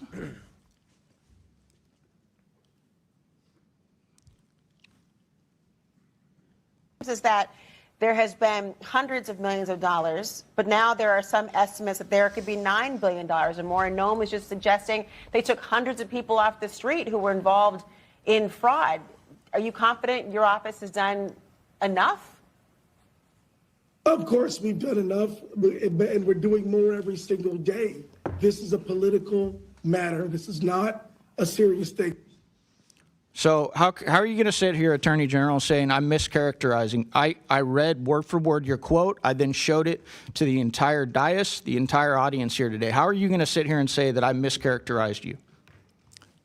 Congressman, I believe you mischaracterized me because clearly what I was referring to by not serious is that the serious issue of fraud is being politicized and converted into a political weapon. That is not a serious matter in my view. That is something that I believe all of us should take seriously, but we're not taking seriously enough. So, sir, I would say very clearly, fraud is a odious, horrible, malignant thing, and that's why it should not be turned into a political weapon. But we should come together on a bipartisan basis. The reason it's becoming political, sir, is because of statements like that when confronted with the $9 billion of fraud in your state as the top cop in your state that you're clearly not doing enough to address. I want to move on. Reverend Tolagard, you said in your opening statement that today's hearing is about fraud in Minnesota, quote, unquote, which is serving as a pretext for the terror the federal government has brought to the people of Minnesota. This fraud has been used as a rationale for deploying 3,000 federal immigrant enforcement agents into our state. Did you say that, Reverend? Yes. This is absolutely false. These federal agents were actually brought in to the state of Minnesota for a very specific operation to remove illegal alien criminals. It wasn't because of the fraud. That's being handled under a completely different agency and ICE and everything else. That's the U.S. District Attorney, okay? Did you know that? The administration has linked all of these things together. Well, they've linked the fact that you guys supported an open border that let in $15 to $20 million, and some of the fallout from that is fraud, like the $9 billion we're talking about today. Some of it are the rapists, the gangsters, the people that are committing fraud. They're burglarizing people, they're carjacking people. It's all kind of linked together. It's also linked to the SAVE Act, which many of you guys and my Democrat colleagues don't want to vote for, even though 83% of Americans support it. It's all linked together, but that's not what this operation was about. So you're bearing false witness in this hearing today, because that's not what that operation was about at all. What I'm here to talk about is the suffering of Minnesotans at the hands of federal agents, including children and their parents, and the great devastation and harm that it has caused across our state and across our wonderful communities. Have you spoken out about Mr. Laken Chairman, Riley he's or any over of the his time. American victims that have been raped, murdered, or killed by these illegal aliens, Reverend? I didn't think so. I yield back. Gentleman yields back. Now, Chair recognizes Mr. Min from California. Thank you, Mr. Chair, for convening this hearing. Let's start at the outset by just stating the obvious. Waste, fraud, and abuse are horrible. They're stealing from taxpayers. They're taking money and food out of the mouths of hungry kids. I have spent my career fighting against fraud. I started my career at the SEC, prosecuting corporate fraud, continued on as a law professor, teaching the next generation. And as someone on the Oversight Committee, this is a very, very important issue to me. Again, every dollar that is stolen from these programs is a dollar that's not just taken from us hardworking taxpayers. It is something that is meant for a better use. And so I appreciate the gist of this hearing, but as I pointed out in prior hearings on allegations of fraud in Minnesota, the singular and exclusive focus on the Somalian community in Minnesota seems very partisan and wrong, because we know there's massive fraud across this country, particularly in southern states, including states like Florida and Mississippi. Mississippi is still at trial right now, over $77 million in welfare fraud. Federal prosecutors have recently arrested a Russian national accused of submitting billions of dollars in fraudulent schemes in Texas and Florida. And of course, Oklahoma and Alabama consistently rank as the highest states when it comes to SNAP fraud. And yet we've only focused on Minnesota. Why? As a freshman member, I've been here 14 months, but I've learned that their House Republicans are all single-issue voters with just a handful of exceptions. And that single issue, the only thing that you all care about is whether you're on Team Trump or not. And so when Donald Trump goes after Minnesota and falsely claims that he won the election there 3 times and that it was rigged against him, I pay close attention. When he says that he would no longer admit Somalians to this country because they contribute, quote, nothing to this country, I listen. That's a wildly racist statement, but it's going to reflect what Republicans are going to do, and that is why we're holding this hearing. I care about welfare fraud, and I care about the scumbags who rip off taxpayer money. But if this was about welfare fraud, we'd be also hauling in people like Mississippi Governor Tate Reeves and former NFL quarterback Brett Favre, who clearly knew about a scheme to send money to build a volleyball facility at the college his daughter was playing at, receive funds for $600,000 or more for work that he never did from the government, again, taking money from the mouths of children that are hungry. No, this hearing is not about welfare fraud. It's about placating Donald Trump. This committee is holding this hearing for the same reasons that it's ignoring the massive corruption we know that Donald Trump is engaged in his family. soliciting bribes from foreign governments and private companies in exchange for regulatory favor, for the same reason that Republicans are protecting pedophiles right now and that the DOJ is right now actively deleting Epstein files while we're at war with Iran. It's why they ignore their oath to support and defend the Constitution of the United States. It's why we're holding hearings on this rather than on ICE abuses or the fact that Donald Trump just took us into war without even consulting with Congress, let alone getting our authorization for military use or force or actual declaration of war in direct contravention of the Constitution of the United States. But for those of us who care about taxpayer dollars, let's focus on that. This is horrible, but of course we have seen instead a different type of abuse of our taxpayer dollars. They've taken our taxpayer dollars and used them to fund abuses against our American people, as a number of our witnesses have aptly described. And I want to just point out that until the murder of Alex Preddy, not a single DHS or ICE agent accused of wrongdoing, witnessed or videotaped assaulting Americans was suspended, faced any disciplinary action. That doesn't happen with police. When my local law enforcement are accused of misconduct, certainly if they're videotaped shooting someone, they are subject to an investigation. Maybe they're justified or not, but they're suspended, removed from duty, investigated. None of that has happened until the murder of Alex Preddy and the outrage around that. Now, Governor Walz, I want to just briefly ask you, what's the economic impact that the deployment of ICE in Minnesota has had over the past few months? Well, thank you, Congressman. I thank you for your characterization. I associate myself with you on fraud is horrific. It is corrosive. It hurts those people that are there, and taxpayers should demand accountability. And I think that's what we're trying to take. The issue can, again... What's the economic impact? I know business... Look, for us, we just had our economic numbers, and I would tell people that we have to balance the budget every year. Minnesota is strongly, we're AAA bond rated. That shows up good. It doesn't account for what happened over the last 3 months. And by estimates, the city of Minneapolis estimates they lost $200 million alone. And I remind people, you saw pictures of Minneapolis. This happened across the state. Near my hometown of Mankato, Minnesota, in St. Peter, we saw a woman that was pulled over at gunpoint, a citizen. The chilling effect it had, businesses going under, especially immigrant-owned businesses, people who are here legally, citizens, starting businesses, were shut down. I'm just going to reclaim my time to make one final point here. I was at Minneapolis, had the chance to meet with you and others. I also met with a number of local police chiefs, and one of the things they told me, first, this is not the first time ICE has operated in Minnesota. But in the past, what is different about this time is that they did not coordinate. They did not tell anyone. And that resulted in a lot of 911 calls, because when you see masked men jumping out of vans, pulling people out, assaulting them, punching them in the head, as happens all the time with ICE agents. And by the way, that's not a matter of training. It's a matter of picking people who are predisposed to violence. That costs our local police quite a lot of money. It's one of the reasons I'm going to be introducing the Recoup Act so that local jurisdictions are repaid for the funds that they expend due to ICE misconduct. With that, I yield back. Gentleman yields back. Before I recognize Ms. Boebert, Mr. Gill, I understand you have a UC. Yep, thank you, Mr. Chairman. I ask unanimous consent to enter into the record a letter from the America First Policy Institute dated March 3rd, 2026, which details widespread and rampant fraud in Minnesota. Without objection, so ordered. Chair now recognize Ms. Boebert from Colorado. Thank you, Mr. Chairman. I'm going to summarize some of the things that have already been said here today rather than ask these questions directly. The federal prosecutors that we have now charged nearly 100 individuals across multiple Minnesota fraud schemes, including Feeding Our Future and related Medicaid, daycare, and autism programs, with 85 of those charged being of Somali descent. Governor Walz, your administration's Department of Education and Department of Human Services failed to act on multiple early fraud warnings about Feeding Our Future, allowing the theft of at least $250 million in federal child nutrition funds that were supposed to feed hungry kids during the COVID-19 pandemic. Governor Walz, I'd like to turn to the demographics and policy choices that enabled this. Since you took office, the Somali population in Minnesota has grown substantially.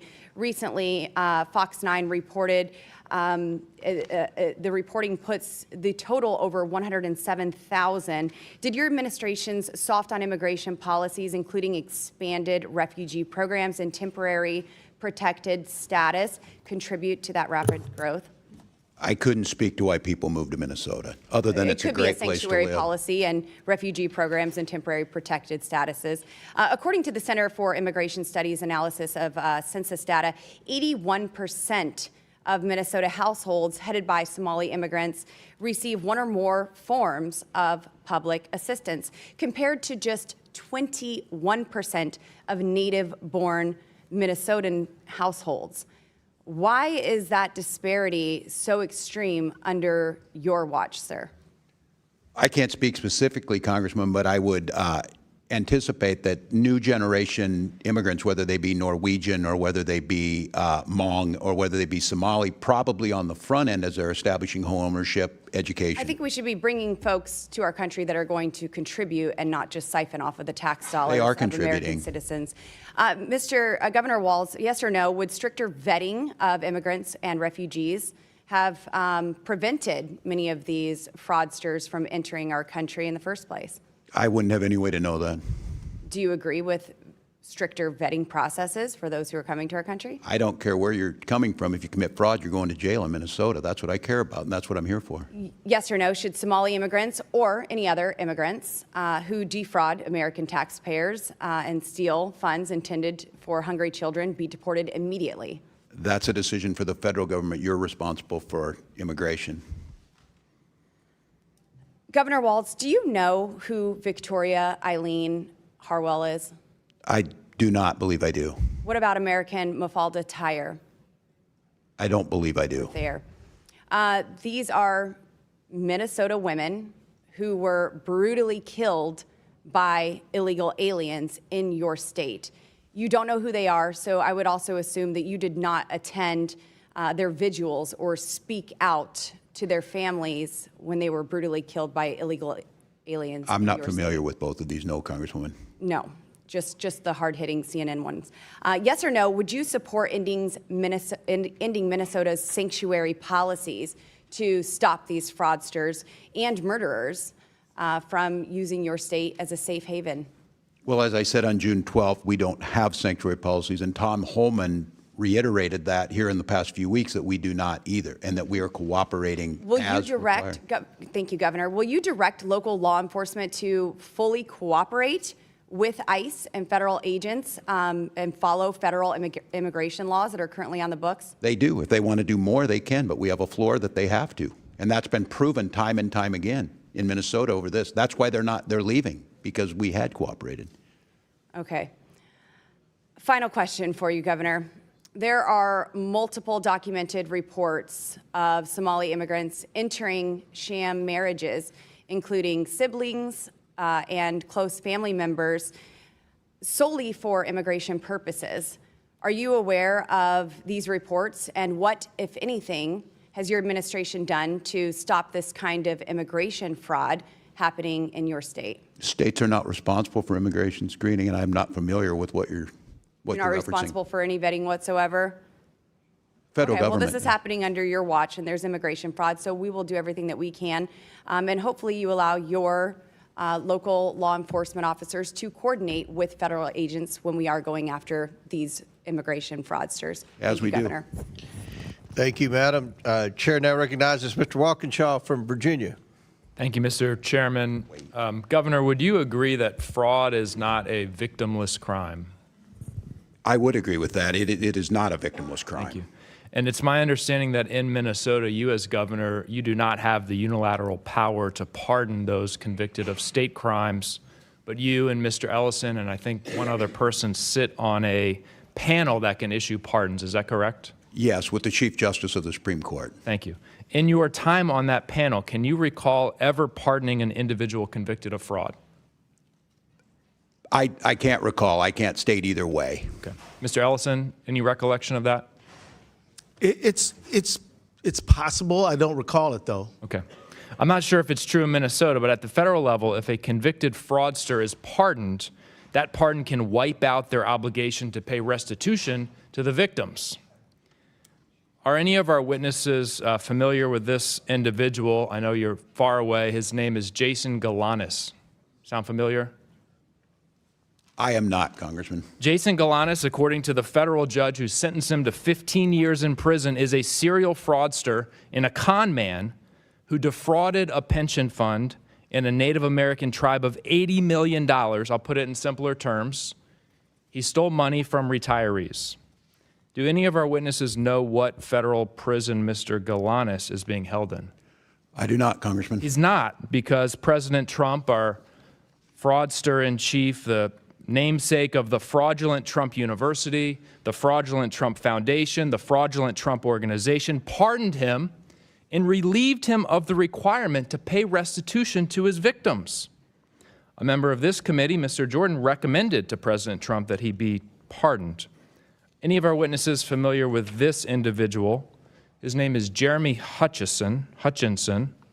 I am not, Congressman. Mr. Hutchinson is a former Arkansas state senator, Republican, convicted of a multi-million-dollar public corruption scheme, embezzlement, bribes, illegal campaign contributions, conspiracy to commit bribery. Mr. Homan might know something about that, for passing legislation that benefited an orthodontist who was paying him off. President Trump's Department of Justice in his first term prosecuted him.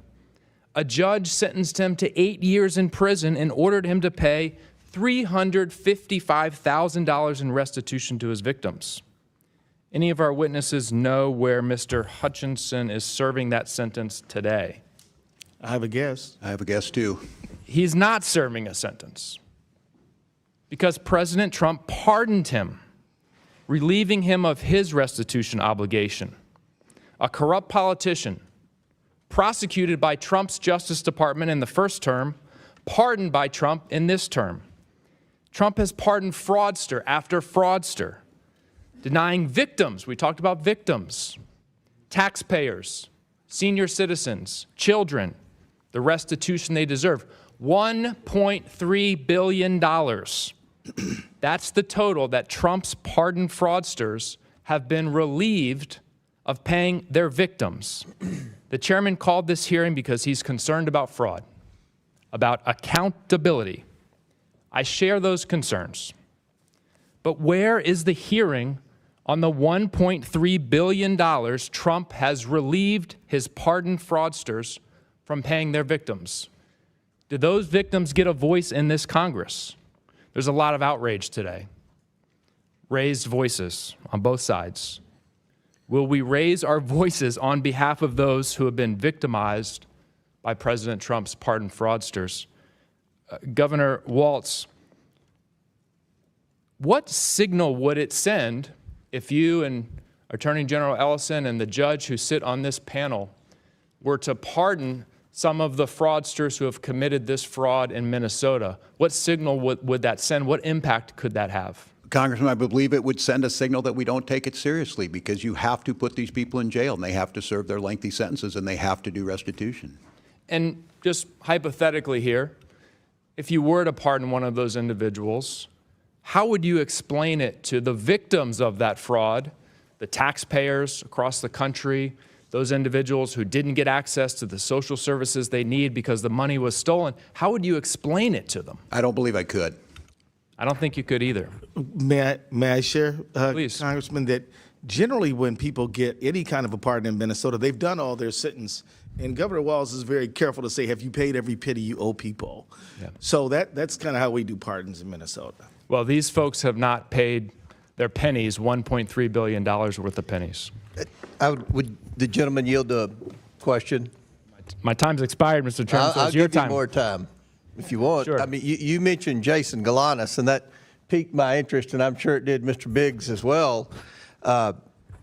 And I think, and you are correct, he did defraud an Indian or a Native American pension fund. Do you know who his partner was? I know all the background of it. The point is he stole money from Would you people. state who his partner was? Is Hunter Biden. And Jason Galanis served in prison for how long, Mr. Biggs? 2 years. No, that's incorrect. No, that's false. he served in prison years. Many years. And they were equal partners, and Galanis blew the whistle during our Biden investigation, and he was raped. He was raped in prison right after that. So That's correct. Will the victims of his fraud get their money back? Why I don't did know. President Maybe Trump ask Hunter Biden. Why You all did defend why, but ask you weren't President here. Trump? You weren't Ask here in President your defense. Trump. You weren't here Ask during the Biden President Trump administration. to get the You've victims been here their about money 3 back. months, but you know more than anybody about everything. So, Chairman, Mr. Chairman. Chair recognizes Mr. Biggs from Arizona. Thank you, Mr. Chairman, and I'm glad you brought it up because of the 10 partners in that fraud that you mentioned, 9 of them went to prison. Do you know who the one partner was that didn't go? Your buddy, Hunter Biden. That's right. Hunter Biden didn't go. And by the way, you must not have been here. I don't think you were here when I introduced all these documents earlier before I had to leave to go to judiciary, talking about of the 1,500 criminals pardoned by Joe Biden in 1 week, 24 of them were fraudsters that had hundreds of millions of dollars of restitution forgiven by Joe Biden. But now I'm going to go now to Mr. Ellison. Will the gentleman yield? No, no, I've had enough of you. Let's talk to Mr. Ellison. Mr. Ellison, isn't it true that when you were a member of Congress, you sponsored the Money Remittances Improvement Act of 2014? It was H.R. 4386. Do you remember that? Congressman, I think that's accurate. Yeah, I mean, I get you. We all introduced lots of bills. But that bill's purpose was to give more authority to states to investigate remittance payments. Do you remember that?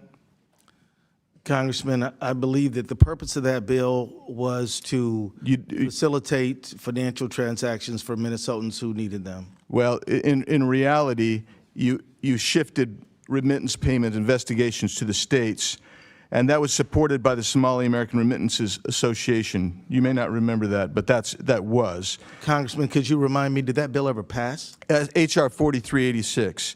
So it was supported by the Somali American Resistance Association, and it was so important to you. You said, quote, "This is a great day for diaspora communities around the country, including the Somali and Hmong communities." And that's something you said, and we know that the Somali population in Minnesota supported that bill. That bill was passed, I believe, in 2014.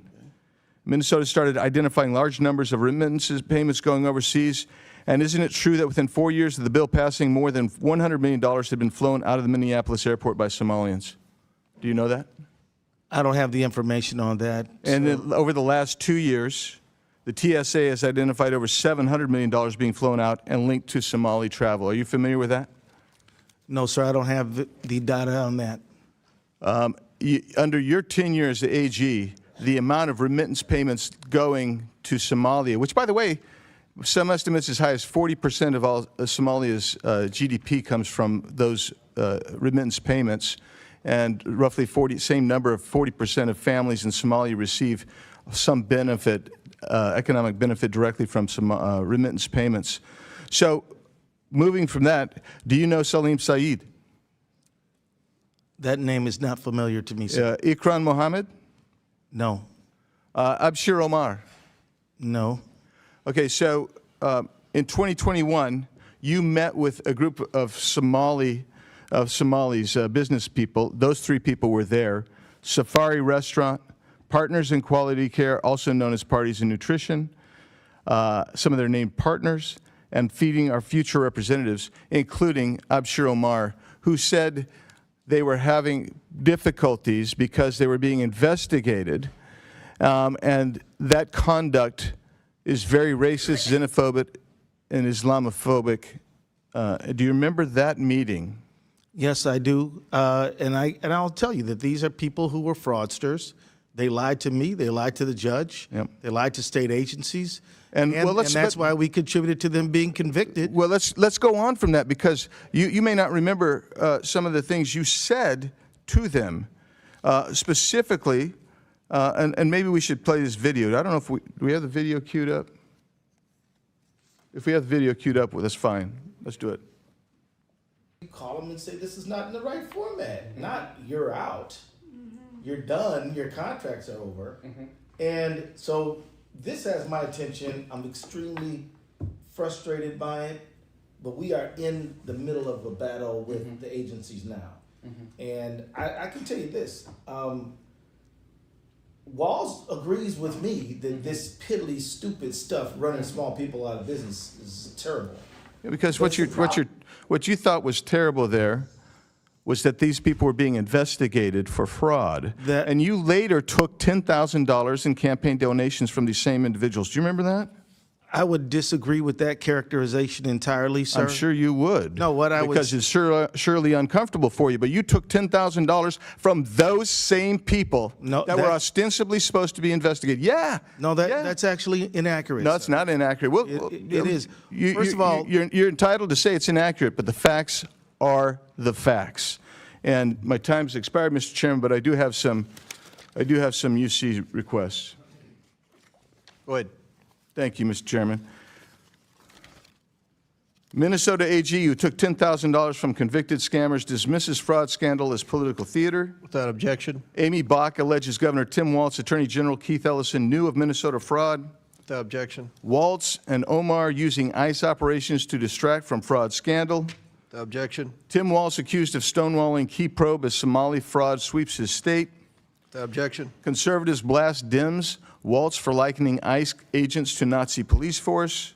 Without objection. Tim Walz urges Minnesotans to resist federal occupation. Without objection. Tim Walz was a COVID-19 tyrant. Without objection. Anti-ICE agitators set up blockade on Minneapolis Street to check drivers' license plates. Without objection to Minnesota order. Attorney General's legal opinion could threaten some county agreements with ICE. Without objection to order. ICE restricted from Minneapolis-owned parking areas under Mayor Fry orders. Minnesota mom jailed over COVID accuses Walz of tyranny. Minnesota grandma jailed for defying Walz COVID lockdown order warns you do not want tyranny at this level. And mother ponders. And that's all I do. Without objection to order. Chair now recognizes Ms. Presley from Massachusetts.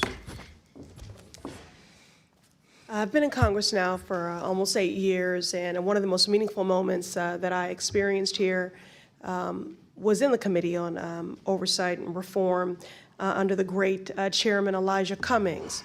It was the first hearing to take place that I introduced in the House of Representatives on the epidemic that is childhood trauma. Though I represent the Massachusetts 7th, one through line has remained true in my travels and conversations from Massachusetts to Minnesota to Illinois to Texas, and it is the devastating impacts of Trump's terror campaign on our nation's children. This administration's policies, including but certainly not limited to Operation Metro Surge, in my opinion, I would characterize as child abuse, child neglect, and inflicting childhood trauma. We are experiencing in real time the compounded adultifying of our children, where increasingly so a childhood is a privilege instead of a right. I'm reminded of a conversation I had recently at the airport where a dad approached me to talk about his 6-year-old son who returned home from school pleading and begging for his parents to give safe haven to his classmate, his best friend, for fear that if they did not do that, that he would be deported. No child should have those concerns or carry that heavy burden, but this is the reality for our nation's children under Donald Trump's America. Frederick Douglass said it is easier to build strong children than to repair broken men. We are certainly not building strong children. In my district, the Massachusetts 7th, Eleni was only 2 weeks old when her father was wrongfully taken by ICE, a trauma that she will carry for the rest of her life. Again, so far I'm speaking about the pleas of a 6-year-old and the policy, the family separation of a 2-week-old. In Minnesota, Liam Ramos was only at the age of 5 years old, was detained by ICE and sent to Texas, and he'll carry that trauma for the rest of his life. There are the children that are directly impacted, then there is that secondary trauma for those who have bore witness. While in Minnesota, I met with parents who have had to establish parental patrols armed with whistles and orange vests and their cameras to try to keep their children safe. Green Street Elementary, it was just across the street from one of the murders that occurred in broad daylight under Operation Metro Surge. Around the country, the children of Renee Good, Keith Porter, Geraldo Campos, and dozens of other children whose parents were killed by ICE agents will carry that trauma the rest of their lives. Trauma in their bodies, their classrooms, their sleep. It shows up in the ways they cling to their parents at school drop-off, in the silence of a child who used to speak freely, in nightmares that no child should be visited by.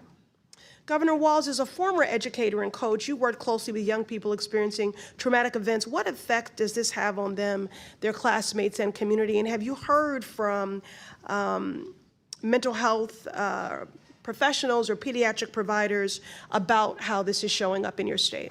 No. Well, thank you for the question, Congresswoman. First of all, I would say when I talk about Minnesota being one of the best states, if we're not first, it's usually because Massachusetts is. And I note that it is true because you care about this. And you mentioned it correctly. This is generational trauma that's been inflicted, whether it's learning loss that's happened or the trauma we've seen amongst our children. I say that as an educator, as governor, the deep concern, but as a parent of seeing this, what's happened to our children. We know that mental health issues will start to show up. We know that we'll see educational loss, and those have generational impacts on our economy and everything else. But I will note, your colleague mentioned me being a tyrant during COVID. We had some of the lowest deaths due to COVID. Tyrant looks like children being drugged from their parents, old people being drugged out of their house without warrants, 2 dead on the streets. And your point, the world saw a piece of it on TV. I can tell you none of us are going to be the same, Congresswoman. We are going to deal with this, and we are going to put money into social service programs to address it while we tighten up fraud protections, because the idea is you have all these generous programs, yes, and our people are healthier. Our people are more educated. Our economy's stronger. So thank you. Thank you. I ask unanimous consent to enter into the record a February 2026 article from Hechinger Report titled Parental Stress, Raids, and Isolation, How Immigration Enforcement Traumatizes Even the Youngest Children.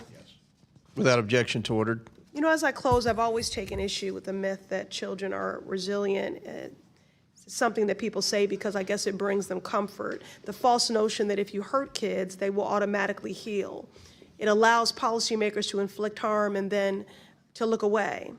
But children are not collateral for reckless and godless policies, and they should not be ignored. Rather, we should center children to understand the impacts of all these policies.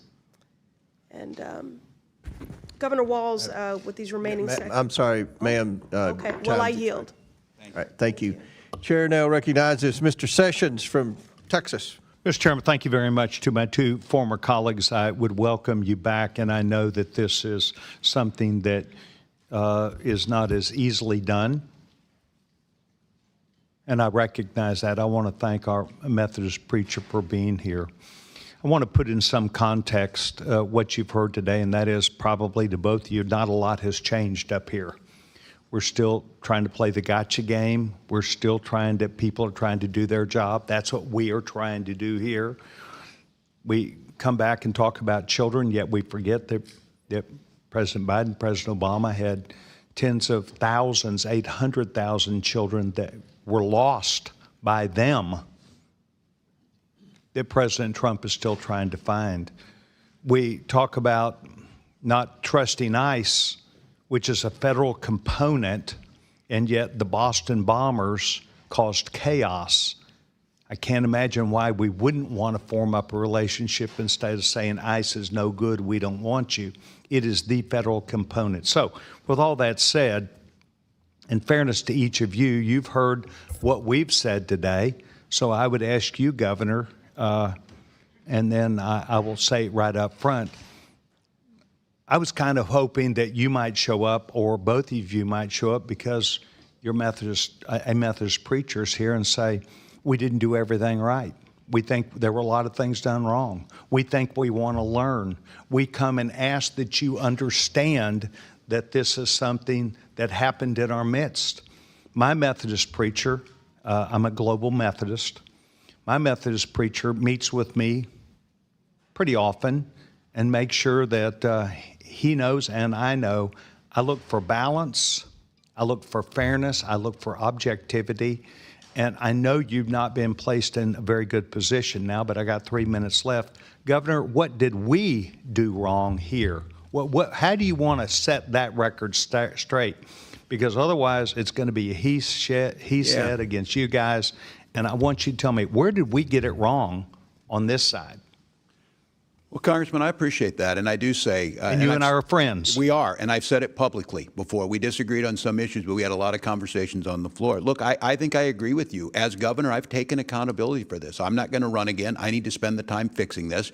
This does undermine trust in government. Do I wish there were things that could have happened earlier? Yes, but in this job, wish didn't do it. I'm looking into where I see it. I can tell you this, Congressman, that the safeguards we're putting in place are going to make a difference. I think other states can use them. I think one of the things is, I asked if helping in the partnership piece of this, understanding that this happens in all states. I'm certainly not proud this happened. I certainly understand it happened on my watch. Whether it predated me or not, I'm here. I think some of the things is there's some legal changes we need around Medicaid eligibility issues that you're talking about that actually might get at this, because I would hope, Congressman, you and I agree, these programs are valuable and they need to go to the people who need them. And we need to stop the fraud that's in there. And I'm trying to explain to you what we did from the beginning. These people continue to be a moving target, and they are very sophisticated. Is there still a problem? Is there still fraud happening? Is there still a problem we'll say in Minnesota? I know we're not. I think there's more work to be done. Yes, I will tell you that. And we're working on it. I have a package that I introduced last week. One of the things that I think is going to be helpful, and I know you're working on it up here, is the ability to use AI. It's the pre-screening. What you don't want to hear from us is, and I don't want to hear, that we're arresting people after they did it. We need to stop it before it happened. And I agree with some of that. We're moving. We do need to arrest them, however. We do. But if we're just continuously chasing our tails, it's like I said, if you arrest one I'd like to keep working with you, because we've got to stop this. And so I would welcome that. If you put together a list that we can send to other governors and say, here's what we did. That's General. That's fantastic. Congressman Sessions, let me just say thank you for your question. I absolutely think there is more that all of us can do to protect the public dollar and get the money where it was intended to go.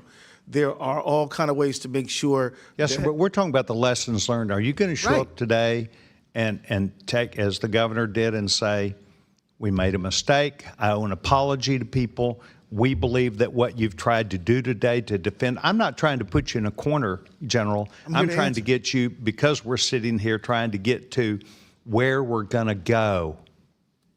I can assure you, Congressman, that I am here to work to improve this system, and there are improvements that can be made. And your offer to work on a bipartisan basis to solve this fraud crisis, I am all in. And if we can get out of fixing the blame and get to fixing the problem, that would be an enormous thing for me. And I thank you for asking. Well, it's my hope that you will know that being here today, we're doing our job, other people doing their job, but we've got to get to where we can then say, and here is the problem, and we'll take, so Governor did, I accept responsibility, and let's get on to fixing this, because tomorrow is a new day. Mr. Chairman, I appreciate the time. Yes, sir. I yield back my time. Thank you. Chair recognizes my friend, Ms. Tlaib. He says that, but then he cuts me off. Thank you all for coming here. I think it's really important. And, you know, Reverend, I can tell that you care deeply about your community, and it takes courage to come before this committee, especially when you hear so much, to me, just misinformation, also embedded in racist tropes about your community. And so I wanted to ask you, you know, I think a lot of Americans, when you think about it, what compelled you to speak out and join hundreds of other faith leaders at the St. Paul airport to protest against the violent ICE occupation of your community? Thank you for the question. Yes, I am here just as I was that day at the airport, because I am representative of so many Minnesotans who are actively engaged in the work of neighboring. And I'm also here, as I was that day, because there are so many Minnesotans for whom it is not safe to speak out today. And I'll tell you, you know, we're learning a lot. I think the country, the whole country is learning a lot from all of you and your neighboring and showing love and showing up for your community. And I know it took a lot of courage for even some of the elected officials to stand up and say, you know, not on our watch. You know, we talk about the fearlessness that is needed sometimes to fight for our rights. And some people will continue to gaslight folks and call us domestic terrorists, to surveil us more, to try to bully us and intimidate us to silence. And I just want the Minnesota people to know, I know my district sees you all, and we say continue it. You are freeing all of us when you continue to speak up, and you're protecting all of us as well.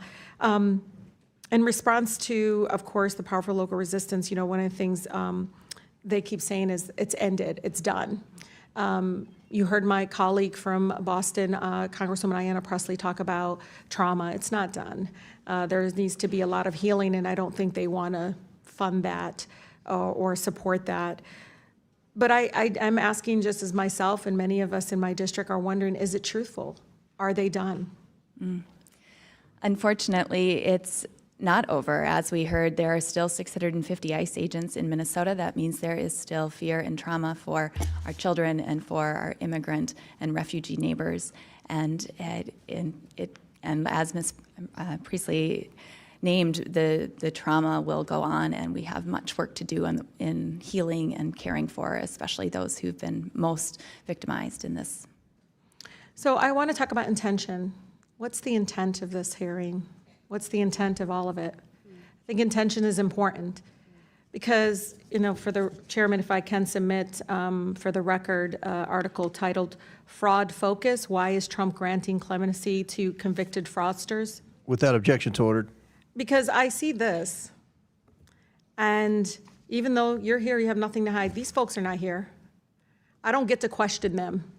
I don't get to say to the guy that committed $200 million Medicare fraud who just got pardoned by Trump. I don't get to ask Jared Kushner, you know, why is your dad go from, literally in France, the title of the article is Prison to Paris.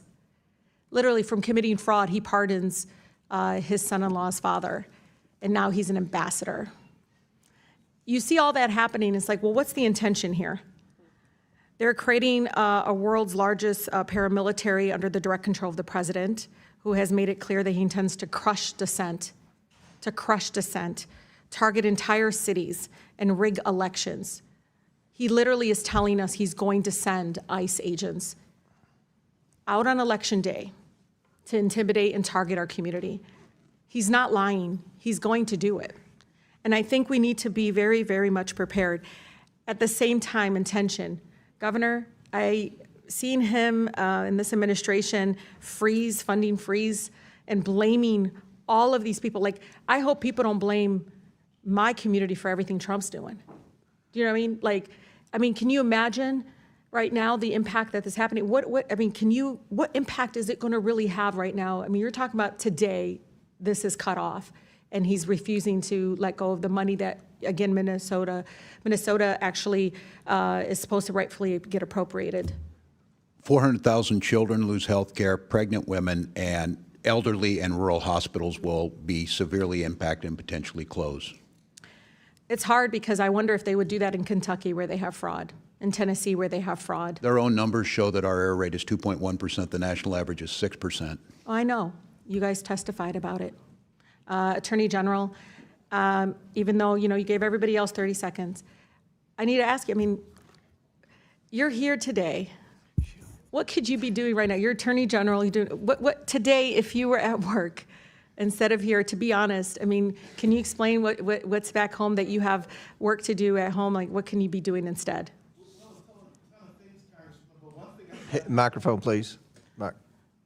Have is a Medicaid fraud bill that I'm trying to get passed to increase the legislature is in session. The legislature is in session, and I'm supposed to meet with House caucus leaders tonight, hoping to make that so that we can do more to stop fraud.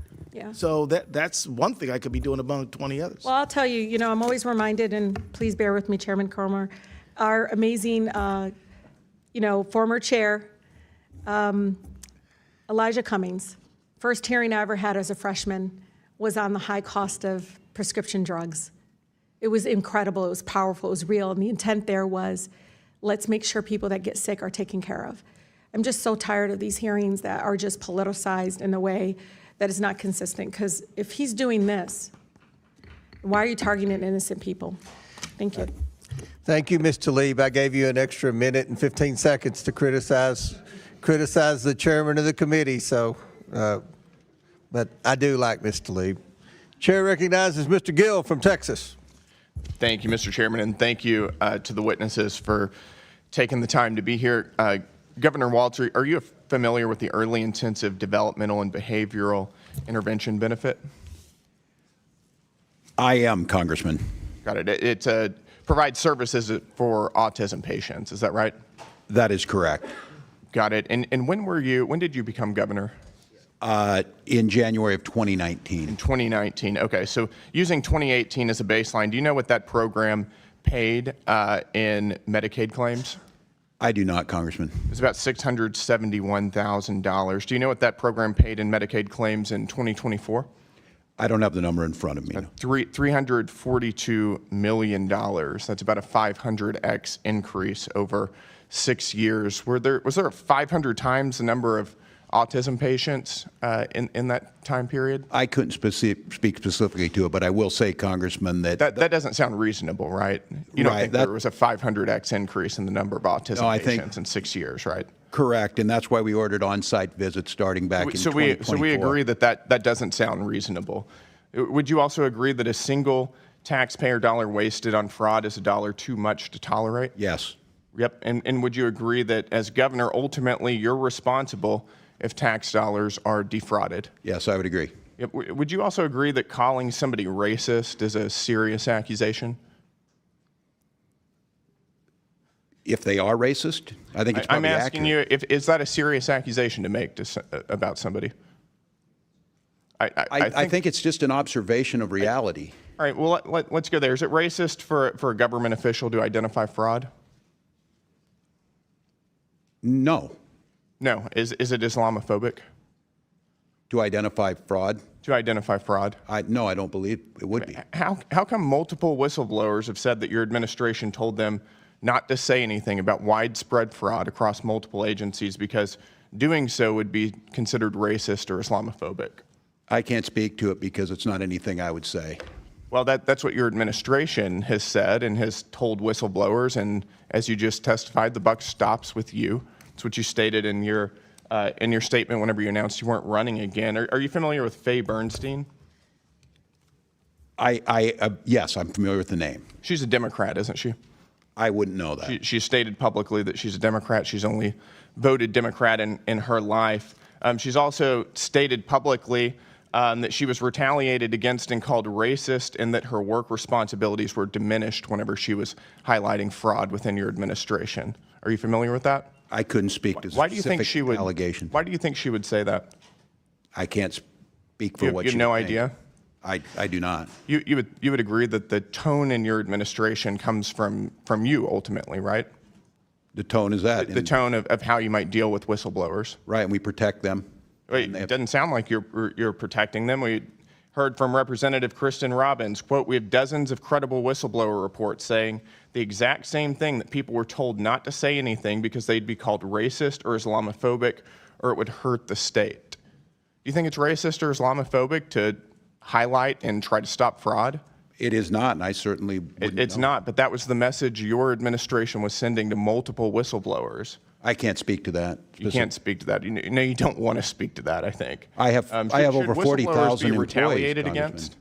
Pardon me? Do you think whistleblowers should be retaliated against? Absolutely not. They have strong protections in Minnesota and lots of paths. And the paths go for the That's not what OLA. we're hearing from whistleblowers. Faye Bernstein, who, again, has stated that she is a Democrat, she's only ever voted Democrat, says That that she doesn't was matter whether subjected she's to, quote, Democrat or a smear Republican. campaign for trying to make leadership aware of illegal contracting practices.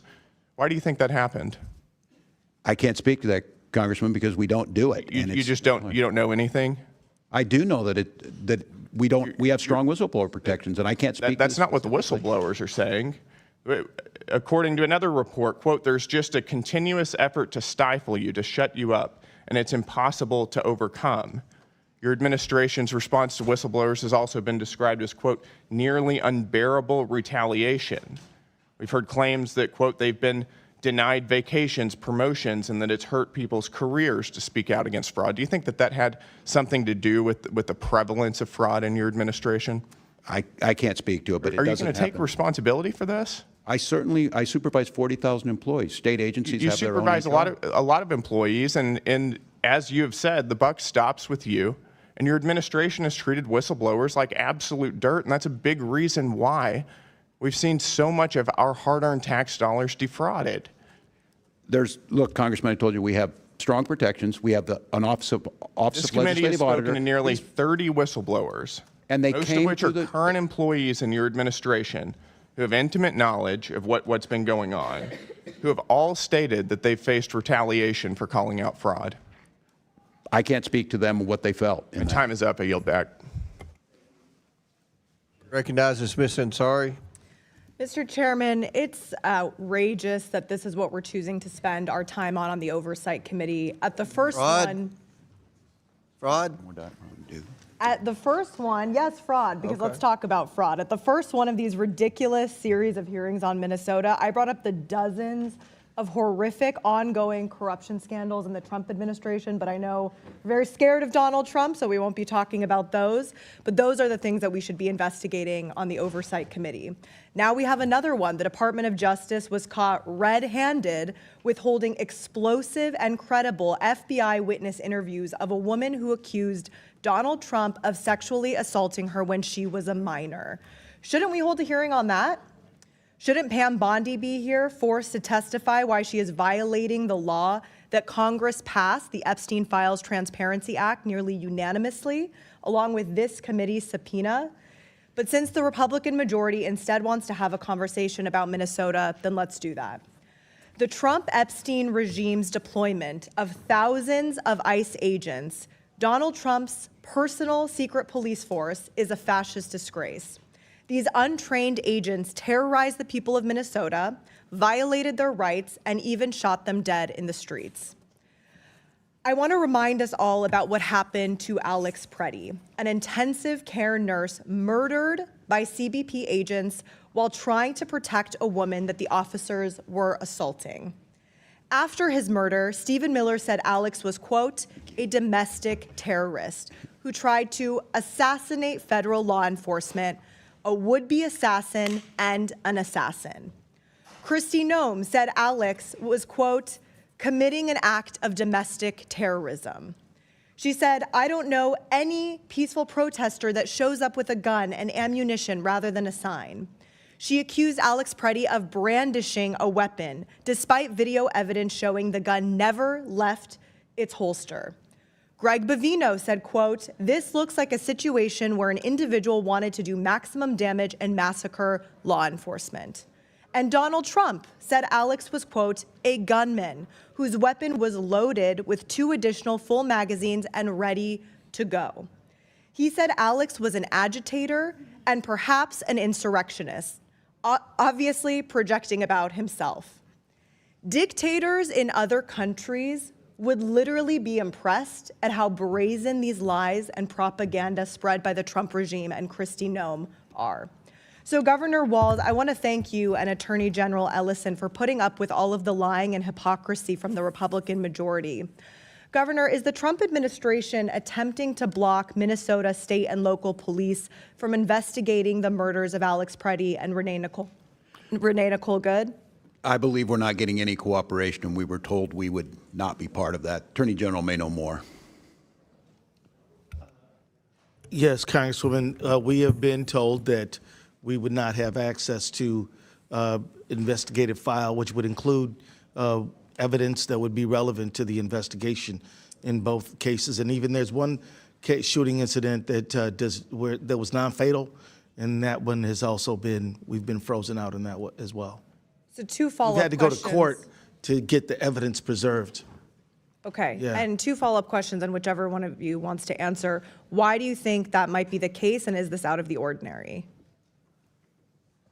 It is wildly out of the ordinary. I can tell you that our local FBI, ATF, even before Operation Metro Surge, you heard about ICE matters, but you didn't hear about it nearly as much as we do now. This is an extraordinary departure from what we know. And we routinely work with federal partners, and we never had problems until now like this. I would just speculate that they need to take accountability for it, and I think they understood what the world saw, that this was improper and it needs to have justice for these families, and it doesn't appear. I hope those questions are being asked of Secretary Noem today. And Governor Walz and Attorney General Ellison, are you committed to getting to the truth about the murders of Alex Preddy and Renee Good? Absolutely, yes. Yes, I pledge to their families we do that. Thank you. We need to hold this administration accountable for these murders, starting by impeaching Kristy Noem for gross misconduct, lying to Congress, and failure to uphold the laws and the Constitution. I yield back. Chair recognizes Mr. Grothman from Wisconsin. Thank you. We'll go for Governor Walz again. A major focus of today's hearing has been the misuse of federal funds distributed through the Child Care and Development Block Grant. This program is supposed to be helping working families afford child care, and I think the taxpayers expect these programs to be protected from waste and fraud. Most states operate these programs responsibly. The national improper payment average is about 4%. As you know, I kind of watch what's going on in Minnesota because it's a state adjacent to Wisconsin. It's amazing, if you're a congressman, the number of people who get Minnesota and Wisconsin confused. But when that number climbs above the national average of 4%, it should be a warning sign that oversight has failed. Minnesota's improper payment rate got up to 11%. It's not a small administrative mistake, over almost 3 times the national average. That is a system that's clearly not being monitored the way it should be. When Wisconsin had a similar program several years ago, when I was in the state legislature, in 2010, we uncovered fraud in our child care assistance program. Wisconsin did not look away. We took responsibility, implemented serious reforms, and those reforms included expanding background checks for providers, creating a dedicated fraud investigation unit, strengthening eligibility requirements, and instituting a comprehensive audit system. That would have been when Scott Walker was governor. Because of these reforms, Wisconsin now has an improper payment of under 1%. So in other words, we almost totally wiped out the problem. It didn't happen by accident. It happened because Governor Walker took responsibility and acted quickly. He thought fraud was a problem. Governor Walz, Minnesota had similar warning signs. Investigators, auditors, even internal officials kept raising concerns about fraud in social service systems. And it didn't just cost taxpayers money. These programs are meant to help children and working families. When fraud drains millions of these dollars from these programs, that money is not reaching the people it was intended to serve. First of all, Governor Walz, when did your administration first become aware that fraud risks were escalating in Minnesota's child care assistance program? You were kind of an outlier in the whole country. Well, thank you, Congressman. This dates back to about 2012 that the action has been being taken. And as I stated earlier, on our first days in office, we started taking action. I would ask, if I could, on this, anything that Governor Walker did, I would appreciate if you would show us what those actions were. We're more than happy to implement them, and that's what we've started over the last 7 years. Reports indicate that some providers continued receiving payments even after the fraud concerns were raised. Was that a decision made by your administration, and who specifically you feel did not? I can't speak specifically to which those were. Decisions are made at the department level, but I can't speak to what those allegations were. We're told it was still 11% under your administration. When fraud indicators appear in a program funded by federal taxpayers, do you believe the responsible action is to pause payments until those concerns are investigated? I don't think it's that simple. As I said, these programs provide a really important service, and child care is a critical one. The issue is trying to make sure the legitimate payments are made and that you're stopping fraud. So I don't think in all cases that pausing those payments is the right action. Okay, just in general, I'll say when the fraud percentage reaches 11% in Minnesota, and we got it down under 1% in Wisconsin, I think it's a cause for concern. I'll give you another question, because a little bit of this hearing wandered a little bit to what happened in your streets out there. When any agency comes to Wisconsin, any federal agency, I've talked to several of our sheriffs, could be ICE, could be Bureau of Alcohol, Tobacco, and Firearms, could be FBI, could be Secret Service. our sheriffs always try to coordinate with the federal agencies, ask them what they need. You need us to set up a perimeter. Can we help you by transporting people to the local jail? Do you just want some squad cars parked around to presumably keep troublemakers at bay? That was not done in Minnesota like it's routinely done in certainly all the I don't think that's a correct characterization. I think Tom Homan indicated that those things do happen and have been happening. During the time in which you had the serious riots or whatever you want to call them in Minnesota, I believe that you did not reach out for your state law enforcement to help out federal law enforcement, in part because you're a sanctuary state. And that is incorrect. Tom Homan indicated we are not. I don't know what to tell you, Congressman. We did. We want to cooperate. That's not what you saw on the streets. Right. We did not see cooperation. You saw ICE agents shooting people in the head. You saw little children being drug out. You saw ICE agents indiscriminately throwing smoke grenades. And I think what the world saw was peaceful resistance and a defense of their neighbors. So this is not about immigration reform. This was about an untrained force that came in, not with the intention of immigration. I would say that you did not have the interaction between local law enforcement and federal agencies that is routinely seen around the country. Thank you. Gentleman yields back. Chair recognizes Ms. Brown. Thank you, Mr. Chairman. 13 months into the Trump administration, and this committee has failed to hold one hearing or one open investigation to hold this president accountable. It makes you wonder, are we the Oversight Committee or the Overlook Committee? Because there is no shortage of matters that demand our attention. I can share a few that come to mind. This is a president who has turned the White House into an ATM. And in Trump's Washington, the fastest path to a pardon or a position is to donate to Trump's ballroom or inauguration. Last year, the Trump family added billions to its net worth through pay-for-play schemes and corrupt deals. Last month, the president surged ICE into Minneapolis in an abusive operation that led to American deaths and repeated violations of constitutional rights under the First, Fourth, and Fifth Amendments. Also last month, the administration struck shady oil deals after the administration invaded Venezuela.